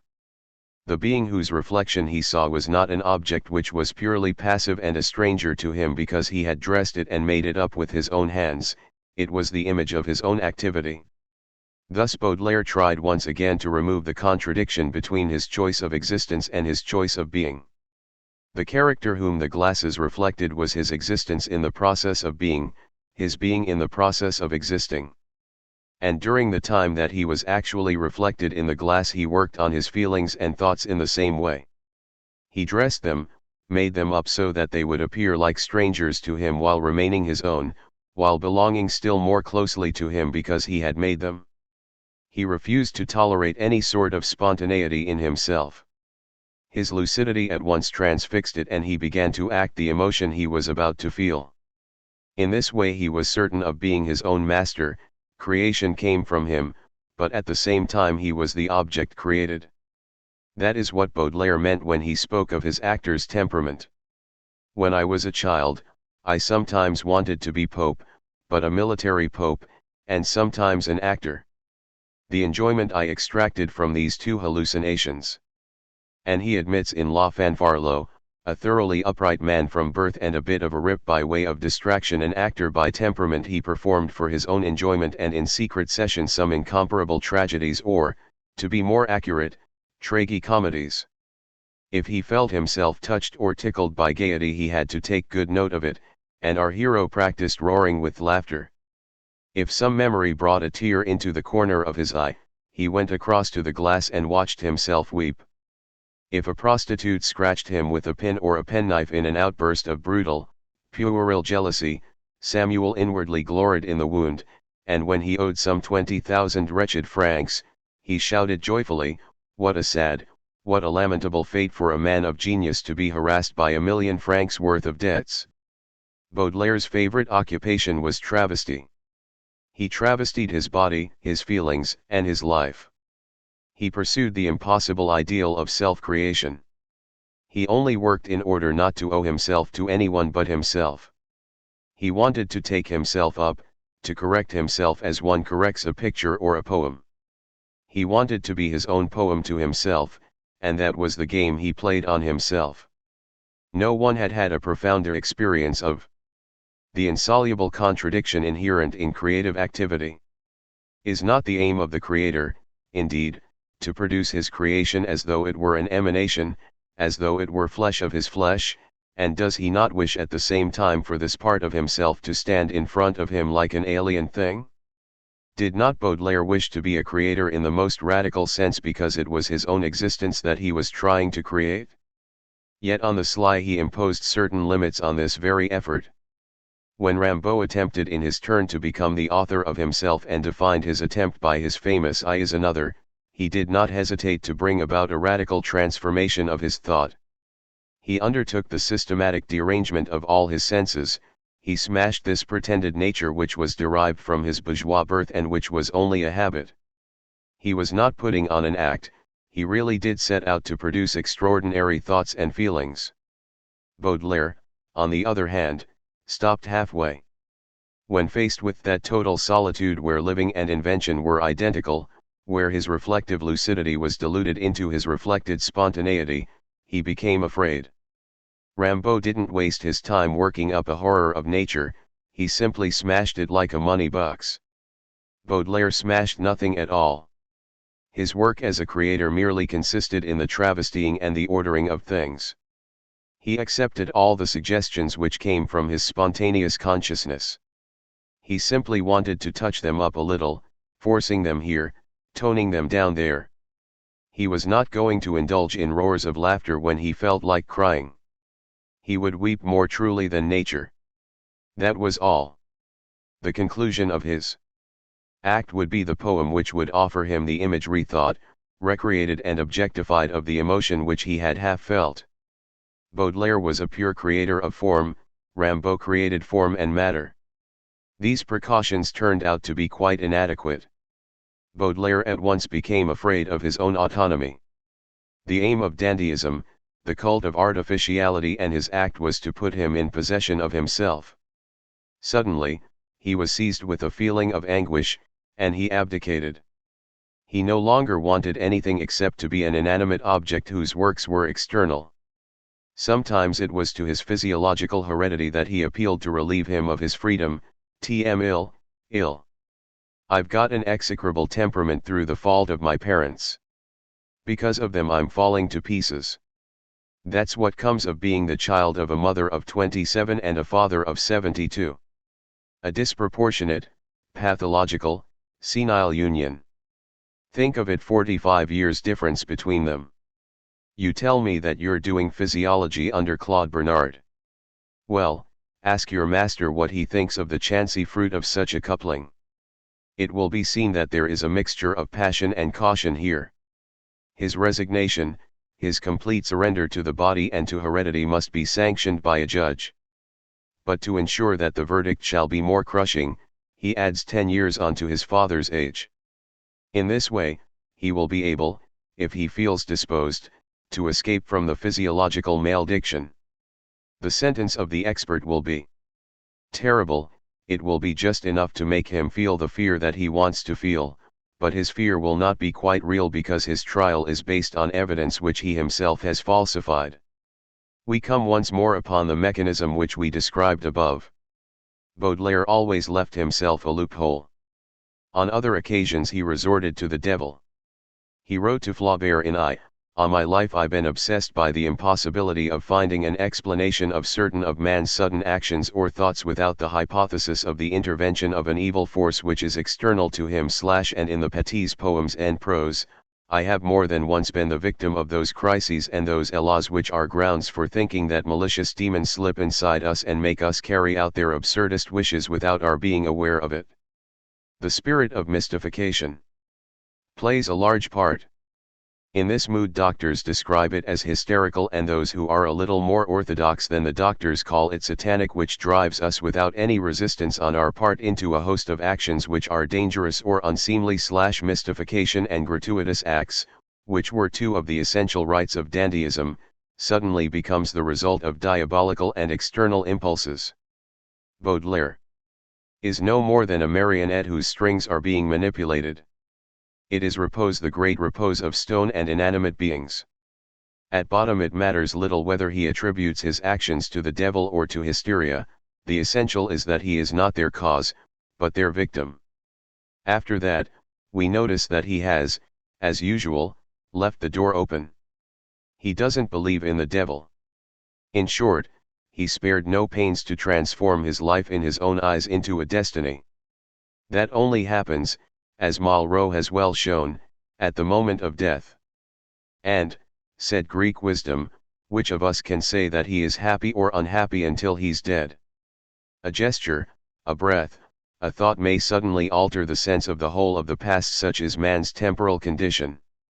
Baudelaire had a horror of this responsibility which suddenly laid on his shoulders the burden of the whole of his past. He did not want to be subject to the iron law by which our present behavior is continually modifying our past acts.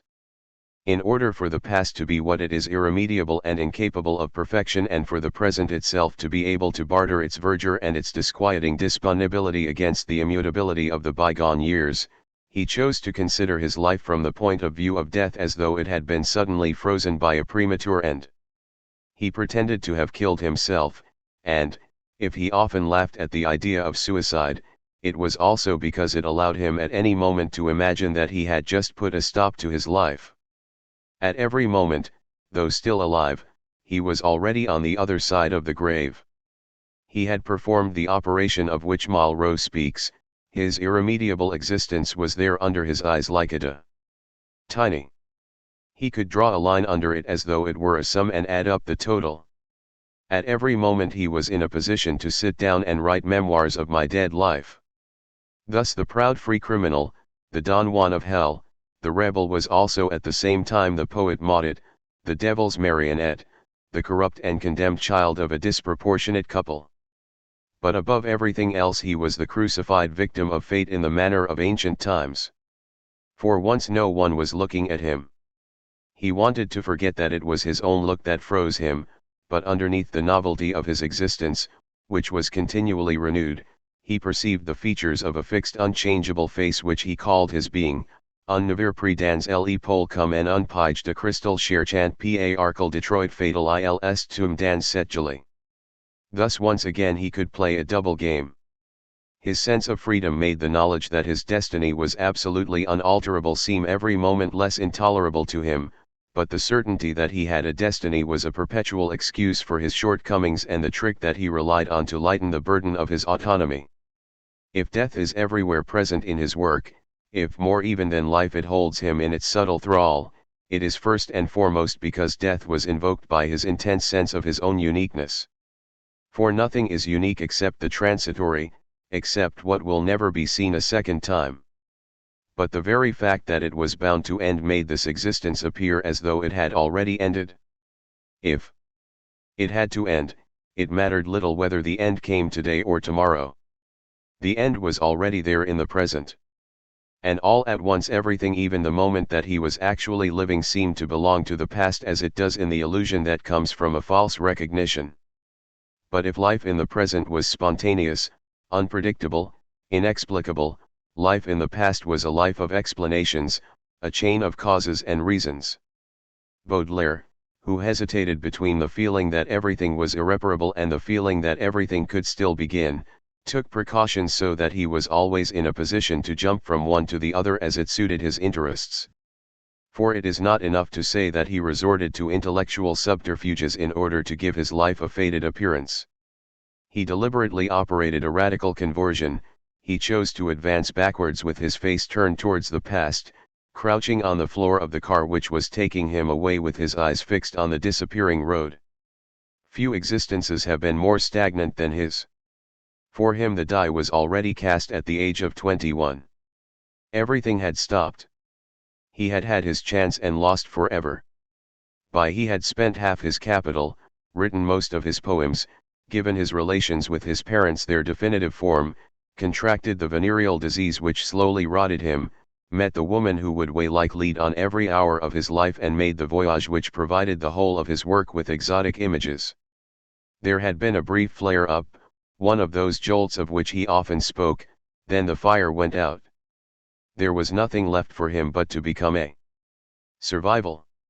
Long before he was 30 his opinions were formed, and for the rest of his life he did no more than ruminate over them. One's heart bleeds when one reads Fuses and Mon cœur mis à nu. There is nothing new in these notes, which were put together towards the end of his life, nothing that he had not said 100 times before and said better. Conversely, La Fanfarlo, a work written in his earliest youth, produces a feeling of stupefaction. Everything, the ideas and the form, is already there. Critics have often drawn attention to the mastery of this 23-year-old writer. From that moment onwards he did nothing but repeat himself. With his mother it was always the same quarrels, the same complaints, the same promises, with his creditors always the same struggles, with Ansel always the same squabbles over money. He always succumbed to the same weaknesses and condemned them in the same terms, and when he was in the depths of despair he was always buoyed up by the same hopes. He wrote about the work of others, took up his old poems and revised them, became ecstatic over literary plans of which the oldest dated back to his youth. He translated the stories of Edgar Poe, but the creator created nothing more. He rehashed old work.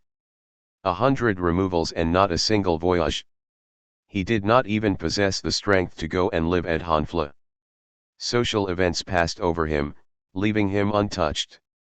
True, he became a little agitated but he did not take any real interest in the revolution. He simply wanted to see General Opic's house set on fire. For the rest, he soon sank back into his morose dreams of social stagnation. He fell to pieces rather than evolved. Year after year we find him just the same, simply older, gloomier, his mind less rich and less alert, his body more battered. And for those who have followed him step by step the final dementia appears less like an accident than the logical outcome of his downfall. This long and painful dissolution was chosen. Baudelaire chose to live his life backwards. He lived in a period which had just invented the future. Jean Cassou has described the immense current of ideas and hopes which carried the French towards the future. After the 17th century which rediscovered the past and the 18th century which made an inventory of the present, the 19th century believed that it had discovered a fresh dimension of time and the world. For the sociologists, the humanists, and the manufacturers who discovered the power of capital, for the proletariat which was becoming conscious of itself, for Marx and for Flora Tristan, for Michelet, for Proudhon, and for George Sand, the future existed and gave the present its meaning. The present phase was transitory and could only really be understood in relation to an era of social justice for which it was preparing the way. It is difficult today to realize the power of this great revolutionary and reformist current. We therefore fail to appreciate the power that Baudelaire had to exert to swim against the tide. If he had given up the struggle he would have been carried away, forced to declare his belief in the becoming of humanity and to celebrate progress. It was the last thing that he wanted to do. He hated progress because progress made the future state of a system the cause and asterisk in anatomic de revolutions, NRF. Explanation of its present state. Progress meant the primacy of the future and the future justified long-term undertakings. Baudelaire, who did not want to undertake anything, turned his back on the future. When he thought of the future of humanity, it was in the form of a fatal dissolution. The world is coming to an end. The only reason why it might last is that it exists. How feeble this reason is compared with all those which proclaim the contrary, particularly this one: what is there left under the sun for the world to do? In other places he dreams of the destruction of our Western races. As for his personal future, if he sometimes thought of it, it was in terms of a catastrophe. "I'm not positively old," he wrote in December, "but I may soon become old."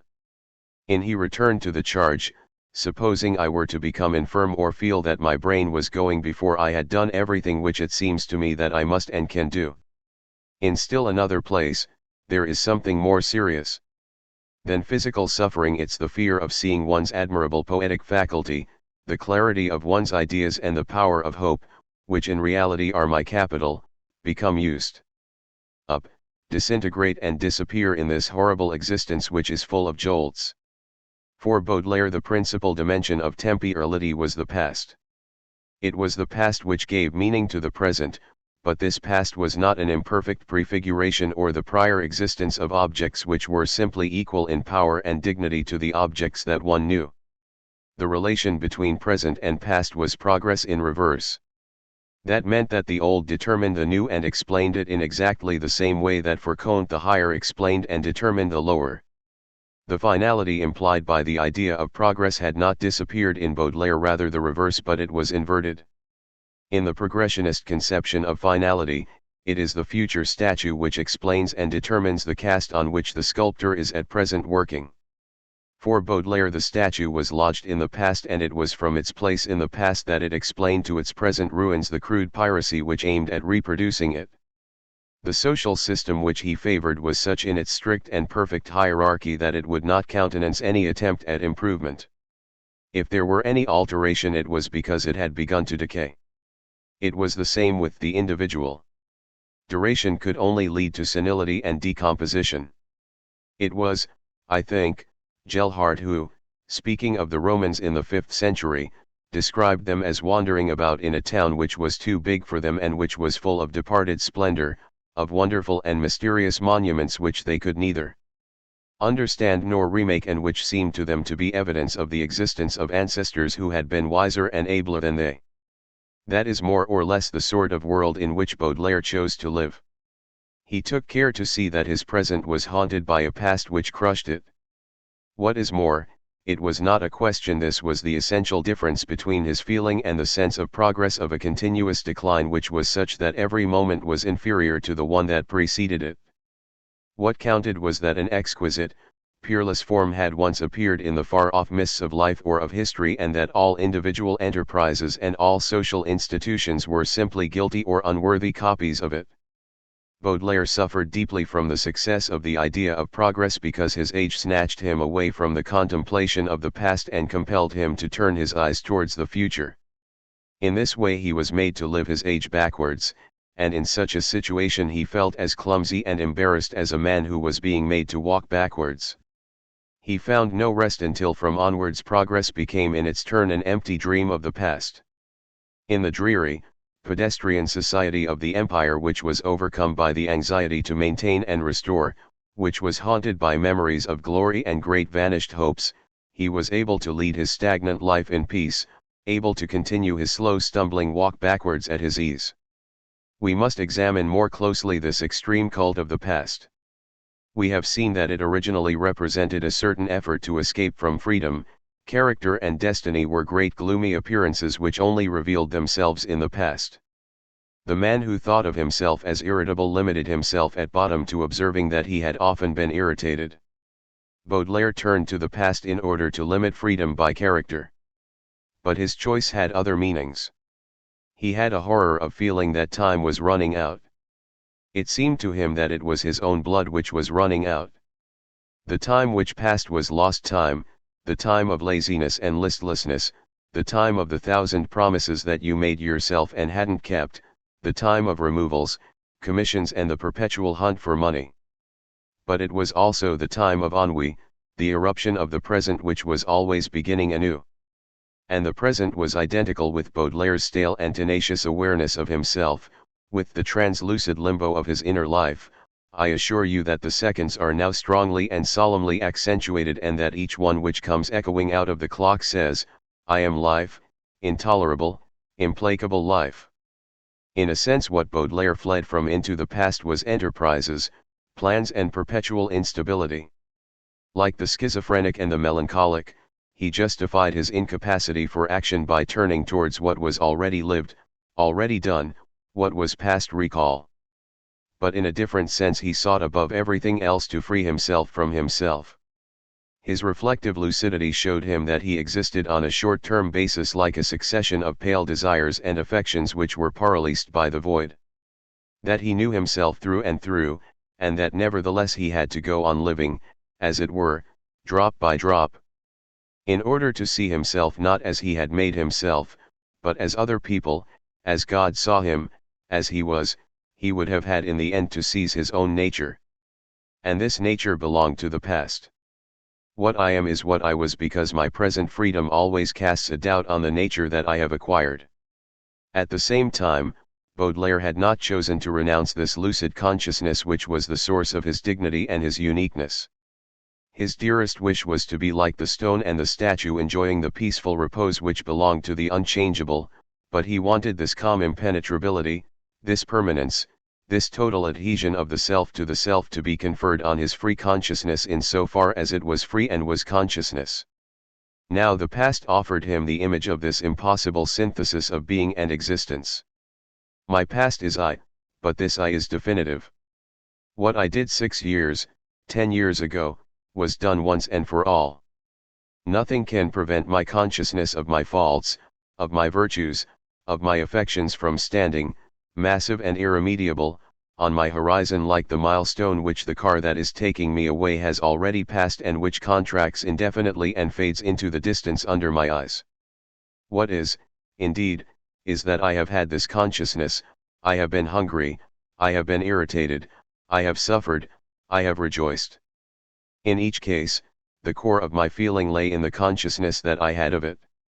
And this hesitant consciousness, which was so unsure of itself, was saddled with the infinite responsibility for itself. It was because I was conscious of them that hunger and pleasure existed. At present I am no longer responsible for them, or, at any rate, not in the same manner. This consciousness is over there like a stone in my path. And yet it remains consciousness. And, no doubt, these petrified consciousnesses do not really belong to me, they are not inherent in me as my present consciousness is inherent in itself. But Baudelaire chose to be this conscious past. What he overlooked, what he took for a lesser being was his actual feeling. He devalued it with the intention of making it less urgent, less present. He turned the present into a past whose importance had been diminished so that he could deny its reality. In that respect he resembles to some extent a writer like Faulkner who has turned away from the future in the same way and become someone who despises the present in the interest of the past. But for Faulkner the past can be seen through the present like a diamond block through a surface disorder. He makes a frontal attack on the reality of the present. Baudelaire was abler and craftier. He never dreamed of explicitly denying this reality, he simply refused to admit that it possessed any value. Value belongs to the past alone because the past is, and if the present offers a certain appearance of beauty or goodness, it is because it borrows it from the past as the moon borrows its light from the sun. The moral dependence of the present stands symbolically for a dependence of being because the finished form must in sound logic precede its degradations. In a word, he asked the past to be the eternity which changed him into himself. There was in Baudelaire a radical confusion between the past and eternity. Is not the past definitive, unchangeable, out of reach? Thus Baudelaire came to know the bitter pleasures of decadence and communicated a taste for it like a virus to his symbolist disciples. To live means to fall, the present is a fall. It was by remorse and regret that Baudelaire chose to feel his links with the past. It was a vague remorse which was sometimes intolerable and sometimes delicious and which at bottom was nothing but the mode of apprehending his memories in concrete form. By his memories he asserted his profound solidarity with the man that he had been, and, at the same time, he managed to safeguard his freedom. He was free because he was guilty and because for him a fault was the commonest manifestation of freedom. He turns towards this past which he is and which he imagines that he has smirched. He managed to appropriate at a distance his own essence, and in doing so he recovers his perverse pleasure in wrongdoing. But this time he was not preaching against virtue as it was taught, he was preaching against himself. And the more involved he became with evil, the more opportunities he had for repenting, the more alive, the more pressing his memories of what he had been became, the more solid and the more apparent became the link which united him to his essence. But we must go farther than this and discover in this relationship with the past the essential of what we shall call Baudelaire's poetic reality. Every poet pursues in his own way the synthesis of existence and being which, as we have already seen, is an impossibility. Their quest leads them to choose certain objects in the world which seemed to them to be the most eloquent symbols of that reality in which existence and being would merge, and to try to appropriate them to themselves through contemplation. Appropriation, as we have shown in another place, is an attempt at identification. Thus they are led to create by means of signs certain ambiguous natures, a shimmer of existence and being which is doubly satisfying, because these natures are at once objective essences which the poets may contemplate and because they proceed from the poets who may find themselves again in them.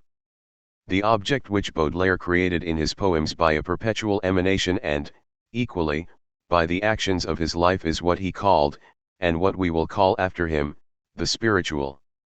The spiritual was Baudelaire's poetic reality. The spiritual was a being and revealed itself as such. It possessed the objectivity, the permanence, and the identity which belong to being. But inside this being there was something which resembled restraint. We cannot say that it is completely. A profound discretion prevents it not from revealing itself, but from asserting itself in the manner of a table or a pebble.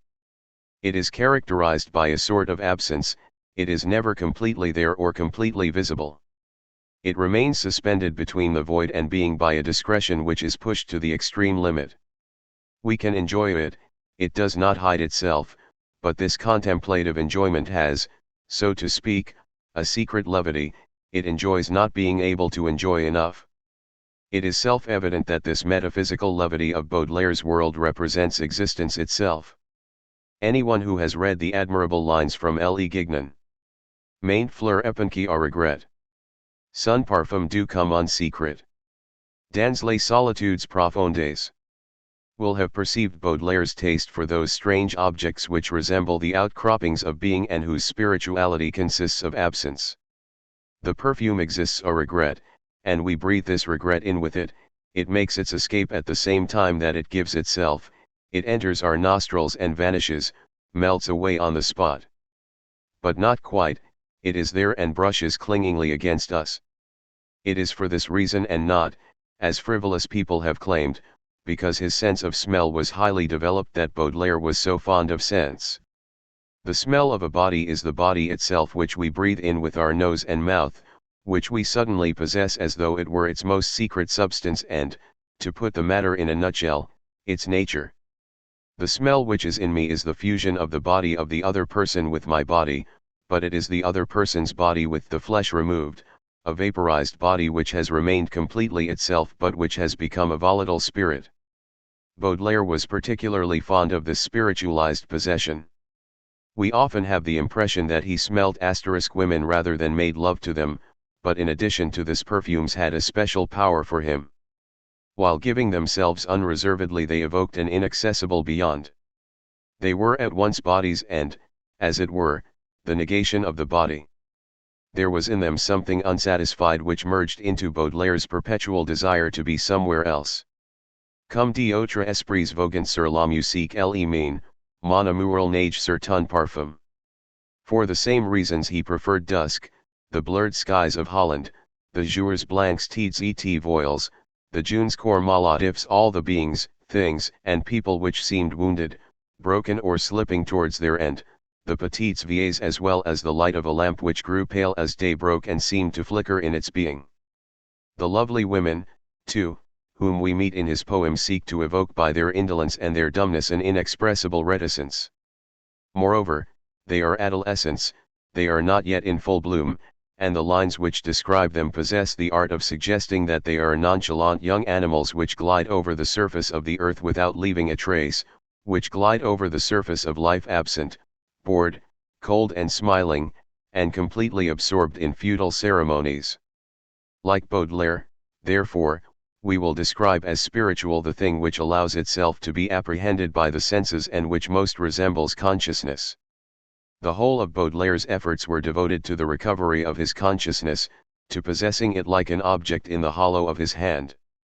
That is why he caught in full flight everything which bore any resemblance to an objectified consciousness. Perfumes, subdued lights, distant music were so many tiny, mute, given consciousnesses, so many images of his unseizable existence which were at once absorbed and consumed like hosts. He was haunted by the desire to touch and feel thoughts which had become objects, his own incarnate thoughts. I have always thought that foul and revolting animals were, perhaps, only the vivification, the corporealization, the flowering in material form of man's evil thoughts. His poems themselves are corporealized thoughts, not simply because they have assumed bodily form in the signs employed, but mainly because each of them by its skillful rhythm, the deliberately hesitating and almost vanished sense which it gives to words, and also because by an ineffable grace it is a restrained, fleeting existence exactly like a scent. But what comes nearest to a woman's perfume is the meaning of a thing. An object which has a meaning points over its shoulder to another object, a general situation, hell or heaven. The meaning, which is an image of human transcendence, is like an unfulfilled transcendence of the object by itself. It exists under our eyes, but it is not really visible, it is a furrow in the air, a motionless direction. Meaning is an intermediary between the present thing which supports it and the absent object which it designates. It retains within itself a little of the former and already points to the latter. It is never completely pure, there is in it, as it were, the memory of the forms and colors from which it emanates, and yet it gives itself like a being beyond being. It does not exhibit itself, it holds itself back, vacillates a little, and is only accessible to the keenest senses. For Baudelaire, whose spleen always demanded an elsewhere, it was the very symbol of non-satisfaction. A thing which has meaning is always an unsatisfied thing. Its meaning is the image of thought, and it gives itself like an existence swallowed up in being. It will be seen that in Baudelaire the words perfume, thought and secret are more or less synonymous. Parfois on trouve un vieux flacon qui se souvient dou jaliat tout vivant aime qui revient. Mille pensers dormaient, chrysalides funèbres, frémissant doucement dans les lourdes ténèbres qui dégagent leurs ailes et prenant leur essor. P. ********* Armoire à deux secrets, plein de bonnes choses, de vins, de parfums. ********* Maint fleur épanquée à regret. Son parfum du comme un secret *****. If Baudelaire was so fond of secrets, it was because they were the manifestation of a perpetual beyond. The man who has a secret is not entirely contained in his body or in the present moment. He is elsewhere, we can feel it in his unsatisfied, absent-minded expression. Lightened by his secret, he weighs less heavily on the present, his being is less oppressive, or, as Heidegger puts it, for his friends and his fellows he does not reduce himself to what he is. Yet the secret is an objective being which can be revealed by signs, or which a dumb show may enable us to divine. In a certain sense it is right trademark fleurs du mal, le flacon *ibid, le bonavir /tt ibid, le gignon. Outside in front of us who are its witnesses, but it scarcely lets itself be divined, it is suggested, evoked by the expression of the face, by an attitude, by a few ambiguous words. Thus this being, which is the underlying nature of the thing, is also its subtlest essence. It scarcely is, and all meaning, in so far as its discovery is arduous, may be regarded as a secret. That is why Baudelaire hunted passionately for the perfumes and the secrets of everything. That is why he tried to wrench their meaning even from colors. That is why he wrote of violet color that it stands for love which is repressed, mysterious, veiled, the color of a deaconess. If he borrowed the rather vague idea of correspondences from Swedenborg, it was not so much because he adhered to the metaphysical system which it implied, it was rather because he wanted to find in each reality a fixed non-satisfaction, an appeal to another thing, an objectified transcendence. It was because he wanted to pass through a forest of symbols which observed him with familiar looks. Ultimately, these acts of transcendence would extend to the whole world. The world as totality would have meaning, and in this hierarchical order of objects which consented to lose themselves in order to indicate other objects, Baudelaire would find once more his own image. The purely material universe was as far removed from him as possible, but in the universe which was invested with meaning Baudelaire would recover. Has he not written in L'Invitation au Voyage in the Petits Poems en Prose, in such a calm lovely country as this? Wouldn't you be, framed in your analogy, and wouldn't you be reflected, to talk like the mystics, in your own correspondence. Such was the term of Baudelaire's efforts to take possession of himself in his eternal difference, to realize his otherness by identifying himself with the whole world. Lightened, hollowed out, filled with signs and symbols, this world which enfolded him in its immense totality was nothing but himself, and he was himself the Narcissus who wanted to embrace and contemplate himself. Beauty itself was not a sensual perfection contained within the narrow limits of a frame, a poetic genre, a musical air. First and foremost it was suggestion, that is to say, it was this strange, forged type of reality where being and existence merged, where existence was objectified and solidified by being, where being was lightened by existence. If he admired Constantine Guise, it was because he saw in him the painter of circumstance and of all that it suggested of eternity. In another place he wrote, "It is this admirable, this immortal sense of beauty which makes us regard the earth and its sights as a glimpse, a correspondence of heaven. Our insatiable thirst for everything which is beyond and which is revealed by life is the most living proof of our immortality. It is at once by and through poetry, by and through music that the soul catches a glimpse of the splendors which lie on the other side of the grave, and when an exquisite poem brings tears to our eyes, these tears are not the proof of excessive enjoyment, they are much more the sign of an irritated melancholy, a nervous postulation, a nature exiled in an imperfect world which would like to take possession at once on this very earth of a revealed paradise." Thus the principle of poetry is strictly and simply human aspiration towards a higher beauty, and this principle appears in an enthusiasm, an elevation of soul, an enthusiasm which is completely independent of passion, which is the intoxication of the heart, and of truth which is the field of reason. For passion is a natural thing, too natural, indeed, not to introduce a painful, discordant note into the realm of pure beauty, too familiar not to scandalize the pure desires, the gracious melancholy, the noble despair which dwell in the supernatural regions of poetry. The whole of Baudelaire is in this passage.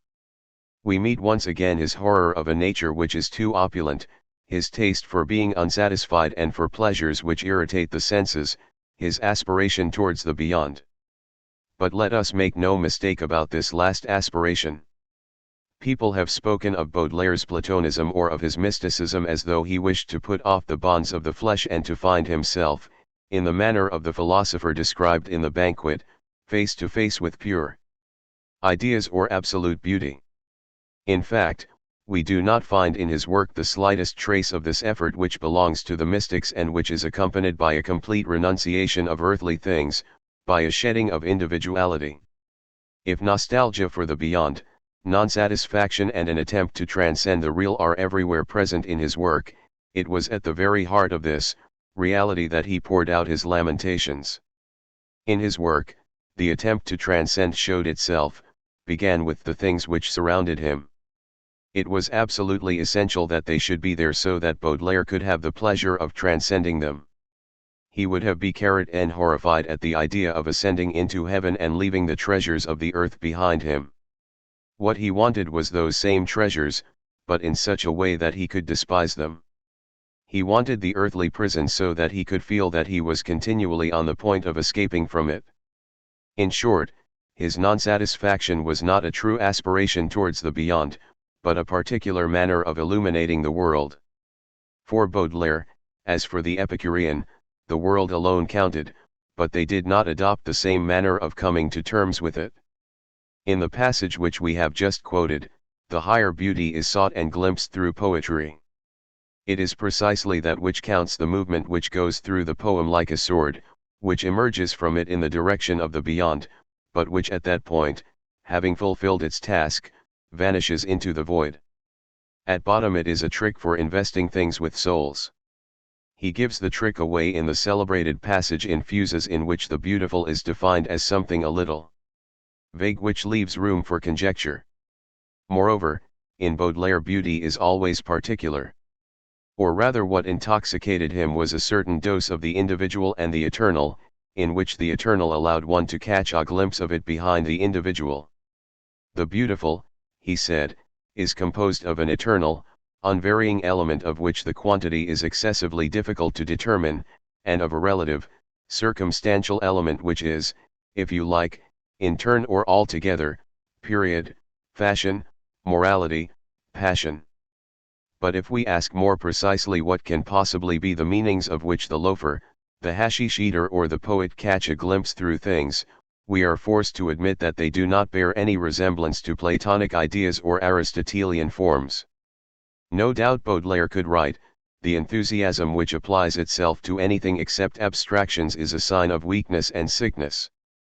But in fact we nowhere see him setting to work on a particular nature and trying to discover the essential abstract features which are characteristic of it. Essences mattered very little to him and the Socratic dialectic was foreign to him. Obviously, what he was aiming at through this or that woman who went by, whether she was Dorothy or the Malabar woman, was not femineity, that is to say, the ensemble of characteristics which were distinctive of her sex, and he might have said with the Greek opponent of the Academy, "I see the horse, but I do not see hoarseness." It is sufficient to reread the Fleurs du Mal to understand the position.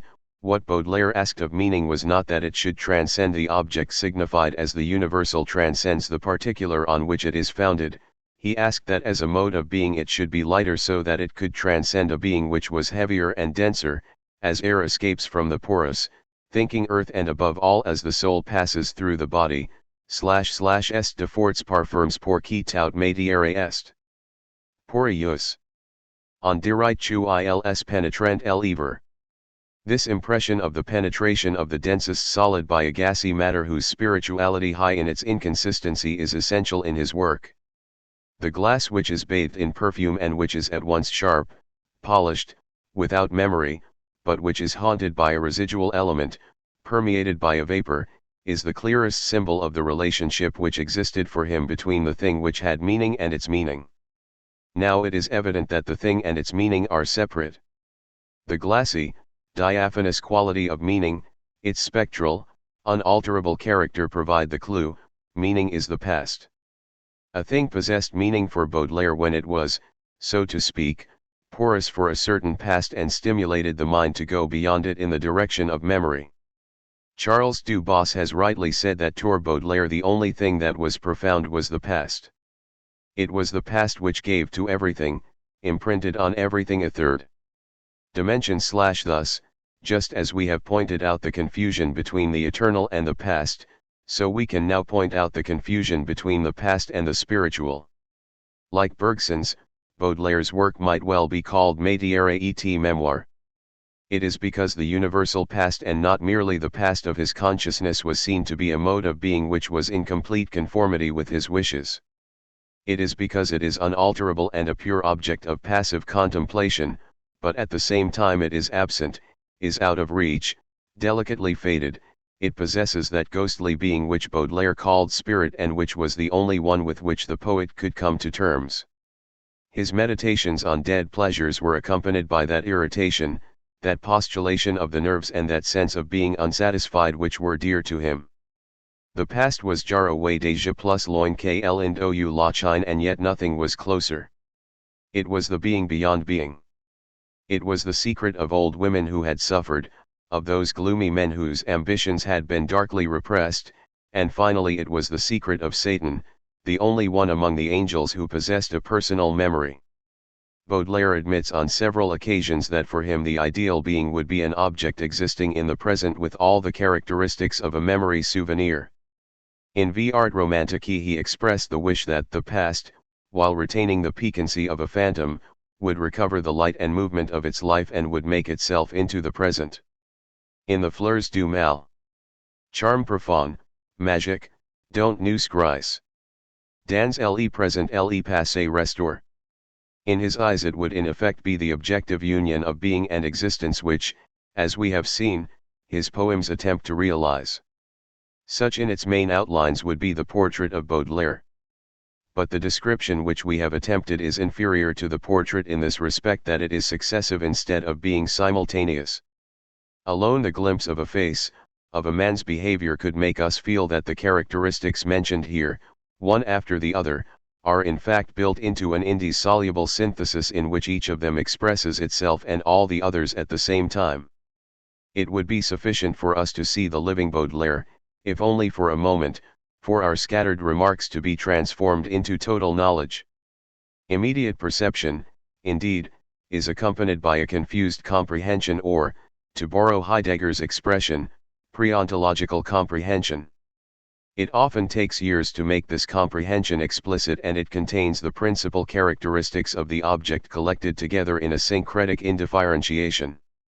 In the absence of this immediate comprehension, we can at any rate by way of conclusion underline the close interdependence of all Baudelaire's lines of conduct and all his affections, insist on the way in which by a peculiar dialectic each trait passes into the others or lets them be seen or appeals to them to complete themselves. This tension, this vain, arid and, so to speak, exasperated tension which constituted Baudelaire's inner climate and which was apparent for those who knew him in the dry, cutting tone of his voice, the cold nervousness of his movements, was no doubt the result of his hatred of the nature which was inside and outside him. It appears as an effort to pull out without loss, to go his own way. We cannot do better than compare his hatred of nature with the contemptuous, anguished, paralyzed attitude of a prisoner in a flooded cellar who, as he sees the water creeping up his body, throws his head backwards so that the noblest part of him, the seat of thought and sight, will at any rate remain above the muddy waters as long as possible. But this stoic attitude was also responsible for the division of himself into two people which Baudelaire pursued at all levels. He held himself back, put on the brake, judged himself. He was his own witness and own executioner, the knife which turns in the wound and the chisel which fashions the marble. He had a hold on himself and worked on himself so that for himself he would never be something given, so that he could assume at every moment the responsibility for what he was. In this sense it would be very difficult to distinguish the tension which he imposed on himself from his habit of becoming a laughing stock for himself. Whether it was torture or lucidity, looked at from another angle this tension appears as the essence of dandyism and as a stoic ascesis, and it was simultaneously a horror of life, a perpetual fear of soiling and compromising himself. The censorship which it exercised over his spontaneity was the equivalent of deliberate sterilization. By repressing all his élas, by perching himself with a single movement and forever on the plane of reflection, Baudelaire chose a symbolic suicide. He killed himself gradually. This tension also produced the climate of Baudelairean evil. For with Baudelaire the crime was concerted, carried out deliberately and almost under duress. Evil did not correspond in any way to abandonment. It was a counter-good which had to possess all the characteristics of good except that they appeared with a different mathematical sign in front of them. And since good stood for effort, exercise, self-domination, we shall find all these characteristics in evil. Thus Baudelaire's tension felt that it was accursed and wanted to be accursed. In the same way his taste for restrained pleasures of which we have already spoken expressed his hatred of any sort of abandonment, and for that reason was identical with his frigidity, his sterility, his complete lack of charity and generosity, in short with the tension which we have just described. What he wanted to do was to find that he was in control of himself again. In the midst of his pleasures he had to feel the bit which pulled him back when he was on the point of surrendering to pleasure.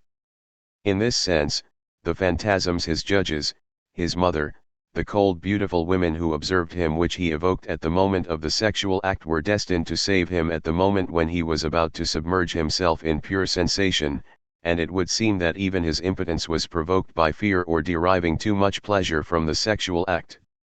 But, on the other hand, if he restrained himself in his pleasures, it was also because he remained unsatisfied on principle, because he had chosen to find what he called his volupte in being unsatisfied rather than in possession. The end which he pursued was, as we know, that strange image of himself which was to be the indissoluble union of existence and being. Now it was out of reach, and at bottom he knew it. He thought to reach it and actually touched it, but when he wanted to grasp it, it vanished. In order therefore to conceal this defeat from himself, he wanted to persuade himself that this furtive fingering was true appropriation, and, by a generalized modification of all his desires, he sought this irritating form of contact in every sphere to prove to himself that it was the only kind of possession which was desirable. Thus he elected to confuse the satisfaction of desire with its unsatisfied exasperation. And that was also due to the fact that he never had any other end except himself. Now in sexual pleasure in its normal forms you enjoy the object and forget yourself, whereas in this maddening titillation you enjoy the desire, that is to say, yourself. And once again he conferred another meaning on this life with its false issue which he had made his own, on this nervous irritation from which there was no rest. It represented the radical non-satisfaction of the fallen God. He used it as a weapon to assuage his rancor. He showed himself to his mother in the throes of his sufferings, but if we examine these sufferings we find that they were identical with his pleasures. It is all the same whether you curse heaven because you are unsatisfied or choose to regard non-satisfaction as the real meaning of pleasure. The ambiguity is due to a slight variation of attitude in relation to the first factor. And this carefully cultivated suffering came to his aid again in the form of self-punishment when he wanted to take his revenge on good by an unfulfilled transcendence, while at the same time it enabled him to assert his otherness in the most categorical fashion. But between extreme self-affirmation and ultimate self-negation there was once again not the slightest difference. For when he denied himself completely he thought of killing himself. Now with Baudelaire suicide was nothing but an aspiration towards the absolute void. When he imagined that he was going to destroy himself, he wanted to cause the disappearance in himself of the nature which he identified with the present and with the limbo of consciousness. He asked from the idea of suicide this small service, this bagatelle which would enable him to regard his life as irremediable and complete, as an eternal destiny, or, if one prefers it, as a past which was closed. Above all he saw in the act of putting an end to his life the ultimate recovery of his being. It was suicide which would draw the line. It was, finally, suicide which by bringing his life to a stop would transform it into an essence which would be at once given forever and forever created by himself. In this way he would free himself once and for all from the intolerable feeling of being one too many in the world. There was only one thing. In order to enjoy the results of his suicide, it was obviously essential that he should survive it. That is why Baudelaire chose to set up as a survivor. And if he did not kill himself at a single blow, at any rate he behaved in such a way that each of his actions was the symbolical equivalent of a suicide that he couldn't commit. Friday. Rigidity, impotence, sterility, absence of generosity, refusal to serve, sin. We see once again that there were so many equivalents of suicide. For Baudelaire, to assert himself meant in effect to posit himself as a pure inactive essence, that is to say, to posit himself at bottom as a memory, memoir, and to deny himself meant to wish once for all to be nothing but the unalterable chain of his memories, souvenirs. And poetic creation, which he preferred to every form of action, was associated for him with the suicide which he never ceased to brood over. Poetry attracted him in the first place because it allowed him to exercise his freedom without any danger, but it attracted him chiefly because it was removed from every form of gift, for the idea of gift inspired him with horror. When he wrote a poem he thought that he was giving people nothing, or at least that he was only giving them a useless object. He did not serve, he remained greedy and shut up in himself, he did not compromise himself in his creation. At the same time the discipline of rhythm and versification forced him to pursue in this field the ascesis which he practiced by his taste in clothes and his dandyism. He imposed a form on his feelings as he had imposed a form on his body and his movements. Baudelaire's poems have a dandyism of their own. Finally, the object which he produced was only an image of himself, a restoration in the present of his memory which offered the appearance of a synthesis of being and existence. And since he was more than half engaged in it, when he tried to appropriate it to himself he did not succeed completely, he remained unsatisfied. Thus the object of desire was paired off with the desire in order to form in the end this rigid, perverse, unsatisfied totality which was none other than Baudelaire himself. As we can see, self-negation passes into self-affirmation, as it does in the Hegelian dialectic. Suicide becomes a method of perpetuating oneself, Suffering. Baudelaire's famous suffering has the same intimate structure as pleasure. Poetic creation is related to sterility. All these passing forms, all these daily attitudes melt into one another, appear, disappear and reappear when one imagined oneself farthest from them. They are only modulations of a great primitive theme which they reproduce with different tonalities. We know the theme which we have not lost sight of for a moment. It is Baudelaire's initial choice of himself. He chose to exist for himself as he was for others.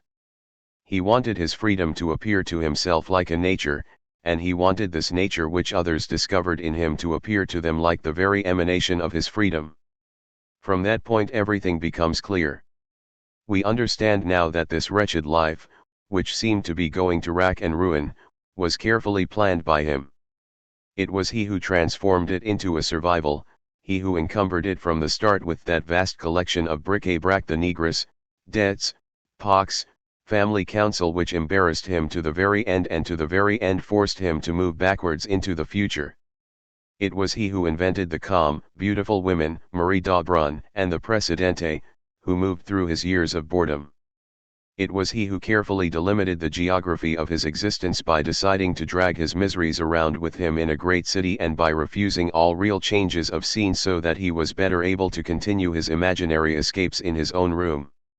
It was he who replaced voyages by removals and simulated flight from himself by perpetually changing his place of residence, and who, when mortally sick, only consented to leave Paris to go to another city which was a caricature of it. It was he again who brought about his partial failure as a writer and chose that brilliant and precarious isolation in the world of letters. It seems that in this life which was so closed and narrow, an accident or the intervention of chance would have enabled one to breathe, would have given a respite to the Heauton Timoromenos. But we should look in vain for a single circumstance for which he was not fully and consciously responsible. Every event was a reflection of that incomposable totality which he was from the first to the last day of his life. He refused experience. Nothing came from outside to change him, and he learned nothing. General Opic's death scarcely altered his relations with his mother.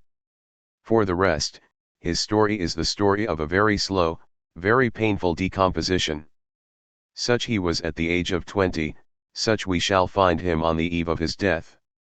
He is simply gloomier, more nervous, less alive, while of his talent and his admirable intelligence nothing remains except memories. And such no doubt was his singularity, that difference which he sought until death and which was only visible to others.